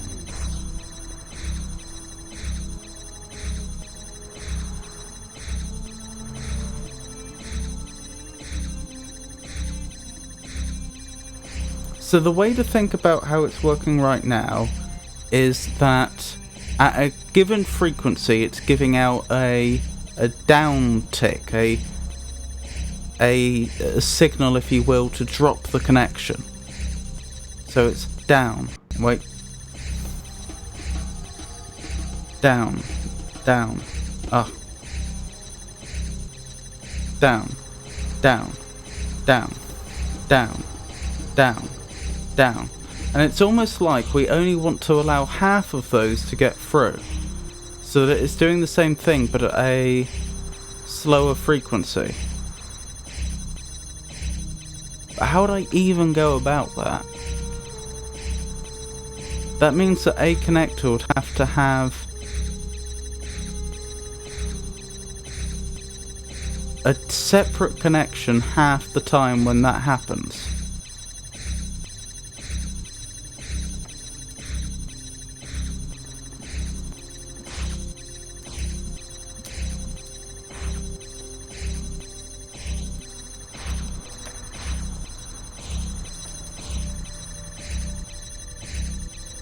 The thing is, we have no way to store state, so I don't think that's really doable.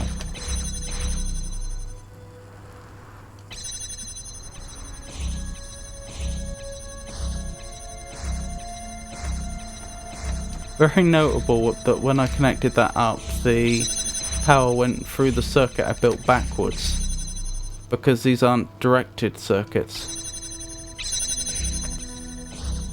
I mean, that's absolutely correct, but it's notable.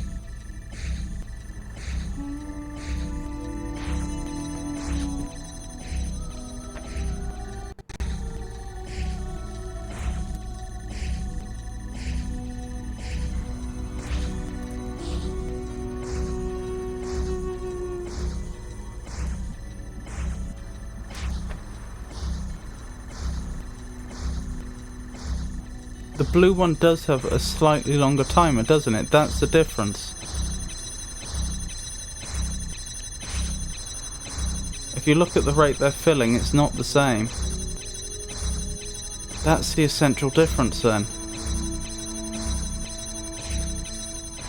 So then this was intended by the map designer.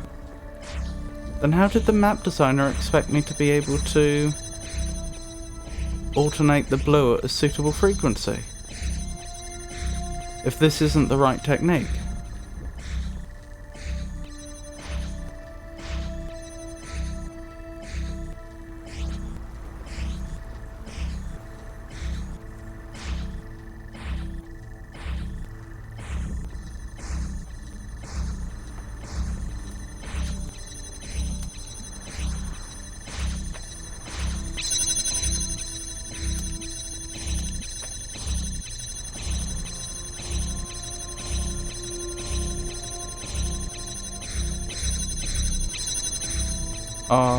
Did I do it?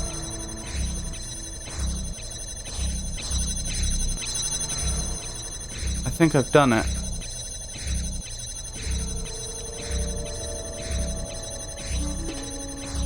It seems to have stopped working, even though it was working a second ago.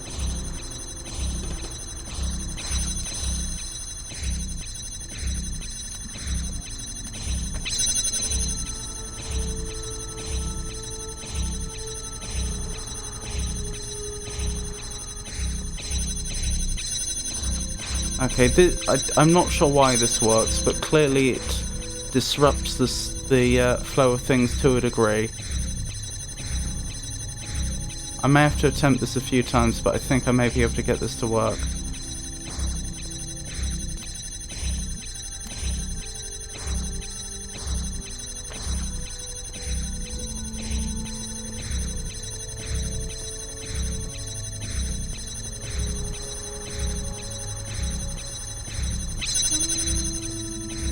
No? I could have sworn when I first set that up.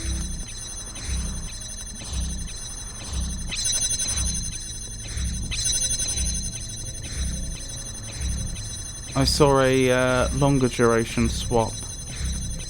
A longer duration toggle, maybe not.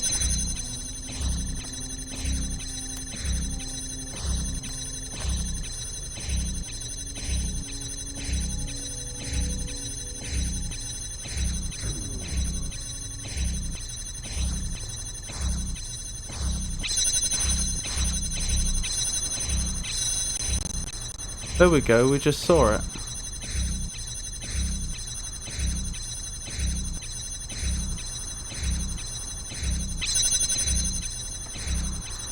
So it can happen.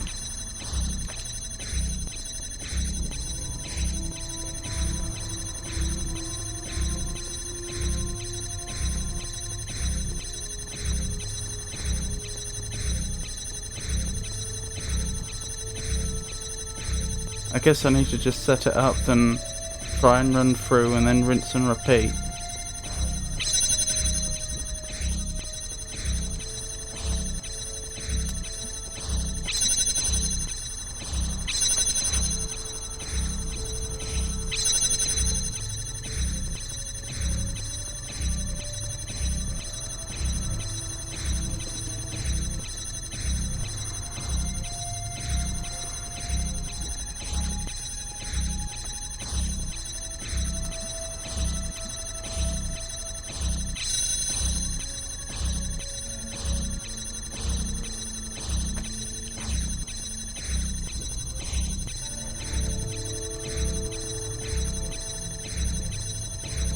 No, this isn't working very well.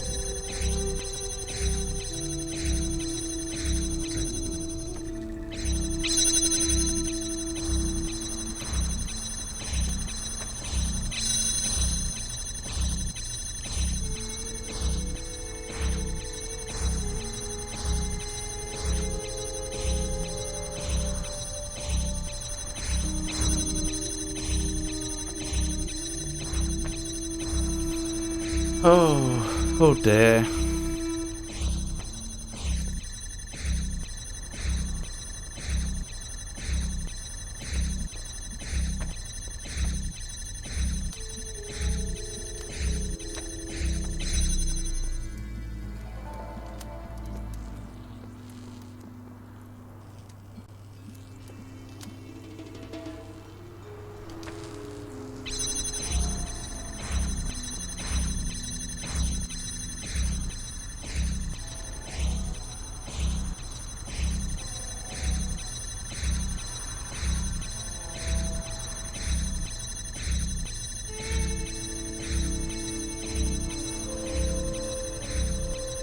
Trouble is, I can't alter the length of time it takes for the destructive interference to take place.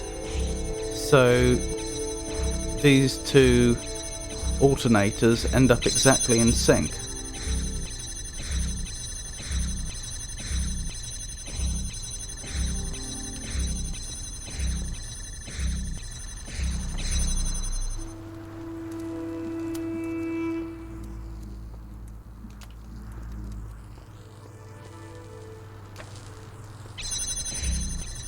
What if this was the one I took out?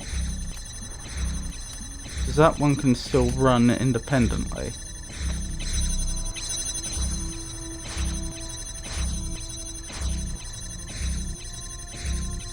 No, they still synchronize.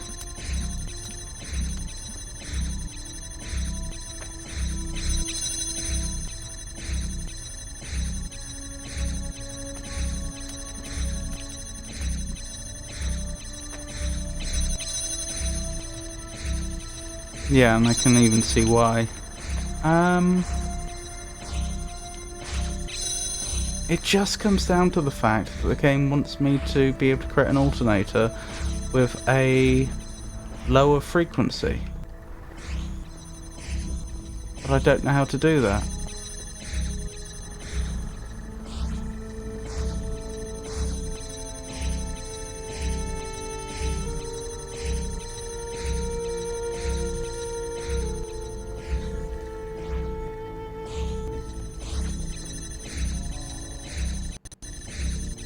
If I knew a way to delay a signal, that would do it. If I could put a delay between these 2 points.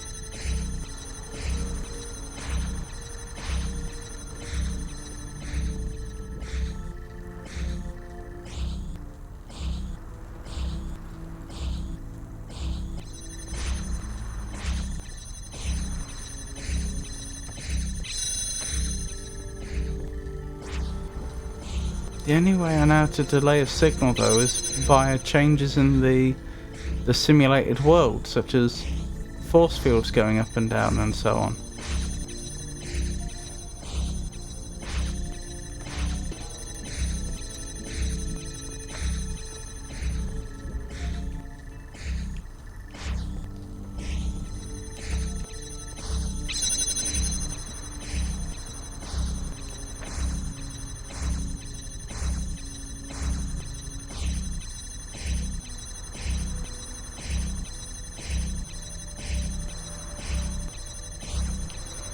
This is really silly. If I hit the fast forwards, would the physics simulation still be the same?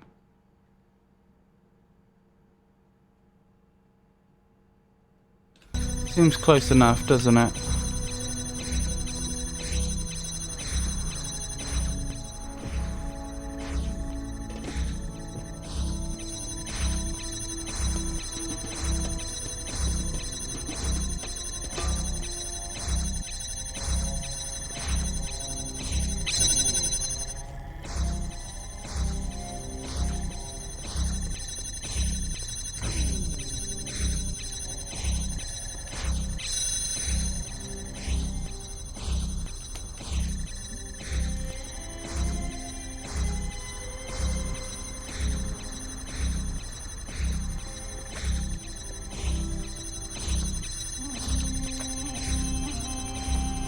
I tried this, didn't I?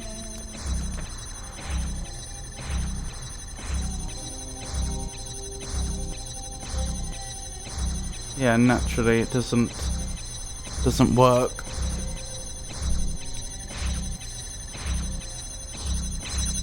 Because whenever this beam would be on,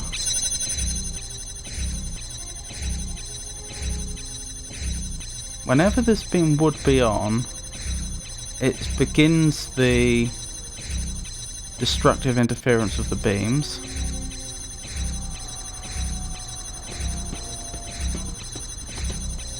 And then they go down at the exact same time.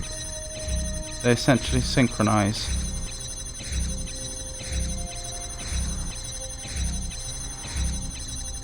So I haven't even managed to introduce any sort of delay or anything,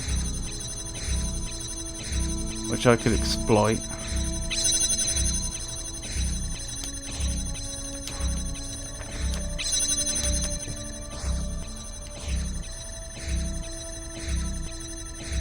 Nice reflections.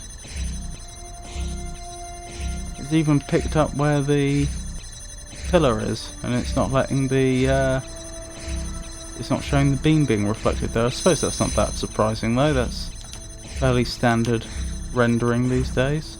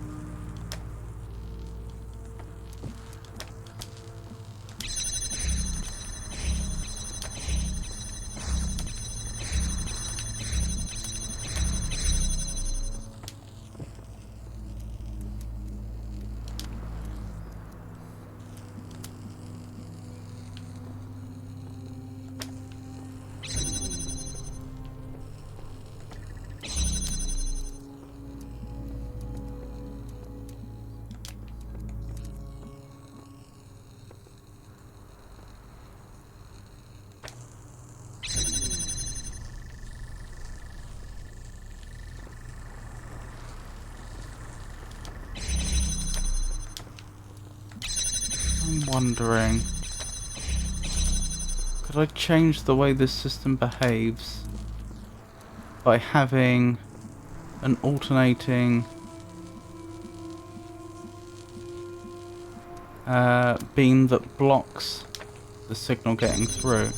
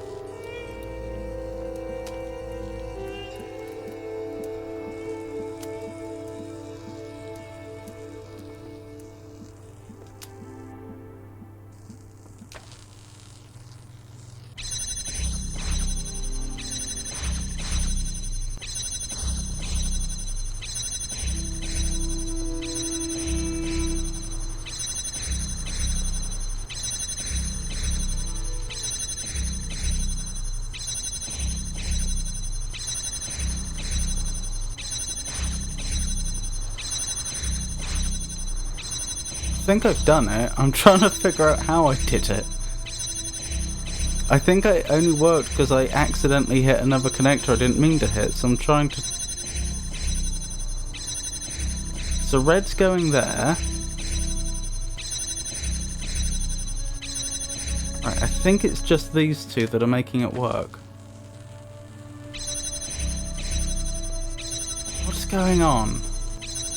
So the red gets cut off, so that one going blue is technically correct, but a little misleading because it's due to power moving through the system backwards.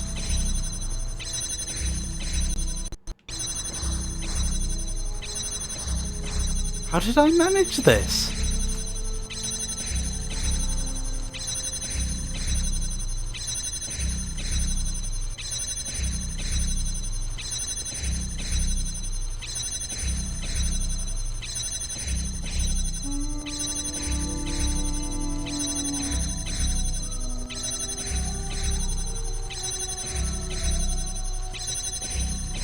Why is that going blue? Half the beam that starts red goes blue. Oh, because it's blue's travelling the other way. It's the same as I just said. It's because force is travelling through the system backwards. So those sparks you see there are actually caused both by two beams intercepting, but also by power going in opposite directions, like red and blue both trying to reach the same point. So that's actually two different mechanics that both cause the same visual effect, I think. So we know how the alternator normally works.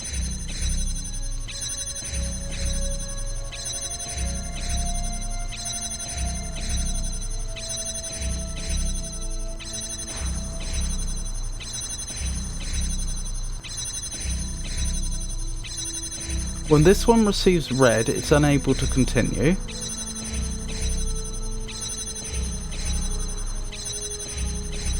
I think I've done exactly what I set out to do. I think I've managed to halve the frequency of the entire system. But the way I've effectively done that, I think, is because normally there's a given amount of period that has to take place before a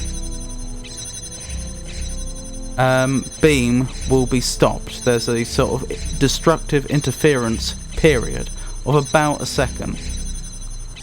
What I've done is I've made it so that the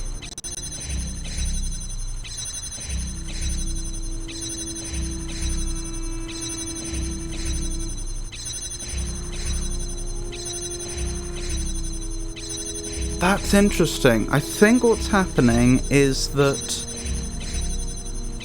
initially, when this well, I suppose it's a cycle, so there's no initial state, but there's a state whereby this connector here, which would be the connector in the alternating circuit that blocks the source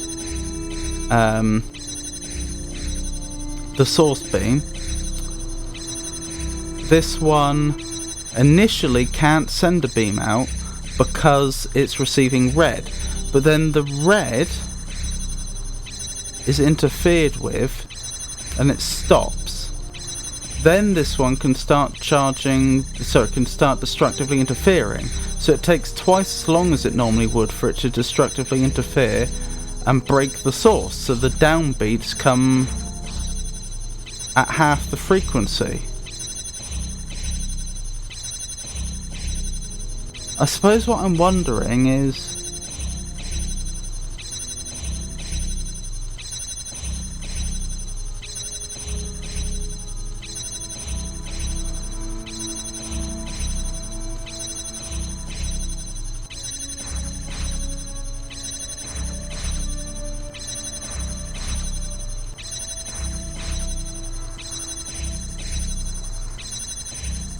I think parts of this circuit are still working at the original frequency, because if you look at how quickly the blue ring's charging, and then you look at, for example, how the beams are changing, it goes red, then it goes blue, and then when it goes back to red, only then does the ring lose its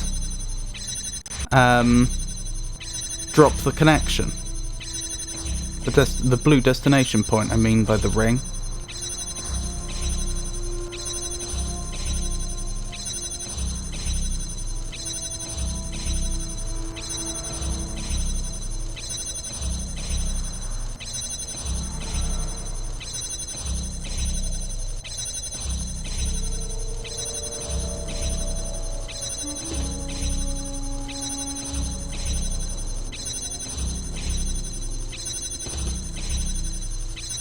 So suppose what I'm wondering is why, looking at just the red beam, why does it stay down for so long? Because normally when we set up an alternating circuit, it goes down for a fraction of a second, then instantly goes back up. But in this case, it is clearly alternating at the period of the destructive interference, which is about a second. So it spends 1 second in one state, 1 second in another, not 1 second and then the tiniest fraction of a second down, then back up. So once it's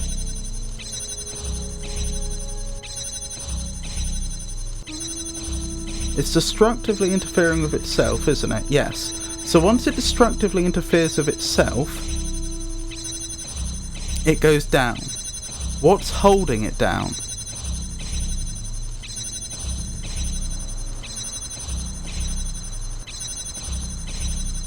What's holding it down is the fact that power can move through the circuit backwards, and so as soon as the red beam that would be destructively interfering with the red stops, it instantly changed with a blue. What's interesting is that there apparently is no fraction of a second period in which there is no beam. the whole system is acting as if the swap between the red and the blue beam is instantaneous, and so the countdown to destructively interfere isn't reset. It just stays down. That's all well and good. That leaves one remaining question though. Why does the red ever come back up?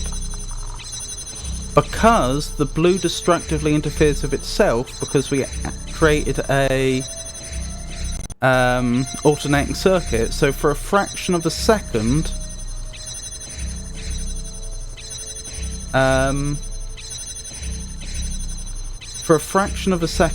there is no signal at all. There's no blue and no red, and so then the red starts up again and the blue starts up again.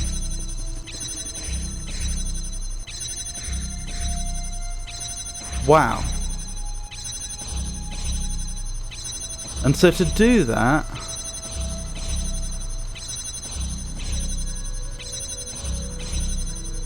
obviously I had to set up two alternating circuits that are connected, but they had to be in opposite colours, such that there would be a point at which the first alternating circuit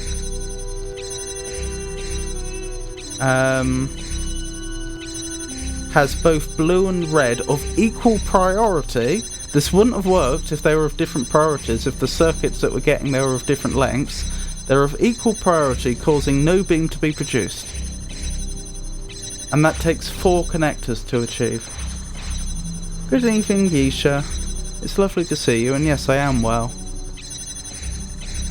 Oh, so I was thinking along the right lines towards the very end, but I only got there by just a bit of good fortune that I happened to accidentally connect up a connector in a way I hadn't intended initially.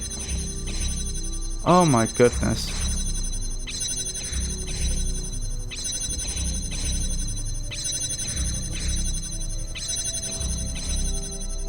I think that is probably the single most difficult puzzle we have done yet in any of the base game or the mods.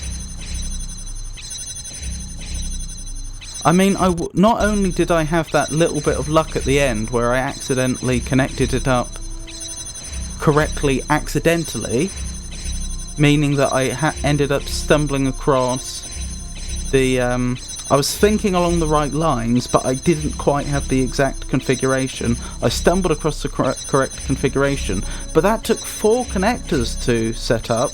We only had 5 available, and so this also would have been absolutely impossible if I hadn't had that happy little accident earlier, where I managed to set up the red and the blue using only 3 connectors, with the red being intercepted by the exact same beam that's intercepting the blue, where I created a sort of double alternating circuit that was alternating both blue and red in sync.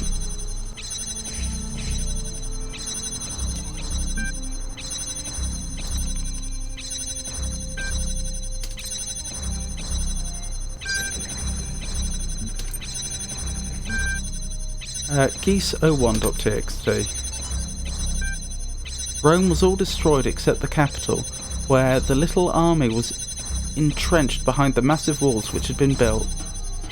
Okay, we've got a little bit of ASCII there.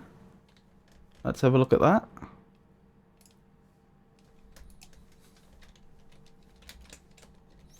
So what was it? 77, 69, 74, 68, 20, 73, 75, 63, 68, 20, 63, 61, 72, 65,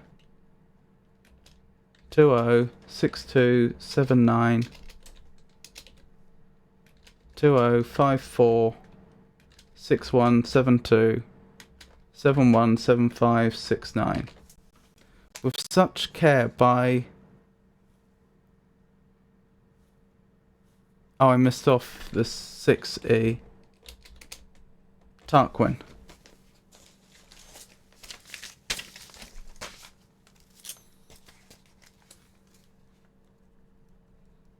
With such care by Tarquin.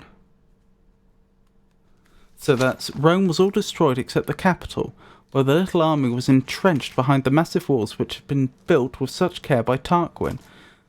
This fortress was situated on the top of the Capitoline Hill, so that the Gauls could not easily become masters of it.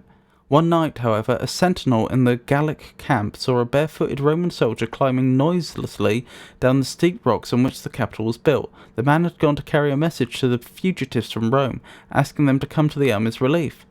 The sentinel at once reported to Brennus what he had seen, and the Gallic chief resolved to make a bold attempt to surprise the Romans on the next night. Read more. Link inaccessible.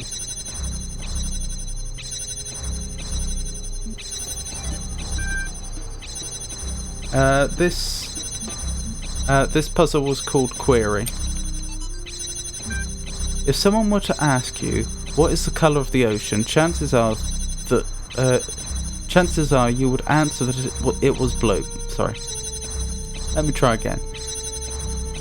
If someone were to ask you what is the colour of the ocean, chances are that you would answer that it was blue. No, it says that is blue. If someone were to ask you what is the colour of the ocean, chances are that you would answer that was blue. That just seems like a typo. For most of the world's oceans, your answer would be correct. Pure water is perfectly clear, of course, but if there is a lot of water and the water is very deep, so that... Okay. A little more ASCII to do. 7468 65 7265 2061 7265 206E 6F 2072 6566 6C 65 63 7469 6F 6E 7320 6F 6666 207468 6520 73 6561 20666C 6F 6F72. There are no reflections of the sea floor.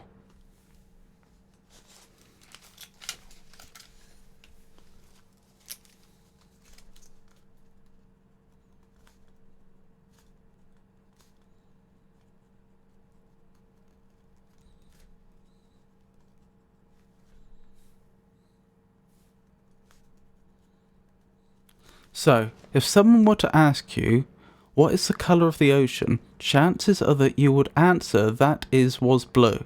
For most of the world's oceans, your answer would be correct. Pure water is perfectly clear, of course. But if there is a lot of water, and the water is very deep, so that there are no reflections of the sea floor, the water appears as a very dark navy blue. The reason the ocean is blue is due to the absorption and scattering of light. The blue wavelengths of light are scattered, similar to the scattering of blue light in the sky, but absorption is a much larger factor than scattering for the clear ocean's water. In water, absorption is strong in the red and In water, absorption is strong in the red and weak in the blue. Thus, red light is absorbed quickly in the ocean, leaving blue. Almost all sunlight that enters the ocean is absorbed, except very close to the coast. Oh, sorry, why is it called Query? I have no idea.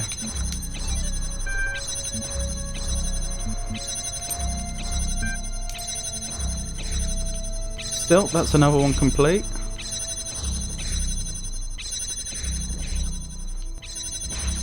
Despite all the hard work I did setting that up,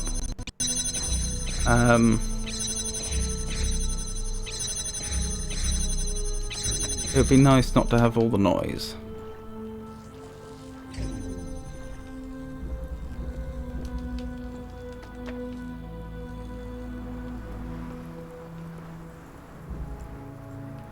Right. Getting there slowly. Right, 2 more to go and 1 star. And I believe there is another puzzle over this way. Oh, wait, hold on. I need to put the stream back. There we go.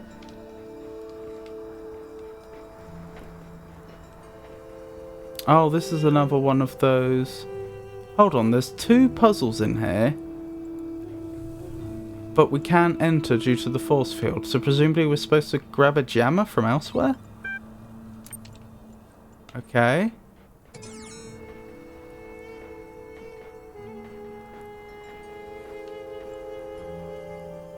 I'm hoping the star is around here.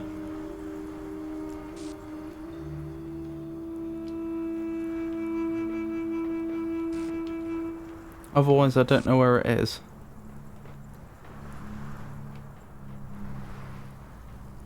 Oh wait, did we already pick up both stars? Let me check. No, there is still 1 star unaccounted for. Okie dokie. We had a jammer in here. Where do I need to jam? I need to jam all the way over there.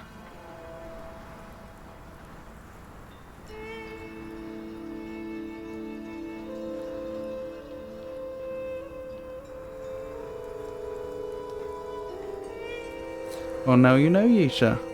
I have to leave. Great job on beating it the same way I did. Good luck with the others. Bye. Well, I hope you enjoyed it, Mustache Man.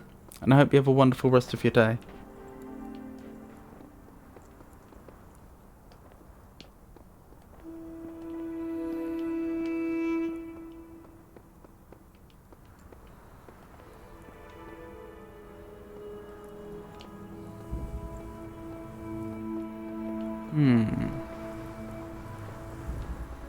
My thinking is maybe I can get to a position up top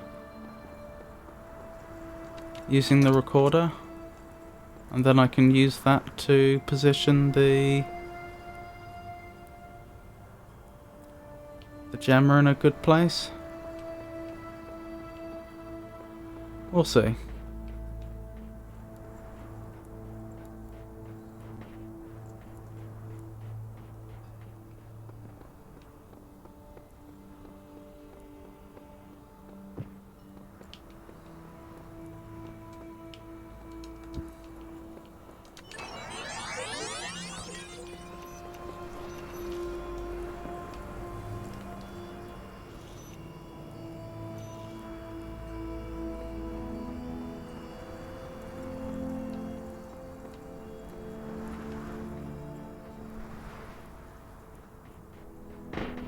Doesn't look like I can stand on any of these points.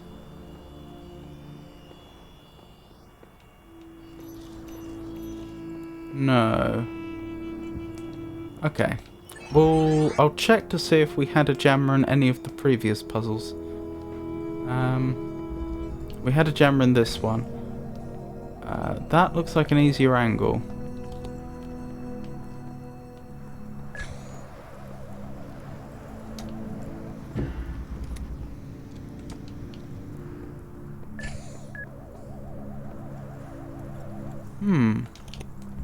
I don't really have vision, do I?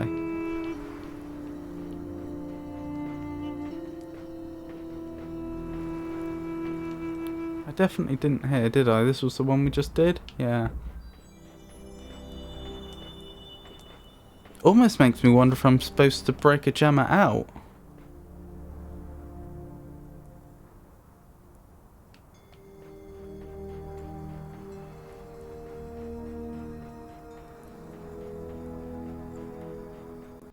I wonder. If I was standing here and jumping, I reckon there's at least a 50% chance that my future self could jump out of there with the jammer.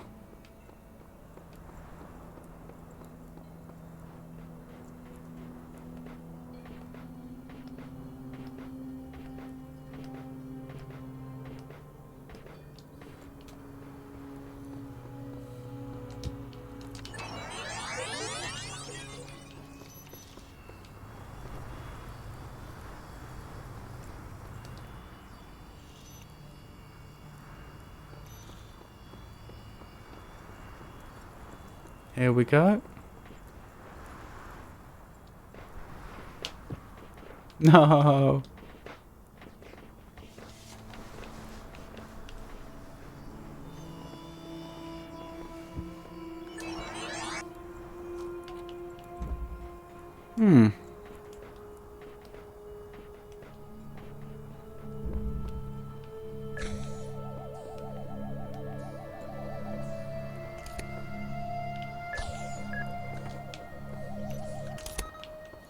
What's through here? Oh, the fan's obviously blowing me about. A way out.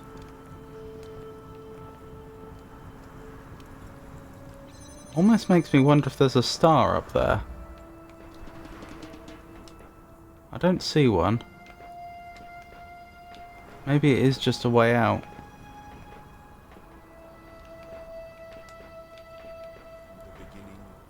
Well, it certainly merits investigation, doesn't it?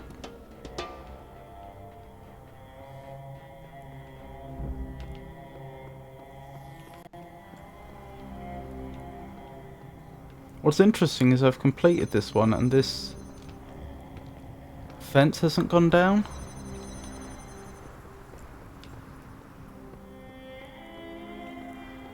If the box were on top of this floating bomb's head, I might be able to climb over there. If I was also on top of said box.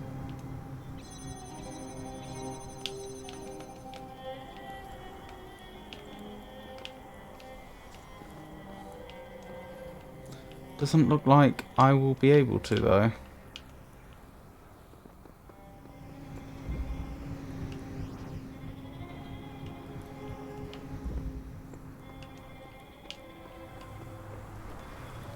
Well, I'll be surprised if I need the connector to solve this. So how about I begin by just focusing on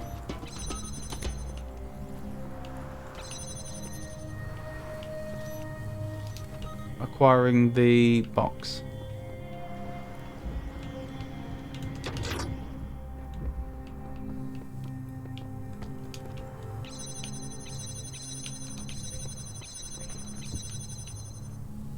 Right, and then I need to go the other way. What was my trick for this?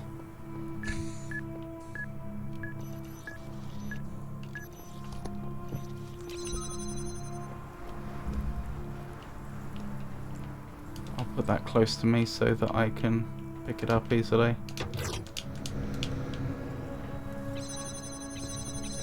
There we go. Box has been acquired. There's the jammer. Jam this. Now maybe I could climb back here, then whoop. Might be possible. Yep. No.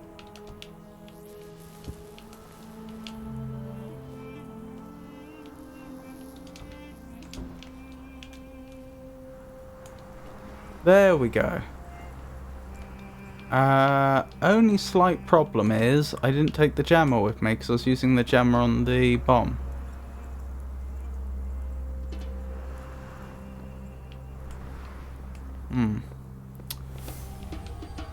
Is there a star here? No sign of one. Fair enough. Alright. Well, I need the jammer. Maybe if I...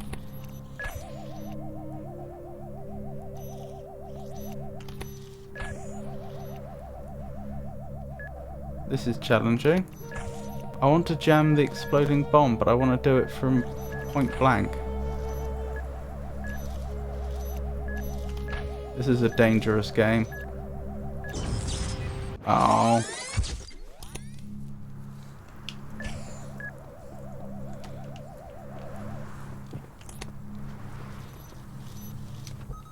Well, progress has still been made.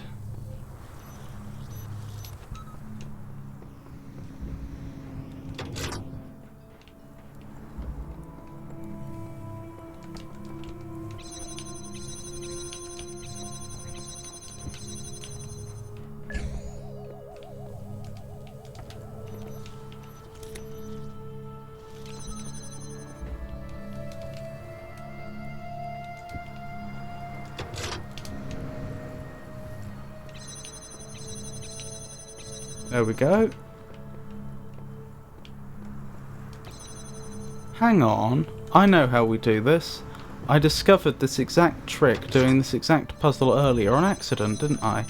The jammer will actually change its orientation to follow something it's supposed to be jamming. So there's no reason... There's no reason in principle I couldn't have the jammer right here, jamming the exploding bomb from afar, and then when I hit the switch, exploding bomb should stay jammed. Huh. Well, that looked a bit buggy, but still. And we carefully climb our way up here. Ooh. We need to be on the very edge so that when I place the box down,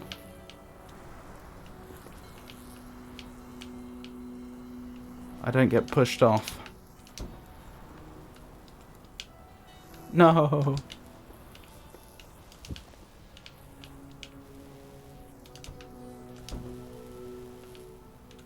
There we go. Oh, can I not get the jammer from here? That's unfortunate.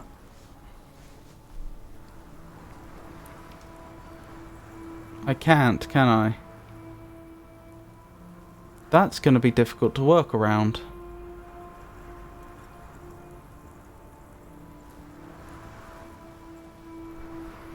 I know what might work. If I think I may fall down here, but never mind.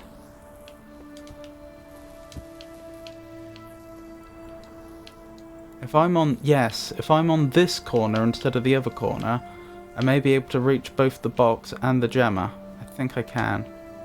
So jammer blast. I think this is doable, although it's a bit fiddly.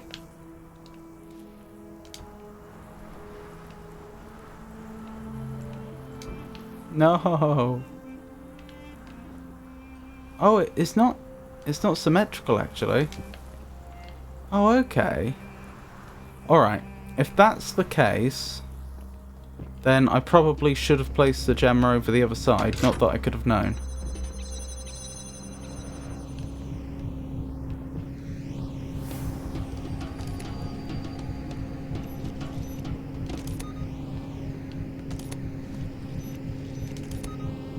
There. Okay, this should work.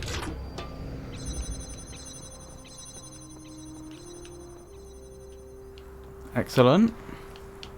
Then we jump up here, grab that, put the box there, grab the jammer. Oh, if I'd landed on the box, I would have been fine.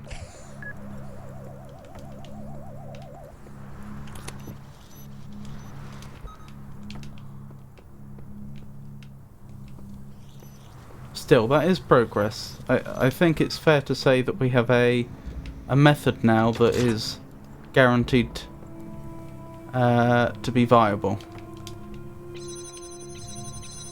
It's just the implementation that's a bit lacking.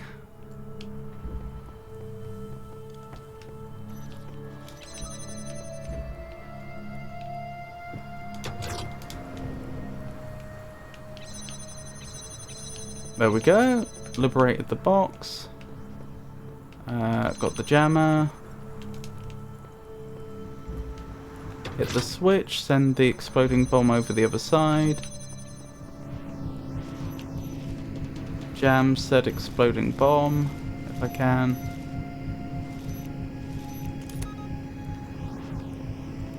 Exploding bomb is jammed. Hit the switch again.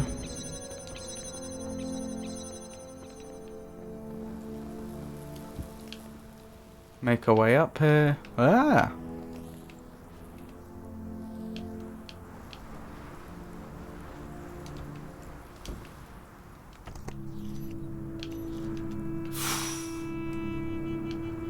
And we're over. With the jammer. Just having a quick look around in here since we're not likely to come back here. Right, over we go. Whee! Excuse me? Uh...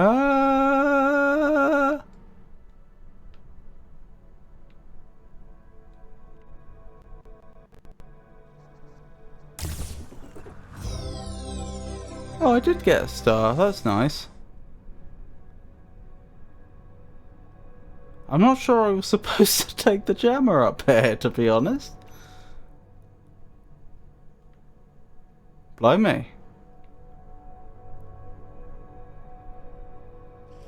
Oh, hold Y to go back to Earth. That's just going to reset.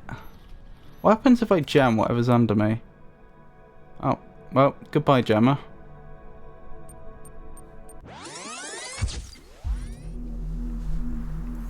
Oh well. We've got both stars now.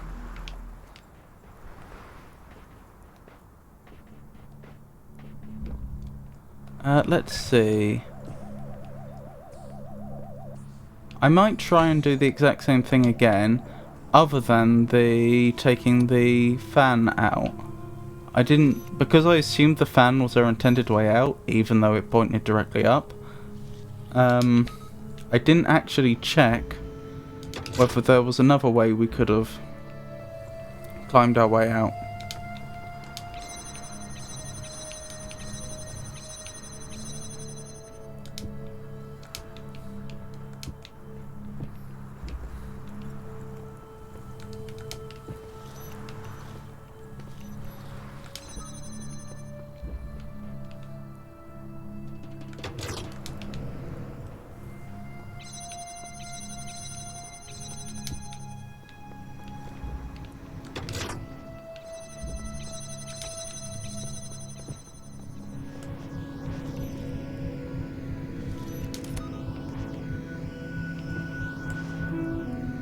Oops.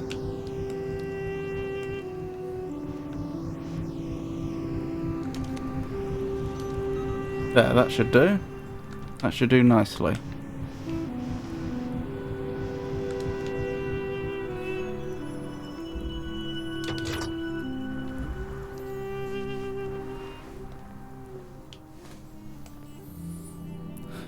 Oh, I jammed the wrong thing.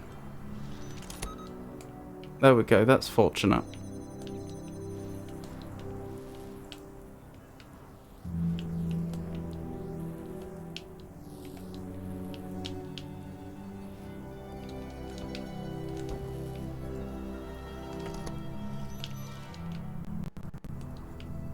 Good, good, good, good. Actually, do I need to go any further? Or do I have an angle from here? I think I have an angle from here. I'm a little worried about setting that.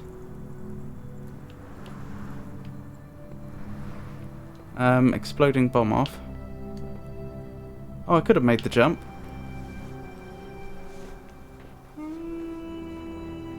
I suppose it's not that surprising. I was just feeling a little timid since I didn't want to have to do all the setup again. Still. What does this say after I've jammed the force field actually? Does it change? It still says access denied. Okay. Promotion. We have a fan, a box, a platform, and a connector. That's interesting. I don't remember a puzzle involving a... I'm pretty sure this ladder takes us out. I don't remember a puzzle involving a platform before, which didn't also have a recorder. We may have had one. I don't know that we didn't.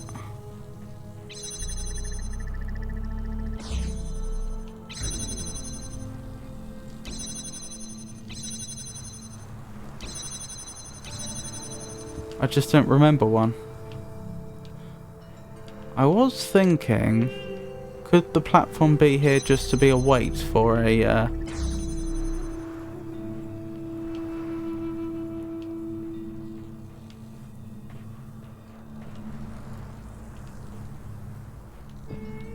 Yes, for a pressure.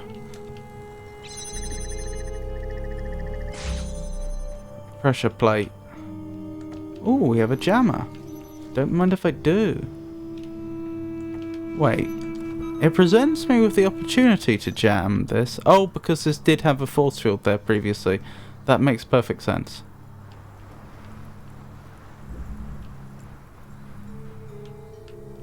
Can I see what's on the other side there? Not very clearly.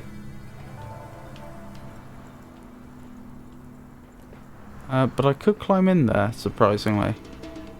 Seems like that might be a mistake, though.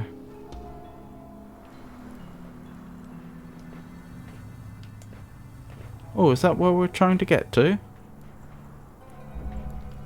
Sandbox. So this is a different puzzle. Oh, an exploding bomb.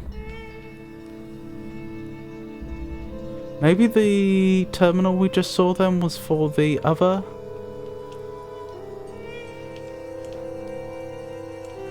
Other puzzle?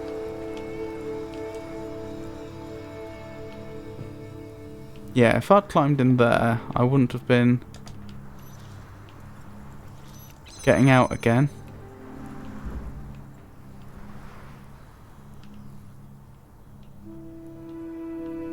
That's interesting. What's the point of this area then?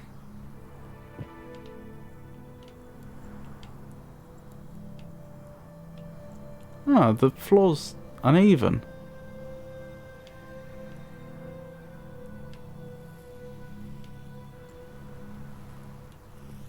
That's interesting.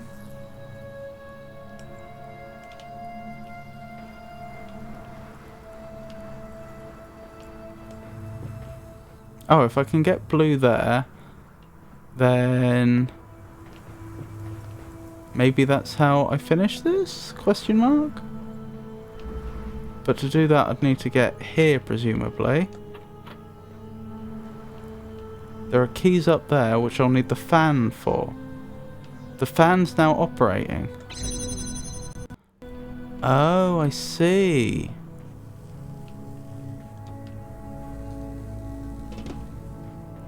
That's interesting.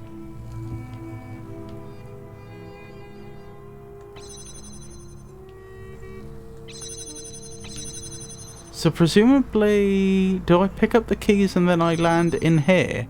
And that's why I need the jammer? That seems likely.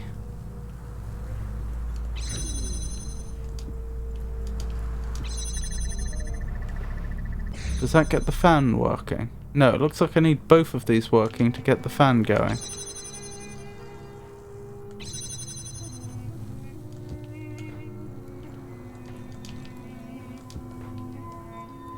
Yeah, that goes out.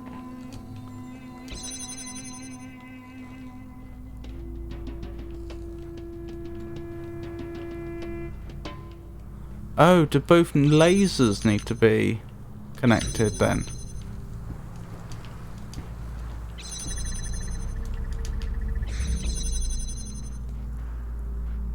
Looks like it.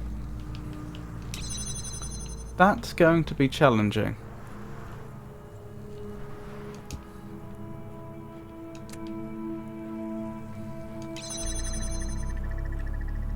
Yes, it looks like it's both sets of lasers.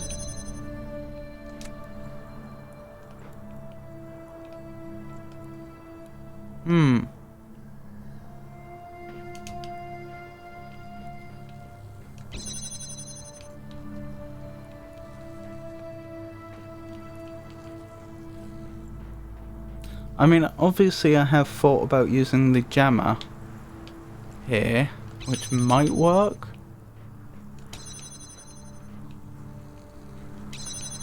No, it doesn't even work. That's a pity. But even then I would be in danger of being trapped.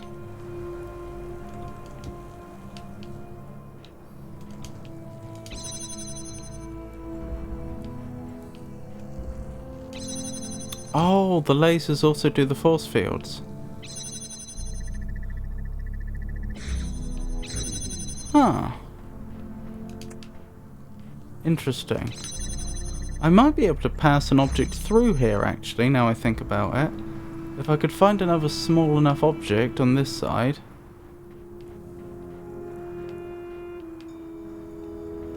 Not that I see one. In principle, I could pass it through there. Equally, I could do it the other way. I could probably get something like the platform over here if I wanted to. Not sure why I would.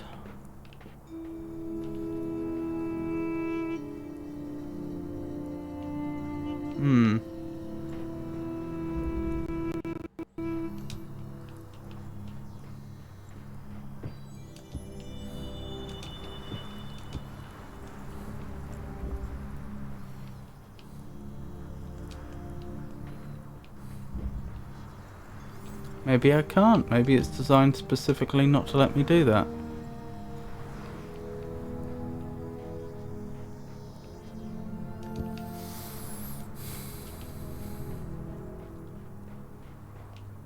Okay, just to check something. I take it the recorder over here stops when I go through here. Yes, okay. That's what I expected, but it was worth double checking.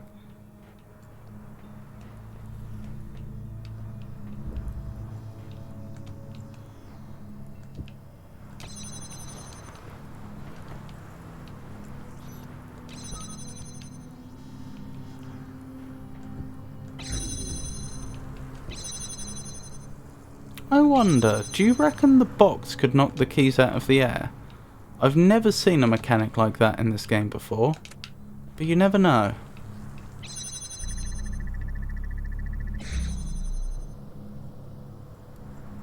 No, looks like I'd have to be standing on the box though.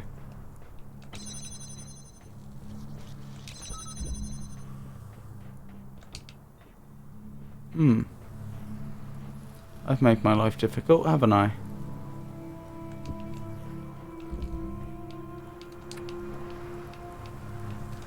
Maybe that's what that...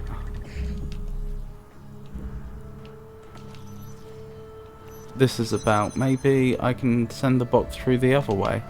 That's why there's a square hole. Let's see. Nope, the game does not like that.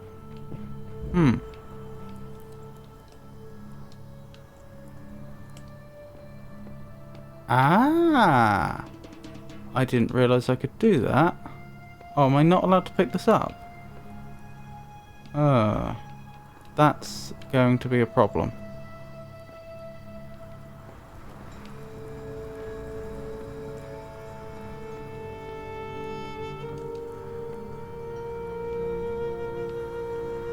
That is going to be a problem.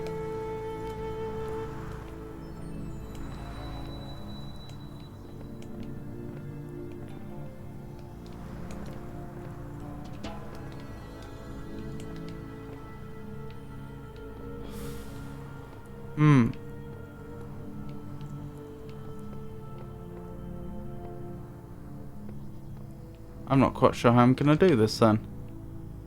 I noted the floor was at slightly different heights, didn't I?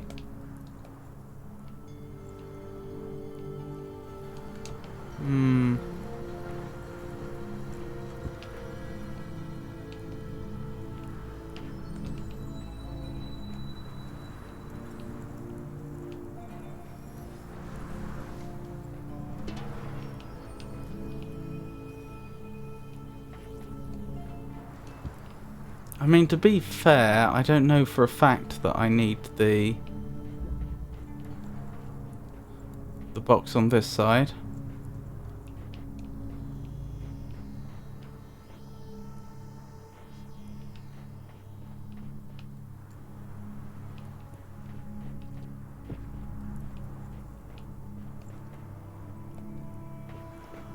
I wonder how I do it then.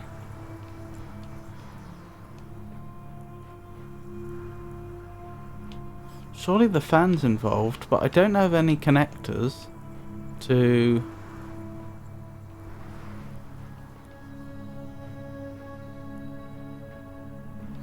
move the path of the beams.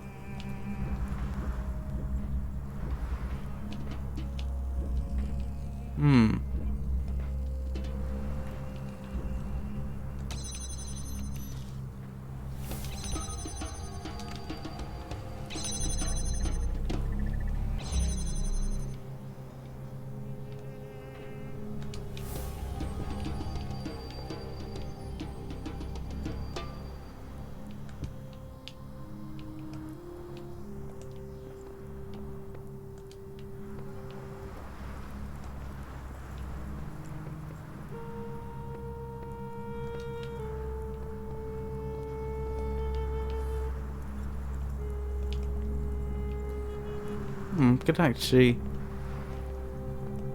Oh no, that would go outside. I can't get into another puzzle from here.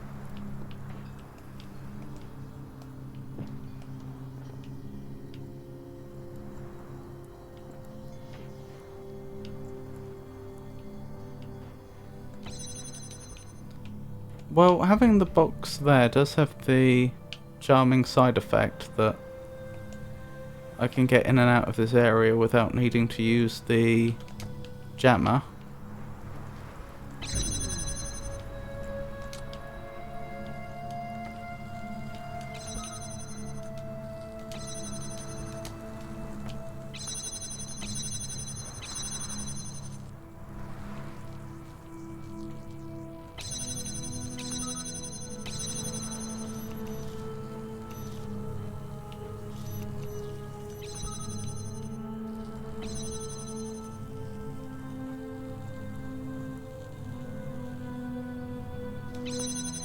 I know I could try and place the jammer just on... Wait, what was that? Was that working? That shouldn't have been working. What was I saying? I know I could... Oh, that's probably what I did. I know I could try to place the jammer so that it doesn't... Just on the edge, so it doesn't intercept the beam. But it's quite clear that that's how the game is supposed to work. So I doubt that's the intended solution.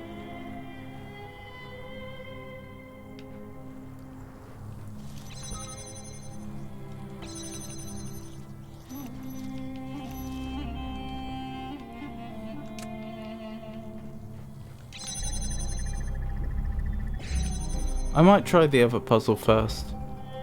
Perhaps this other puzzle...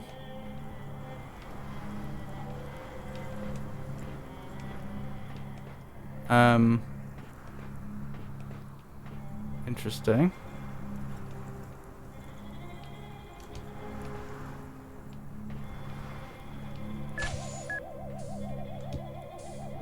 Perhaps this other puzzle helps in some way? I don't know. Something I've never tried. What happens if I die during a recording?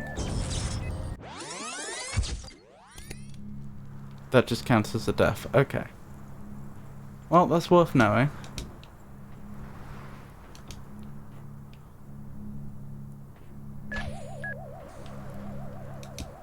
This is an interesting puzzle, isn't it?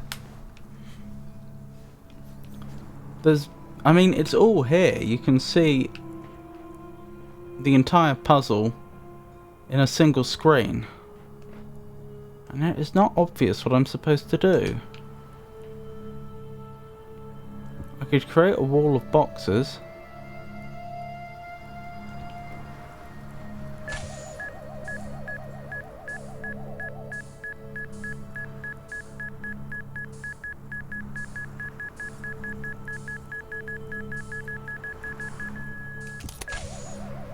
That's as close as I'm willing to get.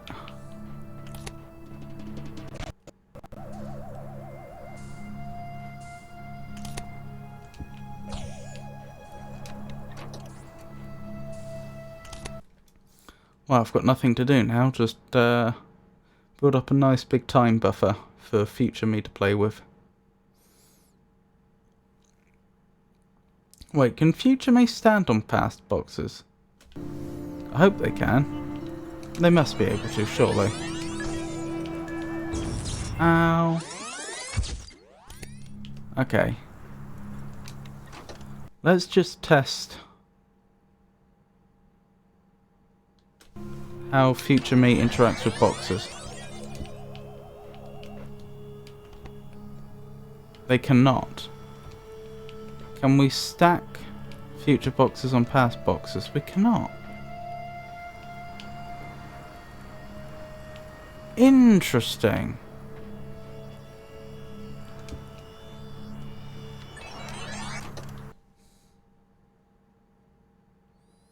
Let's just try that again to verify. So I can't, for example, put this box on top of here. No.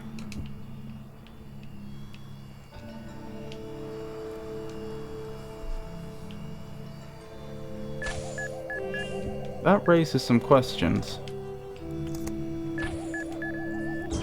Ow.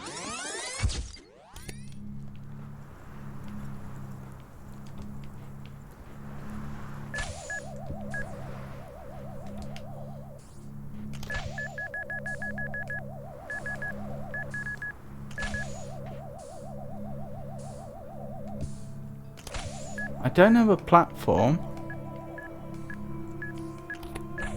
so I can't use one of the strategies involving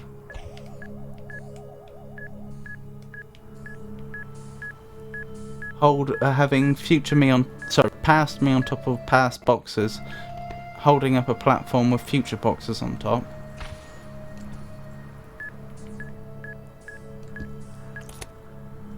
I wonder if the hovering bomb gets duplicated.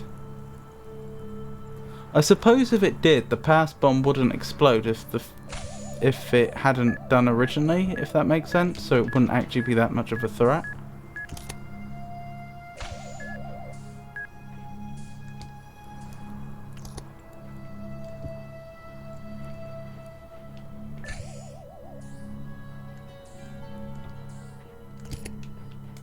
I'm not missing something, am I? Nope, just a recorder and some boxes. And an exploding bomb. There's a jammer up there, which might be the solution to the puzzle over there, I'm not sure.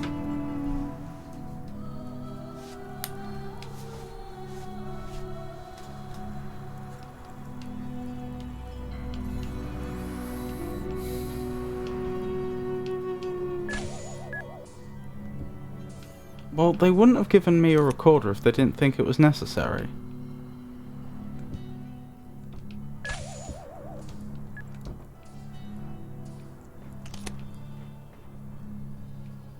Okay, they will block vision then.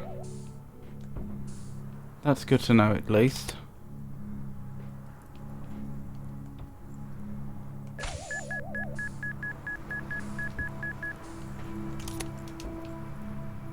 Right.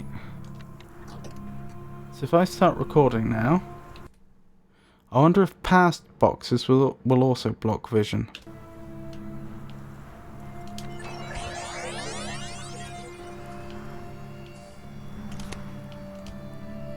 They will, but not if I'm inside them.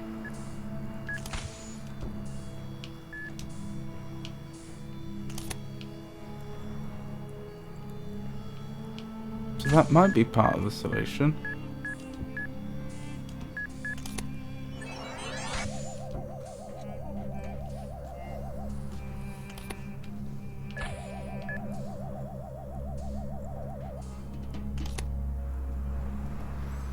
But then what am I supposed to do? Like, creep forwards?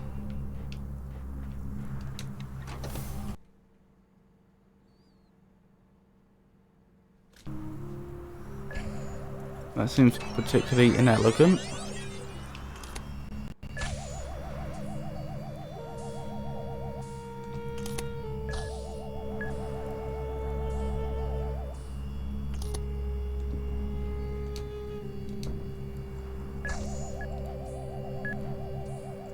I don't think it would work either.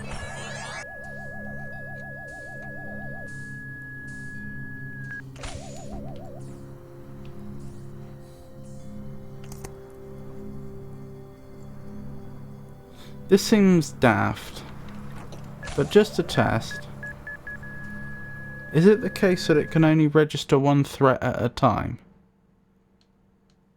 That would be really interesting if true, but somehow I doubt it.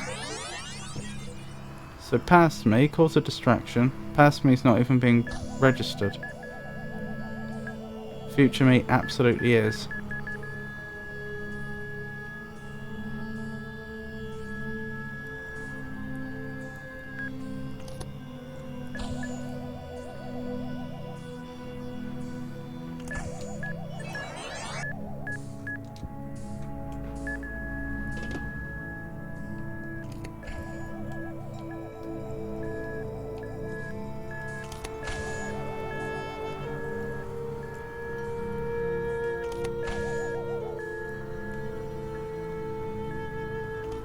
I know I can outrun them, So it's not like I could have my past self get the hovering bomb's attention and lead it away. Oh, why don't we try it? I'm 99.9% certain this will not work. Absolutely not.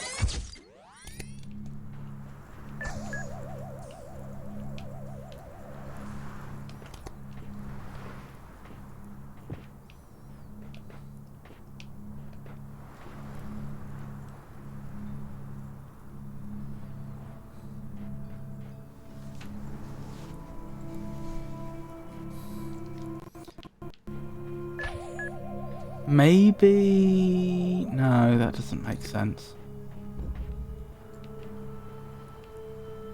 Oh wait, am I trapped now? No, because I could reset at this point and I'd presumably end up over there. Okay.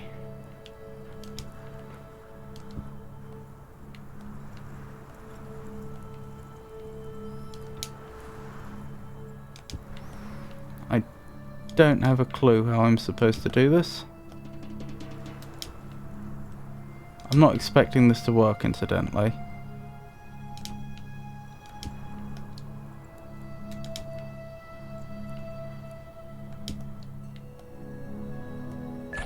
Yeah, that doesn't work. I'm not quite high enough.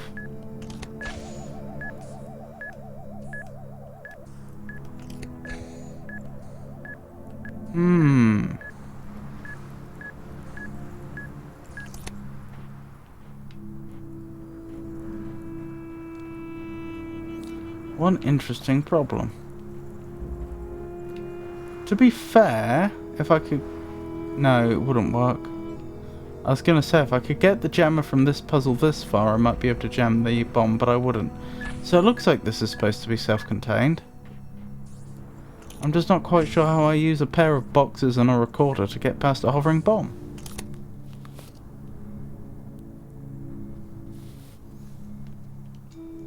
I comprehend, of course, that if I managed to get a box on top of the hovering bomb's head, that I could then jump on that to get up top.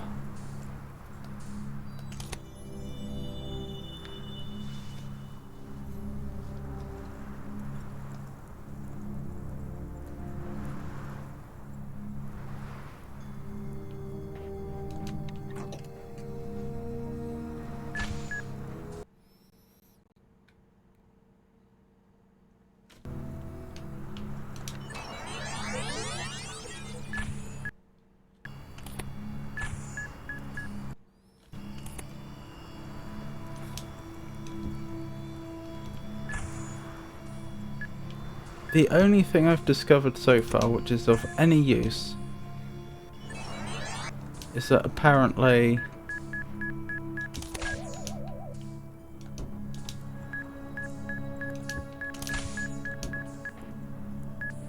past boxes provide some limited degree of cover.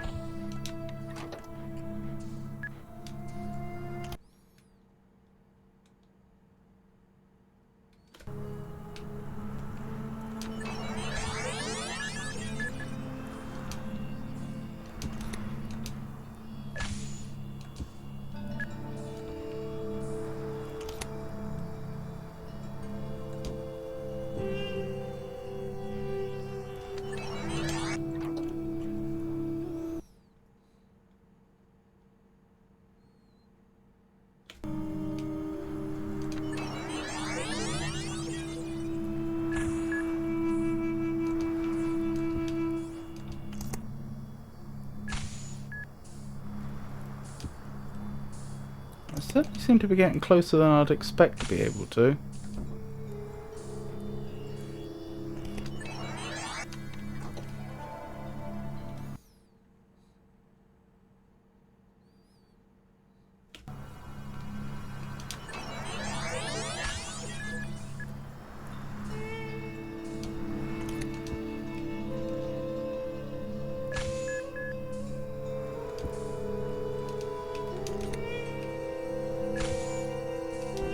They could have, if this is the intended solution, they could have picked a much better name than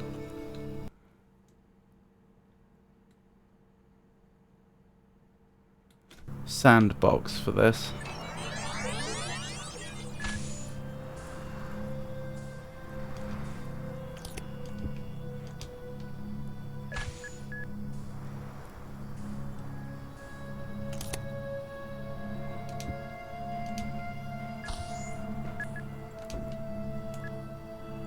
Blimey, it worked. Note there was something, there was a subtle aspect to the final part of that solution. I discovered before that if you try and jump onto a box which is inside past boxes, exactly, like for example if you have two boxes on top of each other, you record it, you play back, you take the top box off and then try to jump onto the bottom box, that doesn't seem to work. It seems like the hovering bomb does see through that, as if your character momentarily ends up too far forwards. So I actually moved the bottom box backwards slightly so that my character's body didn't go through the centre of the past box.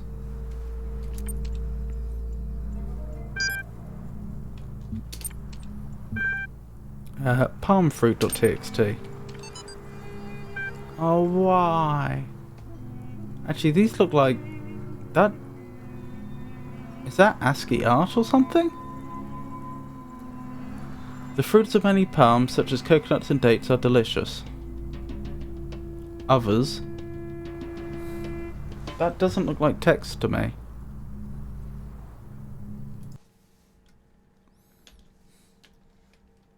Oh well, let's look at some of this.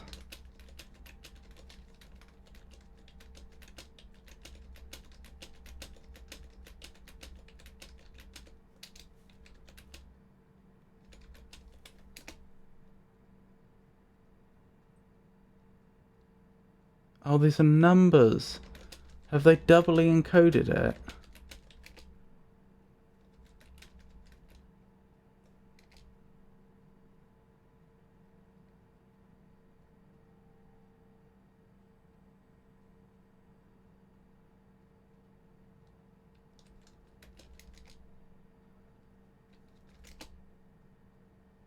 No, they've at least encoded it 3 times, I think.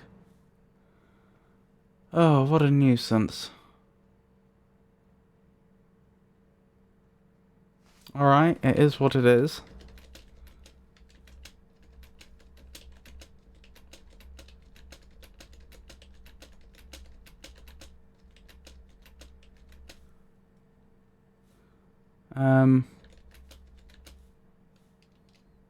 Actually, this...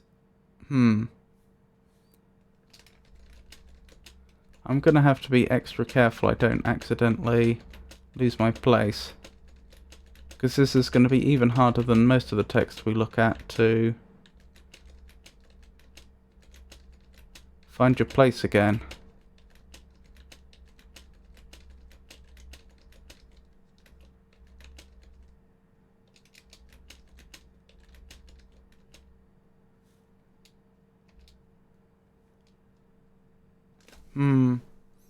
Maybe I should do a certain amount at a time. Like say 3 lines.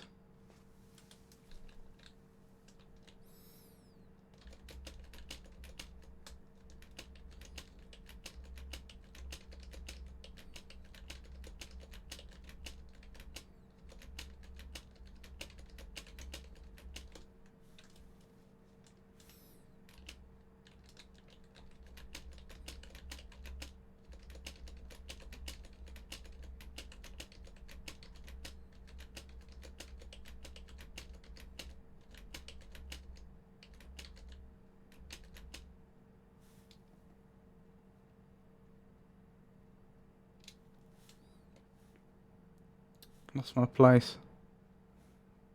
What was it? 323020.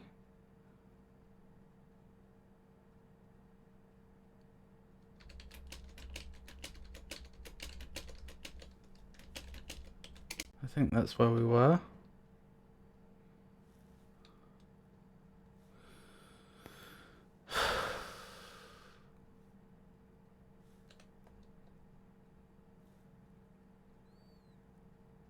Alright, next. 3 lines.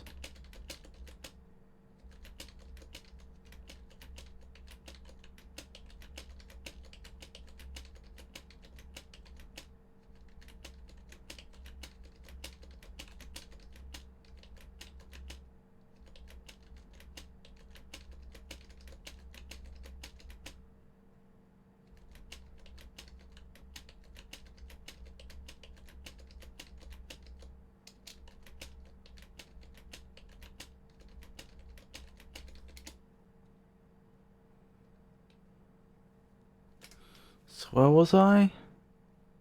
So 1, 2, 3, 4, 5, 6, 7, 8, 9. That must have been the last one I did.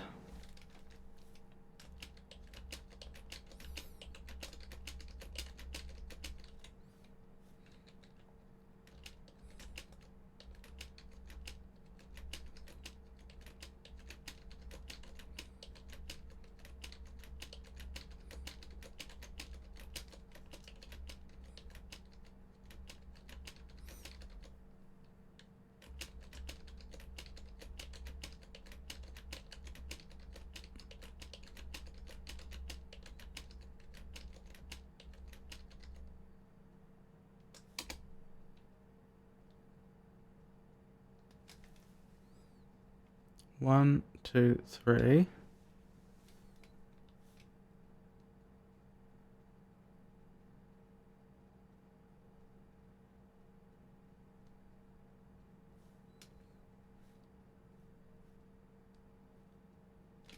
I think that's the last one I did. 3, 3, 2, 0, 3, 3, 3, 2, 2, 0, 3, 2, 3, 0, 3, 3. I don't think this is going to take as long as you might think it would take, because I can copy and paste the output as new input.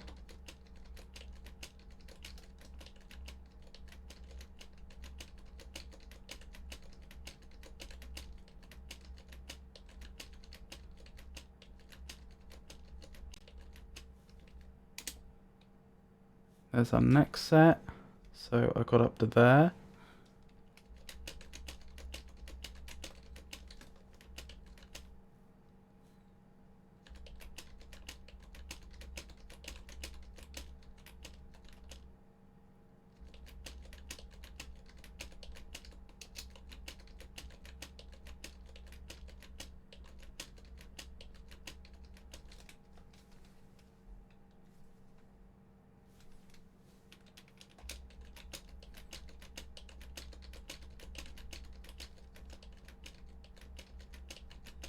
I think the real danger here is that I made a minor mistake, or that minor mistakes accumulate. In fact, I feel like I was one character too short there. In fact, I can see where I've got a 1-digit number where I should have had a 2-digit number.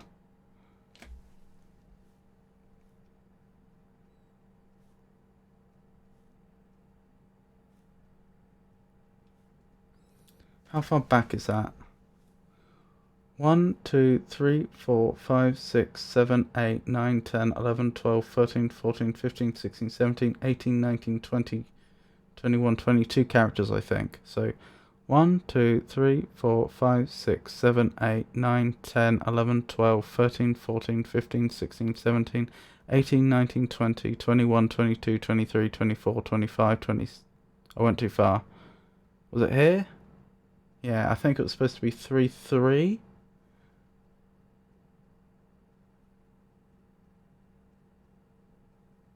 Three, 3, 3, 3, 3, 6. That was the mistake. Okay.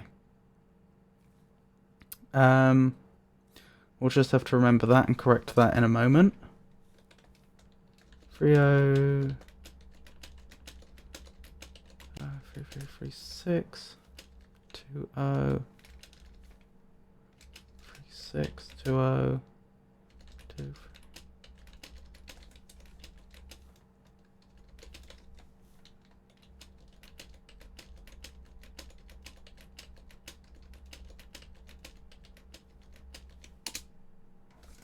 Right.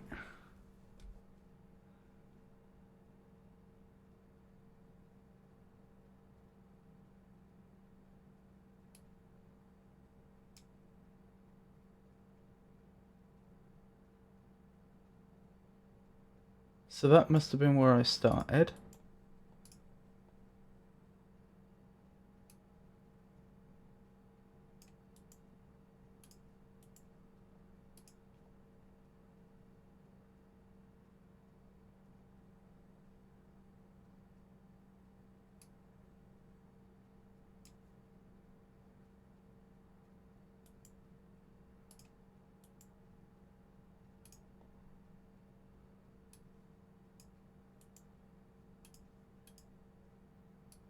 Need to make sure I copy the right bit.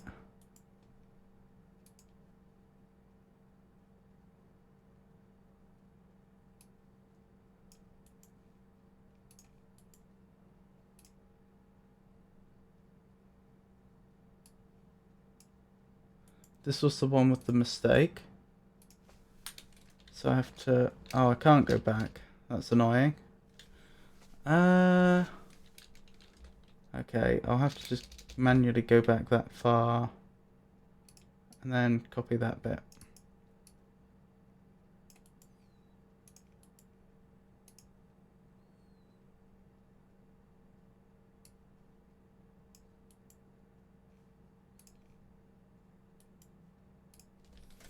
Right.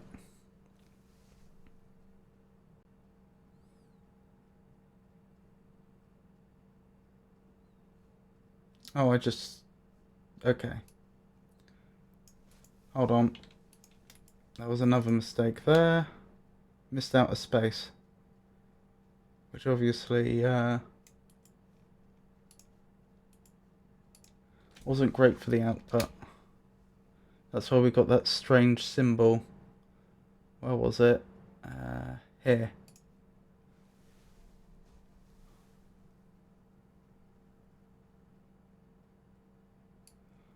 I can see there's at least one other mistake because we've got a 366 there. Hopefully the output will be close enough to something we can read. Oh no.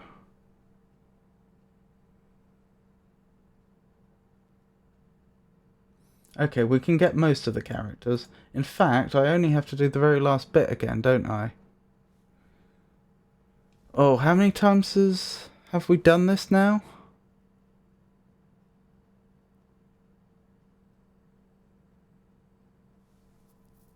I'll tell you what. I'll just guess.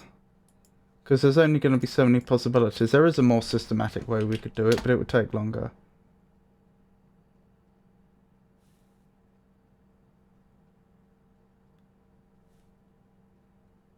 That's not right. What about...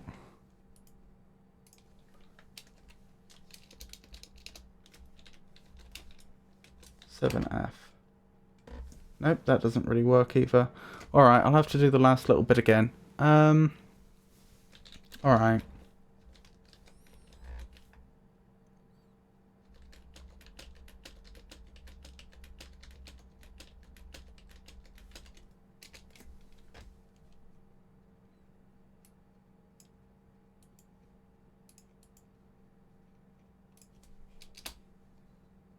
Yeah, it doesn't get you far, does it?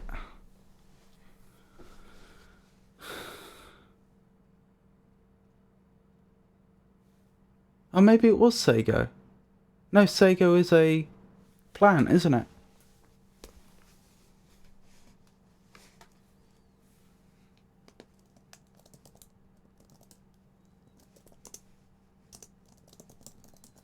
What's Sago?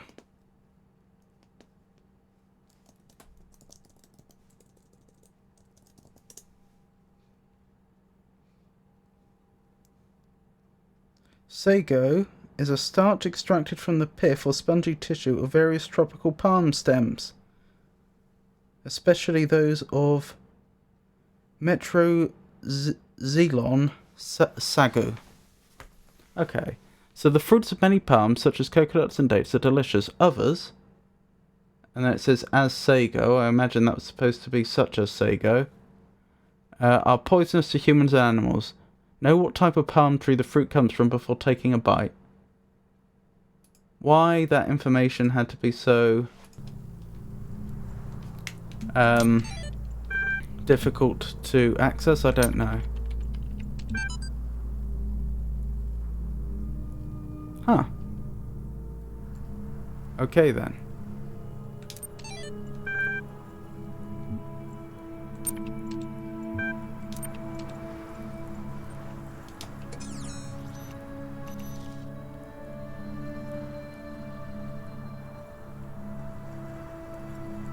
So the question is this here so I can leave easily and safely?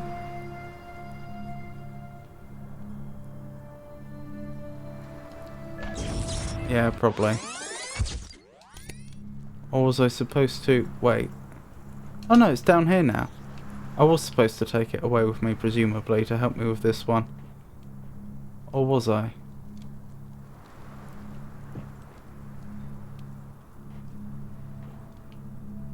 I just can't help but notice that this is a purple field, so in theory I should be able to...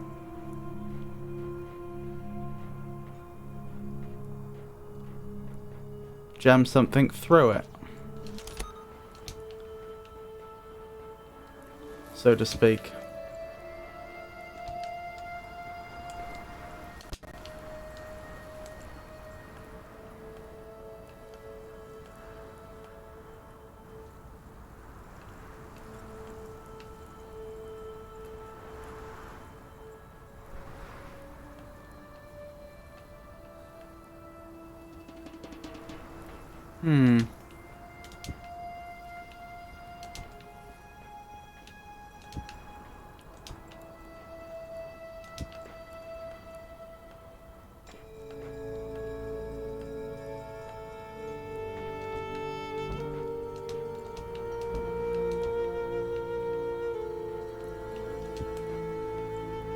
Strange.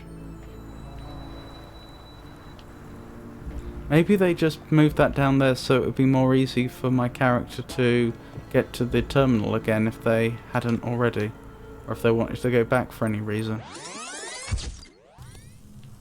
Okay, so let's give this one another look. Oh, I didn't notice before. It's buried to begin with. I'll take the jammer. I'll take the platform.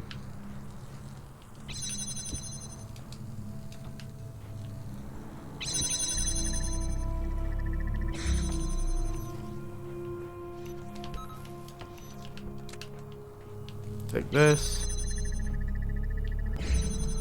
And I'll scratch my head again, wondering how this is possible. Speaking of which, how am I even going to get the blue that over here? Do I have an angle for it? I'm not sure I do. I really don't, do I? So that's another mystery.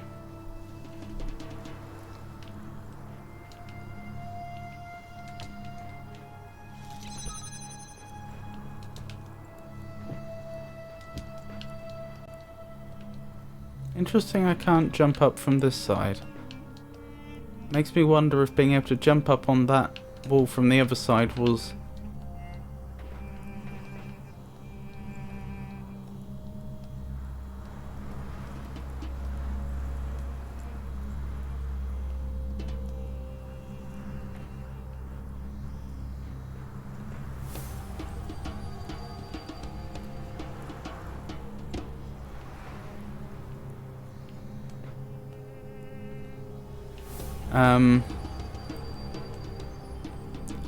an intended part of the map. I'm thinking maybe I could get the connector up there and connect it through the blue. That is, connect blue to blue.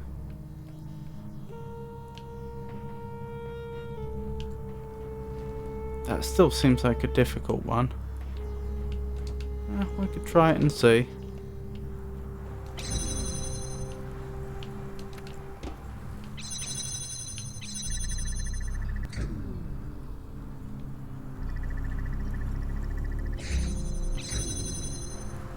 I could have put the jammer on top of there and sent that to the other side if I'd wanted.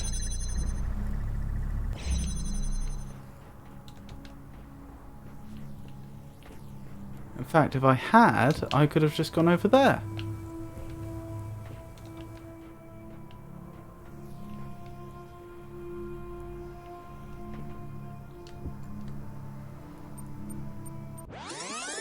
Let's do that, why don't we?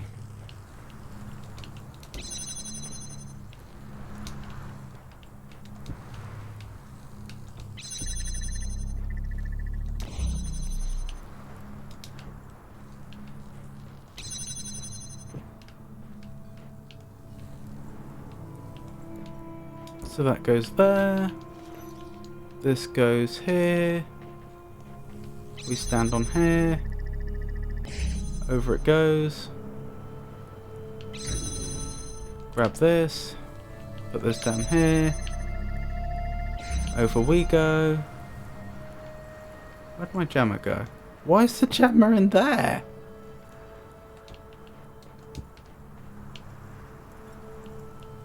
Although that is interesting.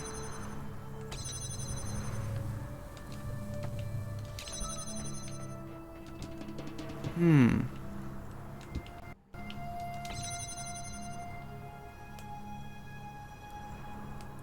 I not allowed to jam that?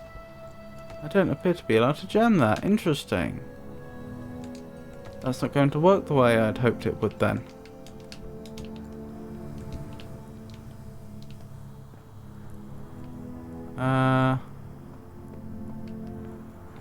I think it's fair to say it will not be straightforward connecting up the blue.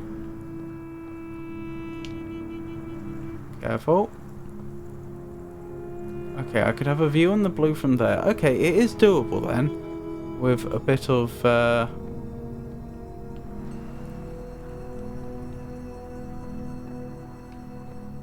acrobatics. But equally... Okay, I can't grab that.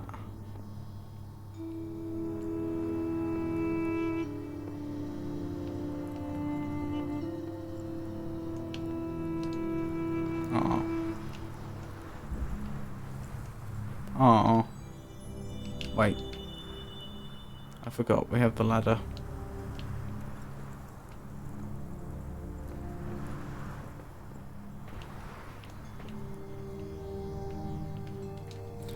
I'm just going to reset for now.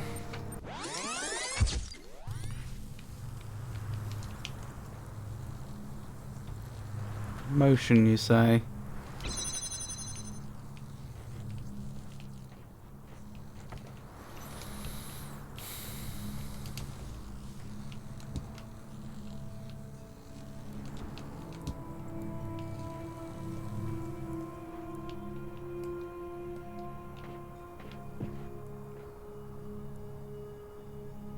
I mean, I assume the intention is I get the keys, I open this gate, I pick up the connector, and then presumably I connect up the blue and the...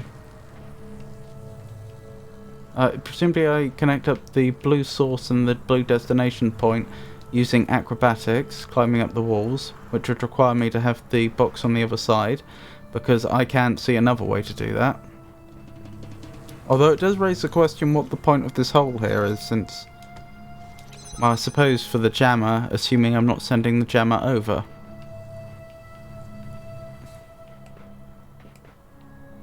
But I haven't yet figured out how I could be standing on top of the box.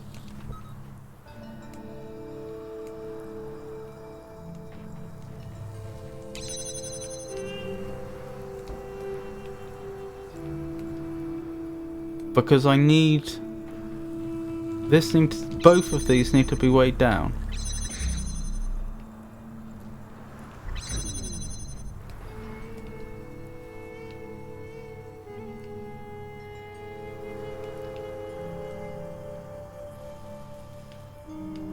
If I take this now, the fan won't turn on.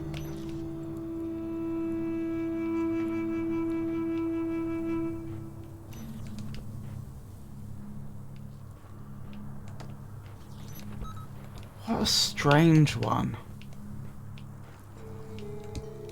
For the fan to work...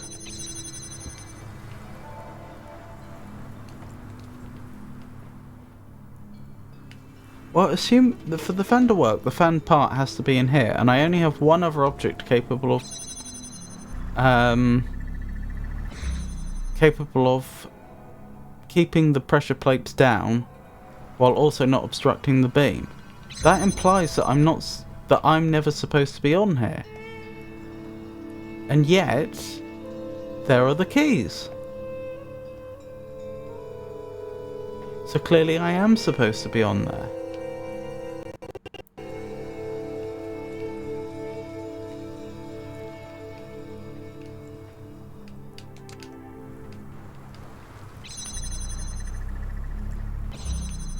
If it was possible to knock the keys down, which wouldn't be very consistent with the way the rest of the game works, then the jammer would have done it when we sent it over on top of the box, so we can just rule that out. That's clearly not the intention.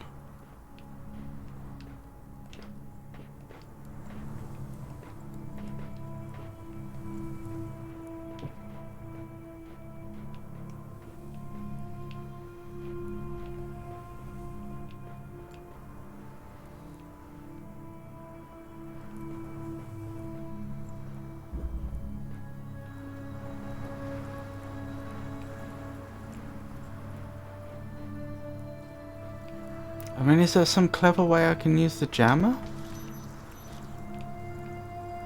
The thing is, the jammer can only jam one force field at a time, and there's 2 each for each beam.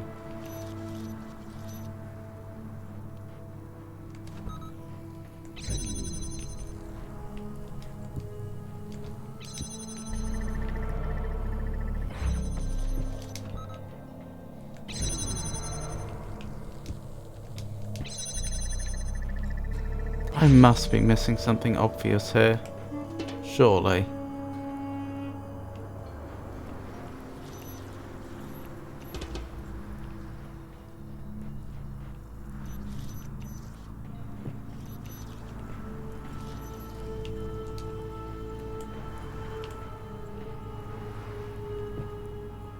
Interesting that I can see in there. Don't think it helps me.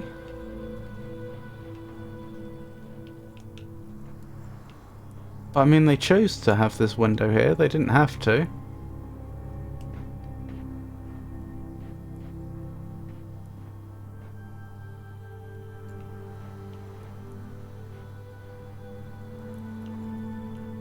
I mean, if I had a connector, I could connect this, I could use this to connect up the red without needing, oh, I'd need one of the force fields down. But not both of them. But I don't have a connector.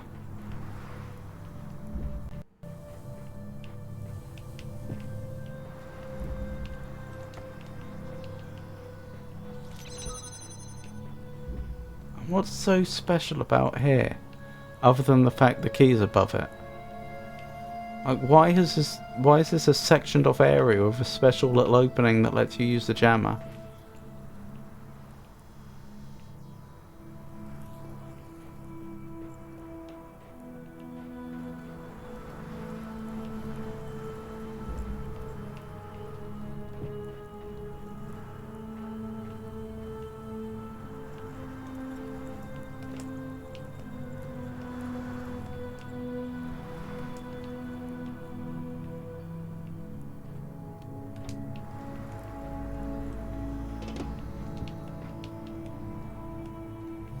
I could send the box over, but so what? That doesn't seem to get me anything other than access to the top bits here.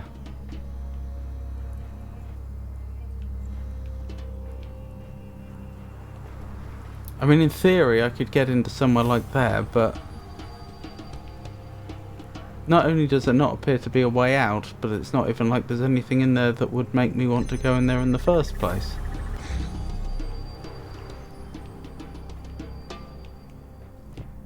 The same goes for over here.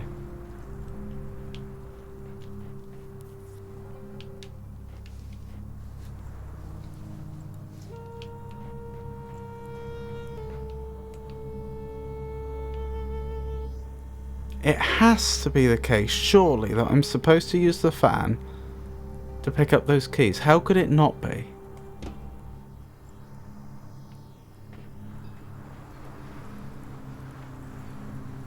But I don't have a recorder.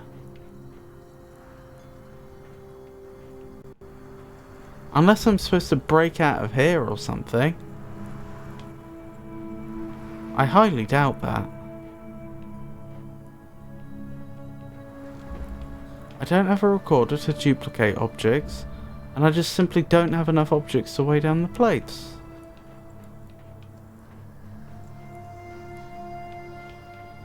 It's not like the fan stays running for a fraction of a second after the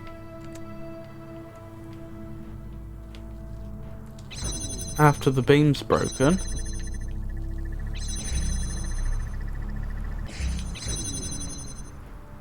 It stops instantly.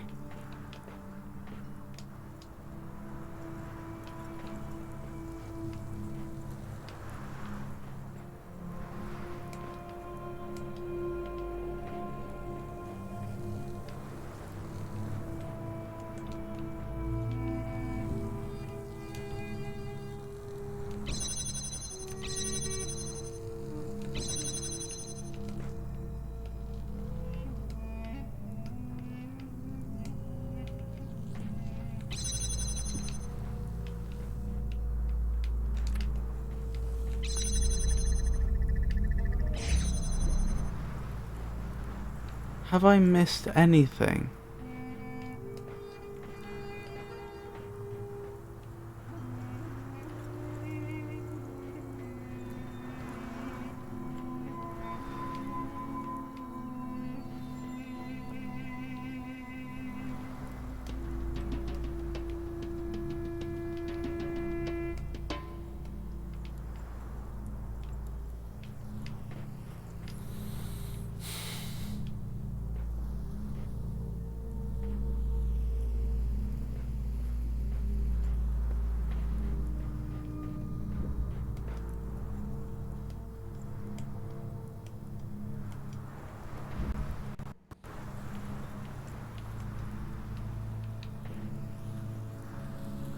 It's so strange how the ground isn't level here.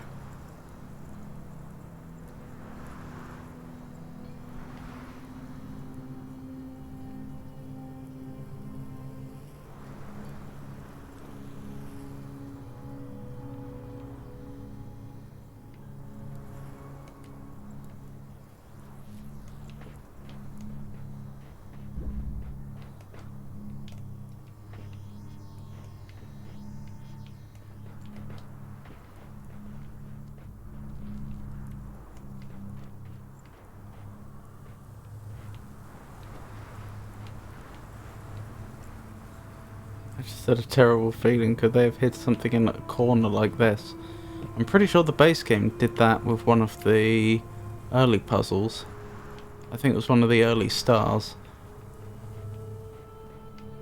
It was like round a corner and there was a bush in front or something like that, so you'd never normally think to look.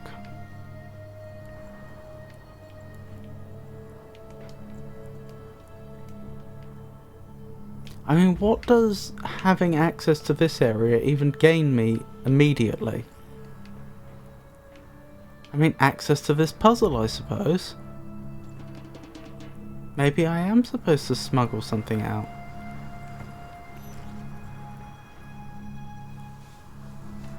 Supposing I smuggled the jammer out, somehow. What would I do with it? It's not the sort of object I need. It wouldn't allow me to get onto the fan and have the fan working. The only thing that would be worth smuggling out would be a small object, and we don't have any in here.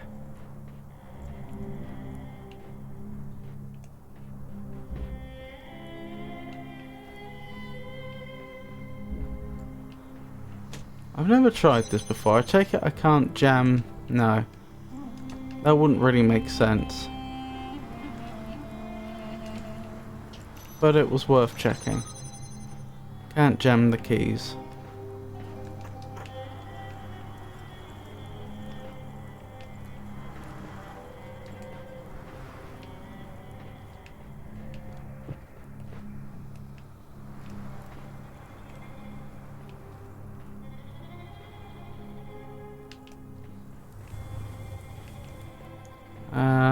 just want to see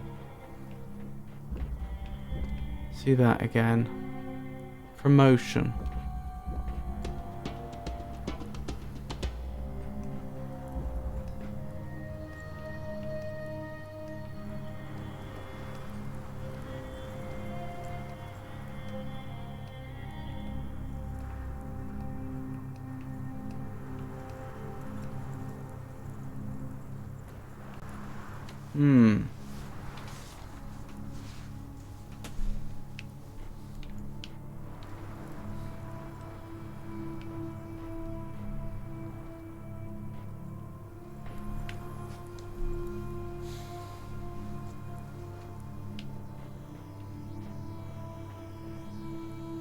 So let's think about this. If I could get on here with the fan working, that would be the puzzle solved, wouldn't it? Because I'd have the keys, and everything after that's a bit obvious. So it really does come down to, how do I get these beams to meet up if I don't have...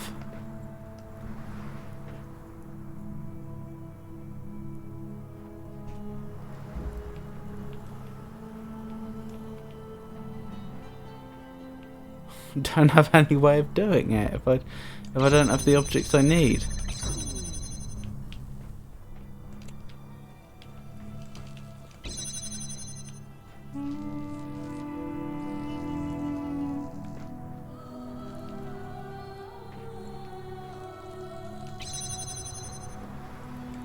I mean, I could send the box back over there, I just don't see what the point is.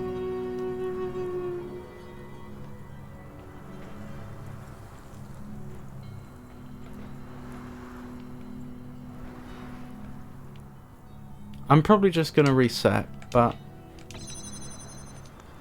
let's just see, once again, what happens when the collision takes place. I think there's a collision. Yes, there is.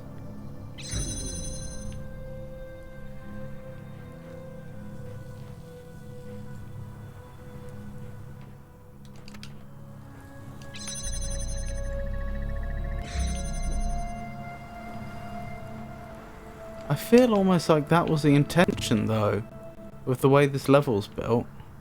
The way this puzzle's built, I should say. Because why else would you have a ladder to get in here?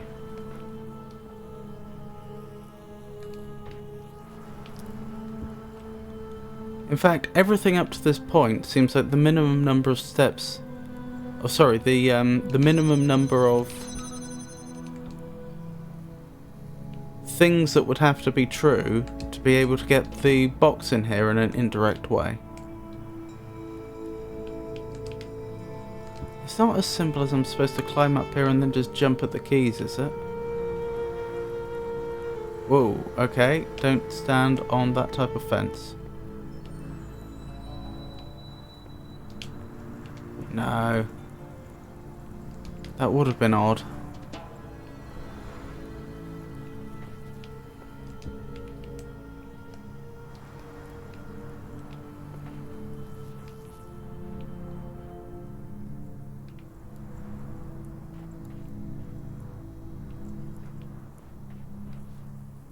But what does getting the jammer in here achieve? Nothing.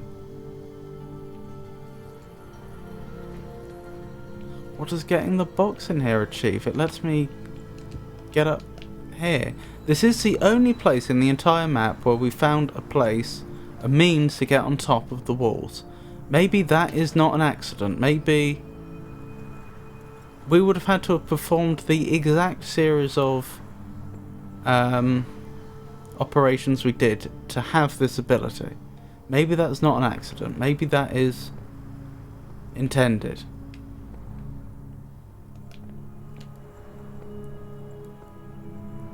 Maybe I should look very carefully in these areas to see if there's something hidden that I wouldn't otherwise have seen.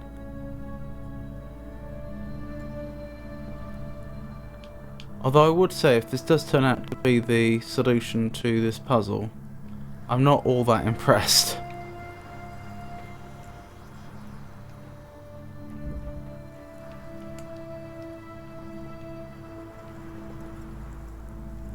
In so much as I don't think having to do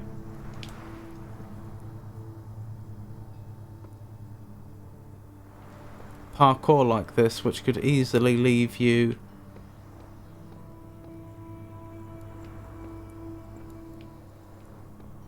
in a position where you're stuck, is a particularly good game mechanic.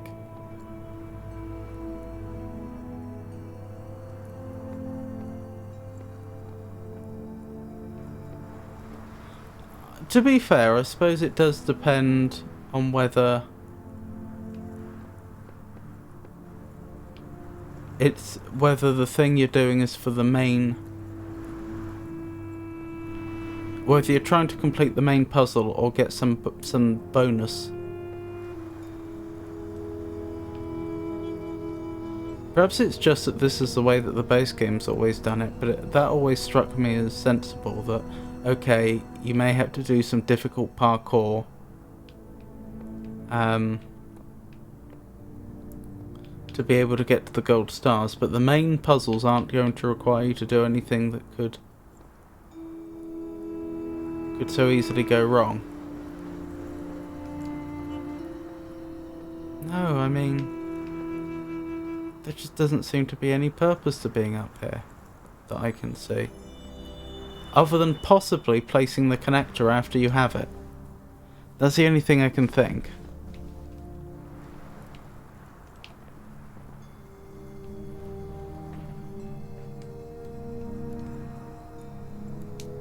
Hold on, I didn't see it say it's saved then, and I have seen it say it's saved now. It's that little theta in the bottom right. Or big theta, I suppose. Okay, maybe most of the things that I was considering then, maybe most of it is correct. Maybe the fact that if you put the jammer on top of the box and then send it over, it hits the keys and falls down into this room specifically, and that then lets you bring down the force field easily. To be fair, if the keys weren't there and it went over to the other side, you'd still be able to open this force field to get in there. That then lets you get the box in there, that lets you get on the wall, that then would in theory let you connect up the blues in a way which would otherwise not be possible. Maybe that is all part of the puzzle as intended. Maybe the only thing I don't yet understand is how I get myself up there. The thing is, with the way the puzzle's designed, I just don't see how that could be possible without having access to another weighted object that isn't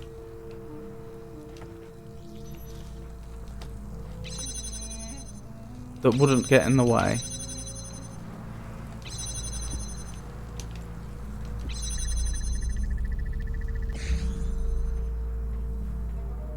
Right, fan's not on with just red.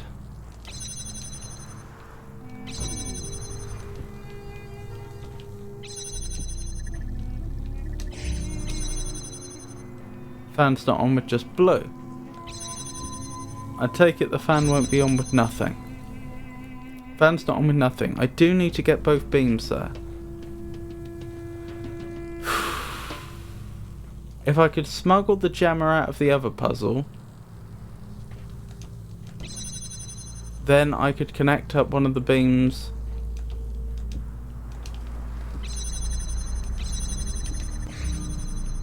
without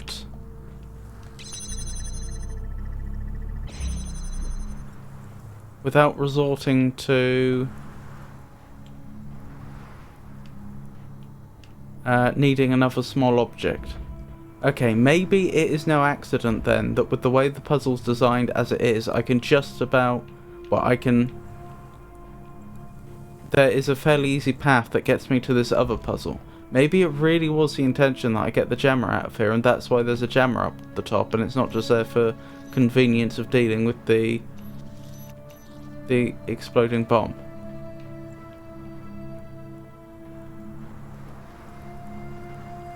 Suppose that's all true. How would I actually get the jammer out of here?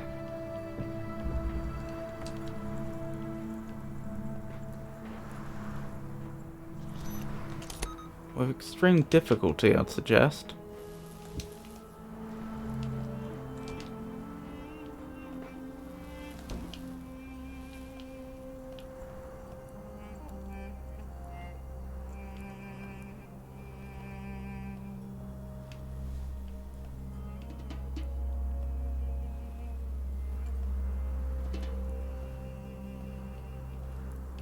Wait.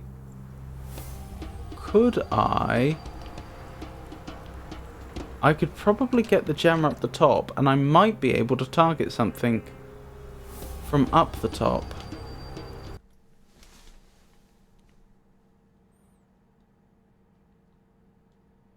That is without having to smuggle the jammer out.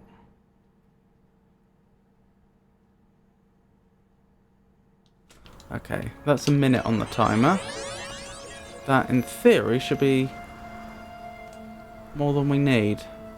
I take it I can't target anything right now? No. So I'd need to take the box. What about now? Can I target anything now? No, I can't. What if I try to climb on top of here? Is this a stable surface? Not really. I don't particularly fancy my chances grabbing the other box either. And that would only be useful up to a point anyway, since you need 3 boxes to get 2 boxes high. This is definitely the highest point I can reach though, isn't it?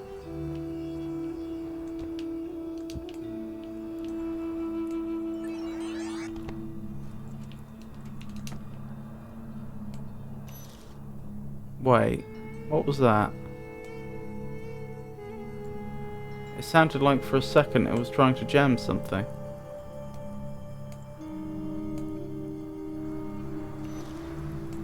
Is that because I was jumping? Or is there an angle there?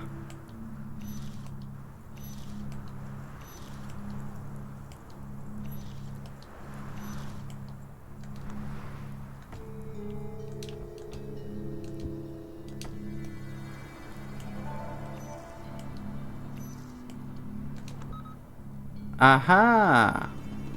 Okay, the only problem now is I wouldn't be able to safely get back down, but we can work around that.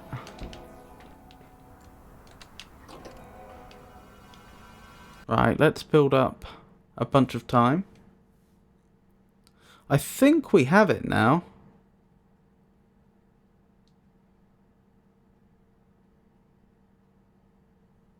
Yes, I think I see the entire solution now. We'll have to check.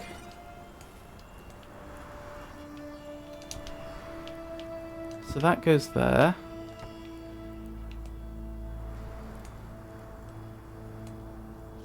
But imagine if this is the intended solution. You have to rely on a weird bug involving when you jump up and down. And you have to access another puzzle to solve this puzzle.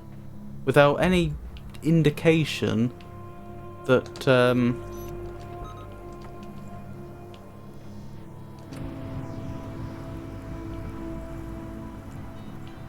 hold on. Let's have that off for a second. Without any real indication that that's what you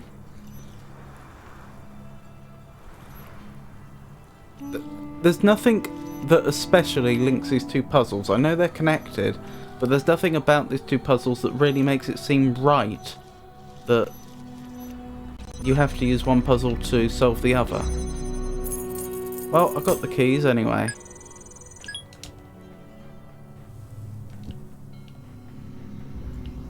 Okie doke.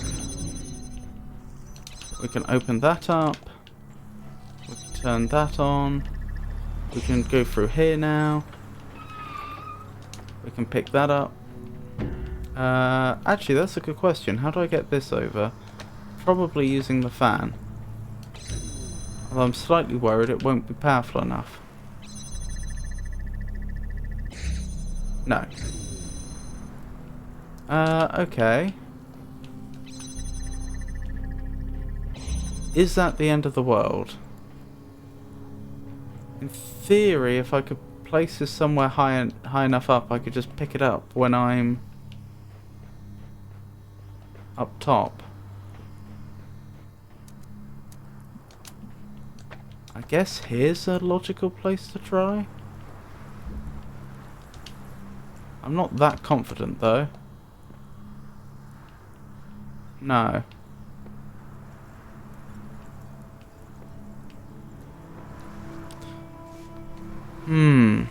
If I hadn't been on top of the box, then it's possible I'd have still managed to get the keys. But it did seem like the extra height it was offering was useful.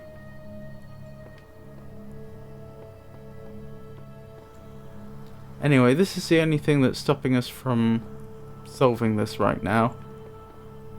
It's how do I get the connector up here specifically?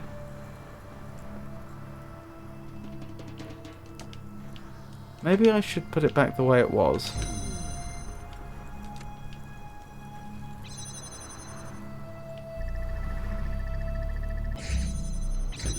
Oh, that didn't work that time. I was just thinking the way it landed, it was actually like a foot higher than it would otherwise be. Like so.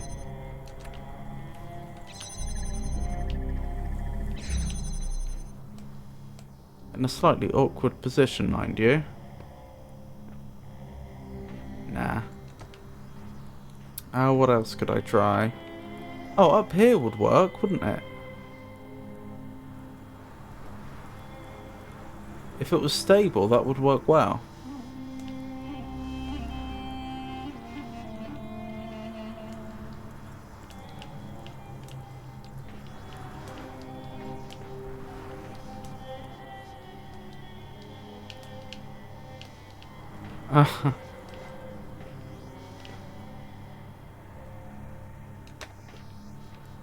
Seems stable enough. I should be able to grab that.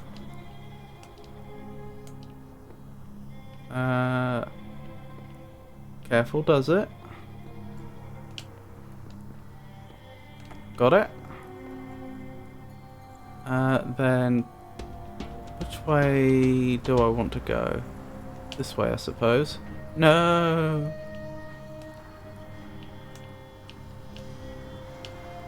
I think we've got this now. Short of a disaster, like I fall out of the puzzle.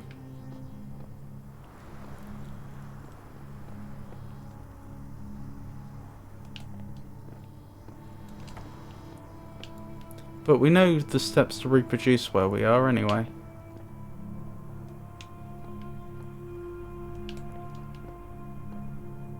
Right, careful. We don't want to fall up the last hurdle.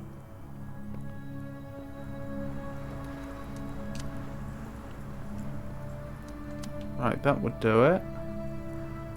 Right, I need to fall back this way. Is that a safe place? Yes.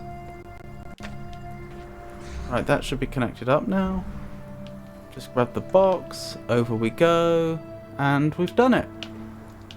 I do wonder if that was the intended solution.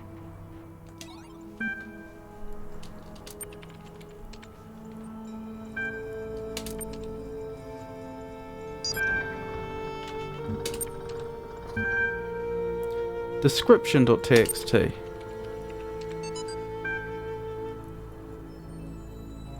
We use this world to test basic functions, but actually it has no role in the process itself. We didn't care about aesthetics much, and we place a bunch of tools without much thought going into it, just to see how the system is going to react to them. But at such late stage, we should not remove it from the database. Who knows what could go wrong without it? Moment.txt. Is it always the same? Is it percentage W5, percentage E27?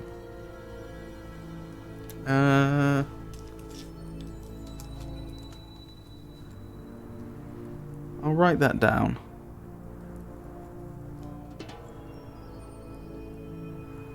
Right, where were we? The moment is that ambiguity in which time and eternity touch each other, and with this the concept of temporality is posited, whereby time constantly intersects eternity and eternity constantly pervades time. As a result, the above-mentioned division acquires its significance: the present time, the past time, the future time.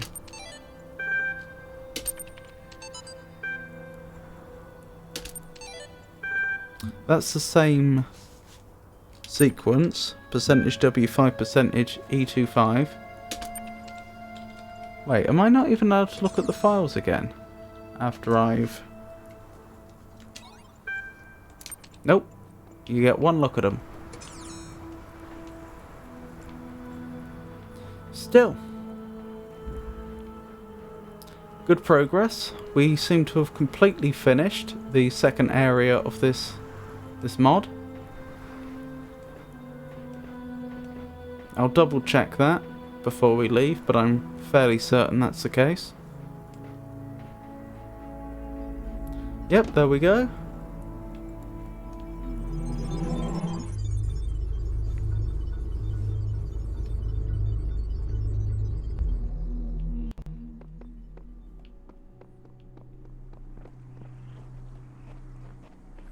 So we won't be doing any more tonight. Ooh. Access is denied? Yeah, I thought so. But we may as well dip our toes into the next area just before wrapping up. Where? Up there? Round the back? Trying to find out how I open that dome up. Yep, round the back. Oh, thank you, Yisha. Honestly, to me, it didn't feel like a very elegant solution at all.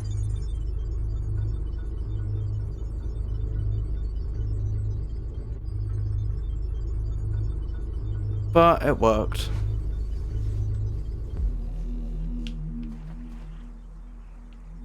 Right, so 2 stars and 5 more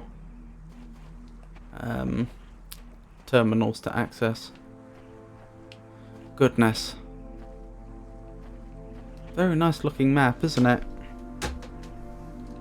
Anyway, I really do have to stop now, I'm afraid.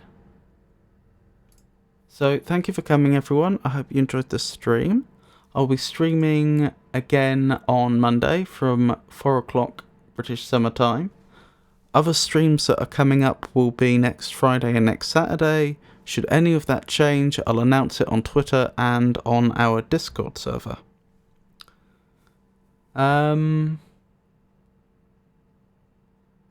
We'll be doing more of the same.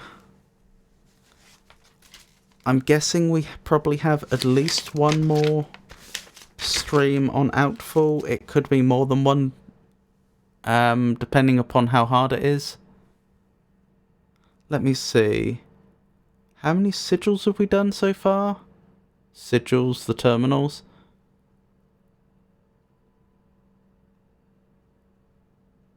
I'm trying to think. I feel like there's only been about 5 in each area. No, that does add up, doesn't it? So what I'm thinking is, I know there's that 4th building in the hub world. How much content is that? Is that a whole entire 4th world? In which case we're probably looking at least 2 more streams. Or is it just like an additional bonus puzzle or something for people that have finished everything else? But yeah, we're probably looking at 1 or 2 more streams on Outfall. Then we've got Sanctuary, which I have no idea how long that's going to be. I believe that was the only mod for which the dev didn't actually list the number of sigils and stars, so I've no idea how big that is. And then possibly Rebirth if I can get it working, and I understand that's quite a large one.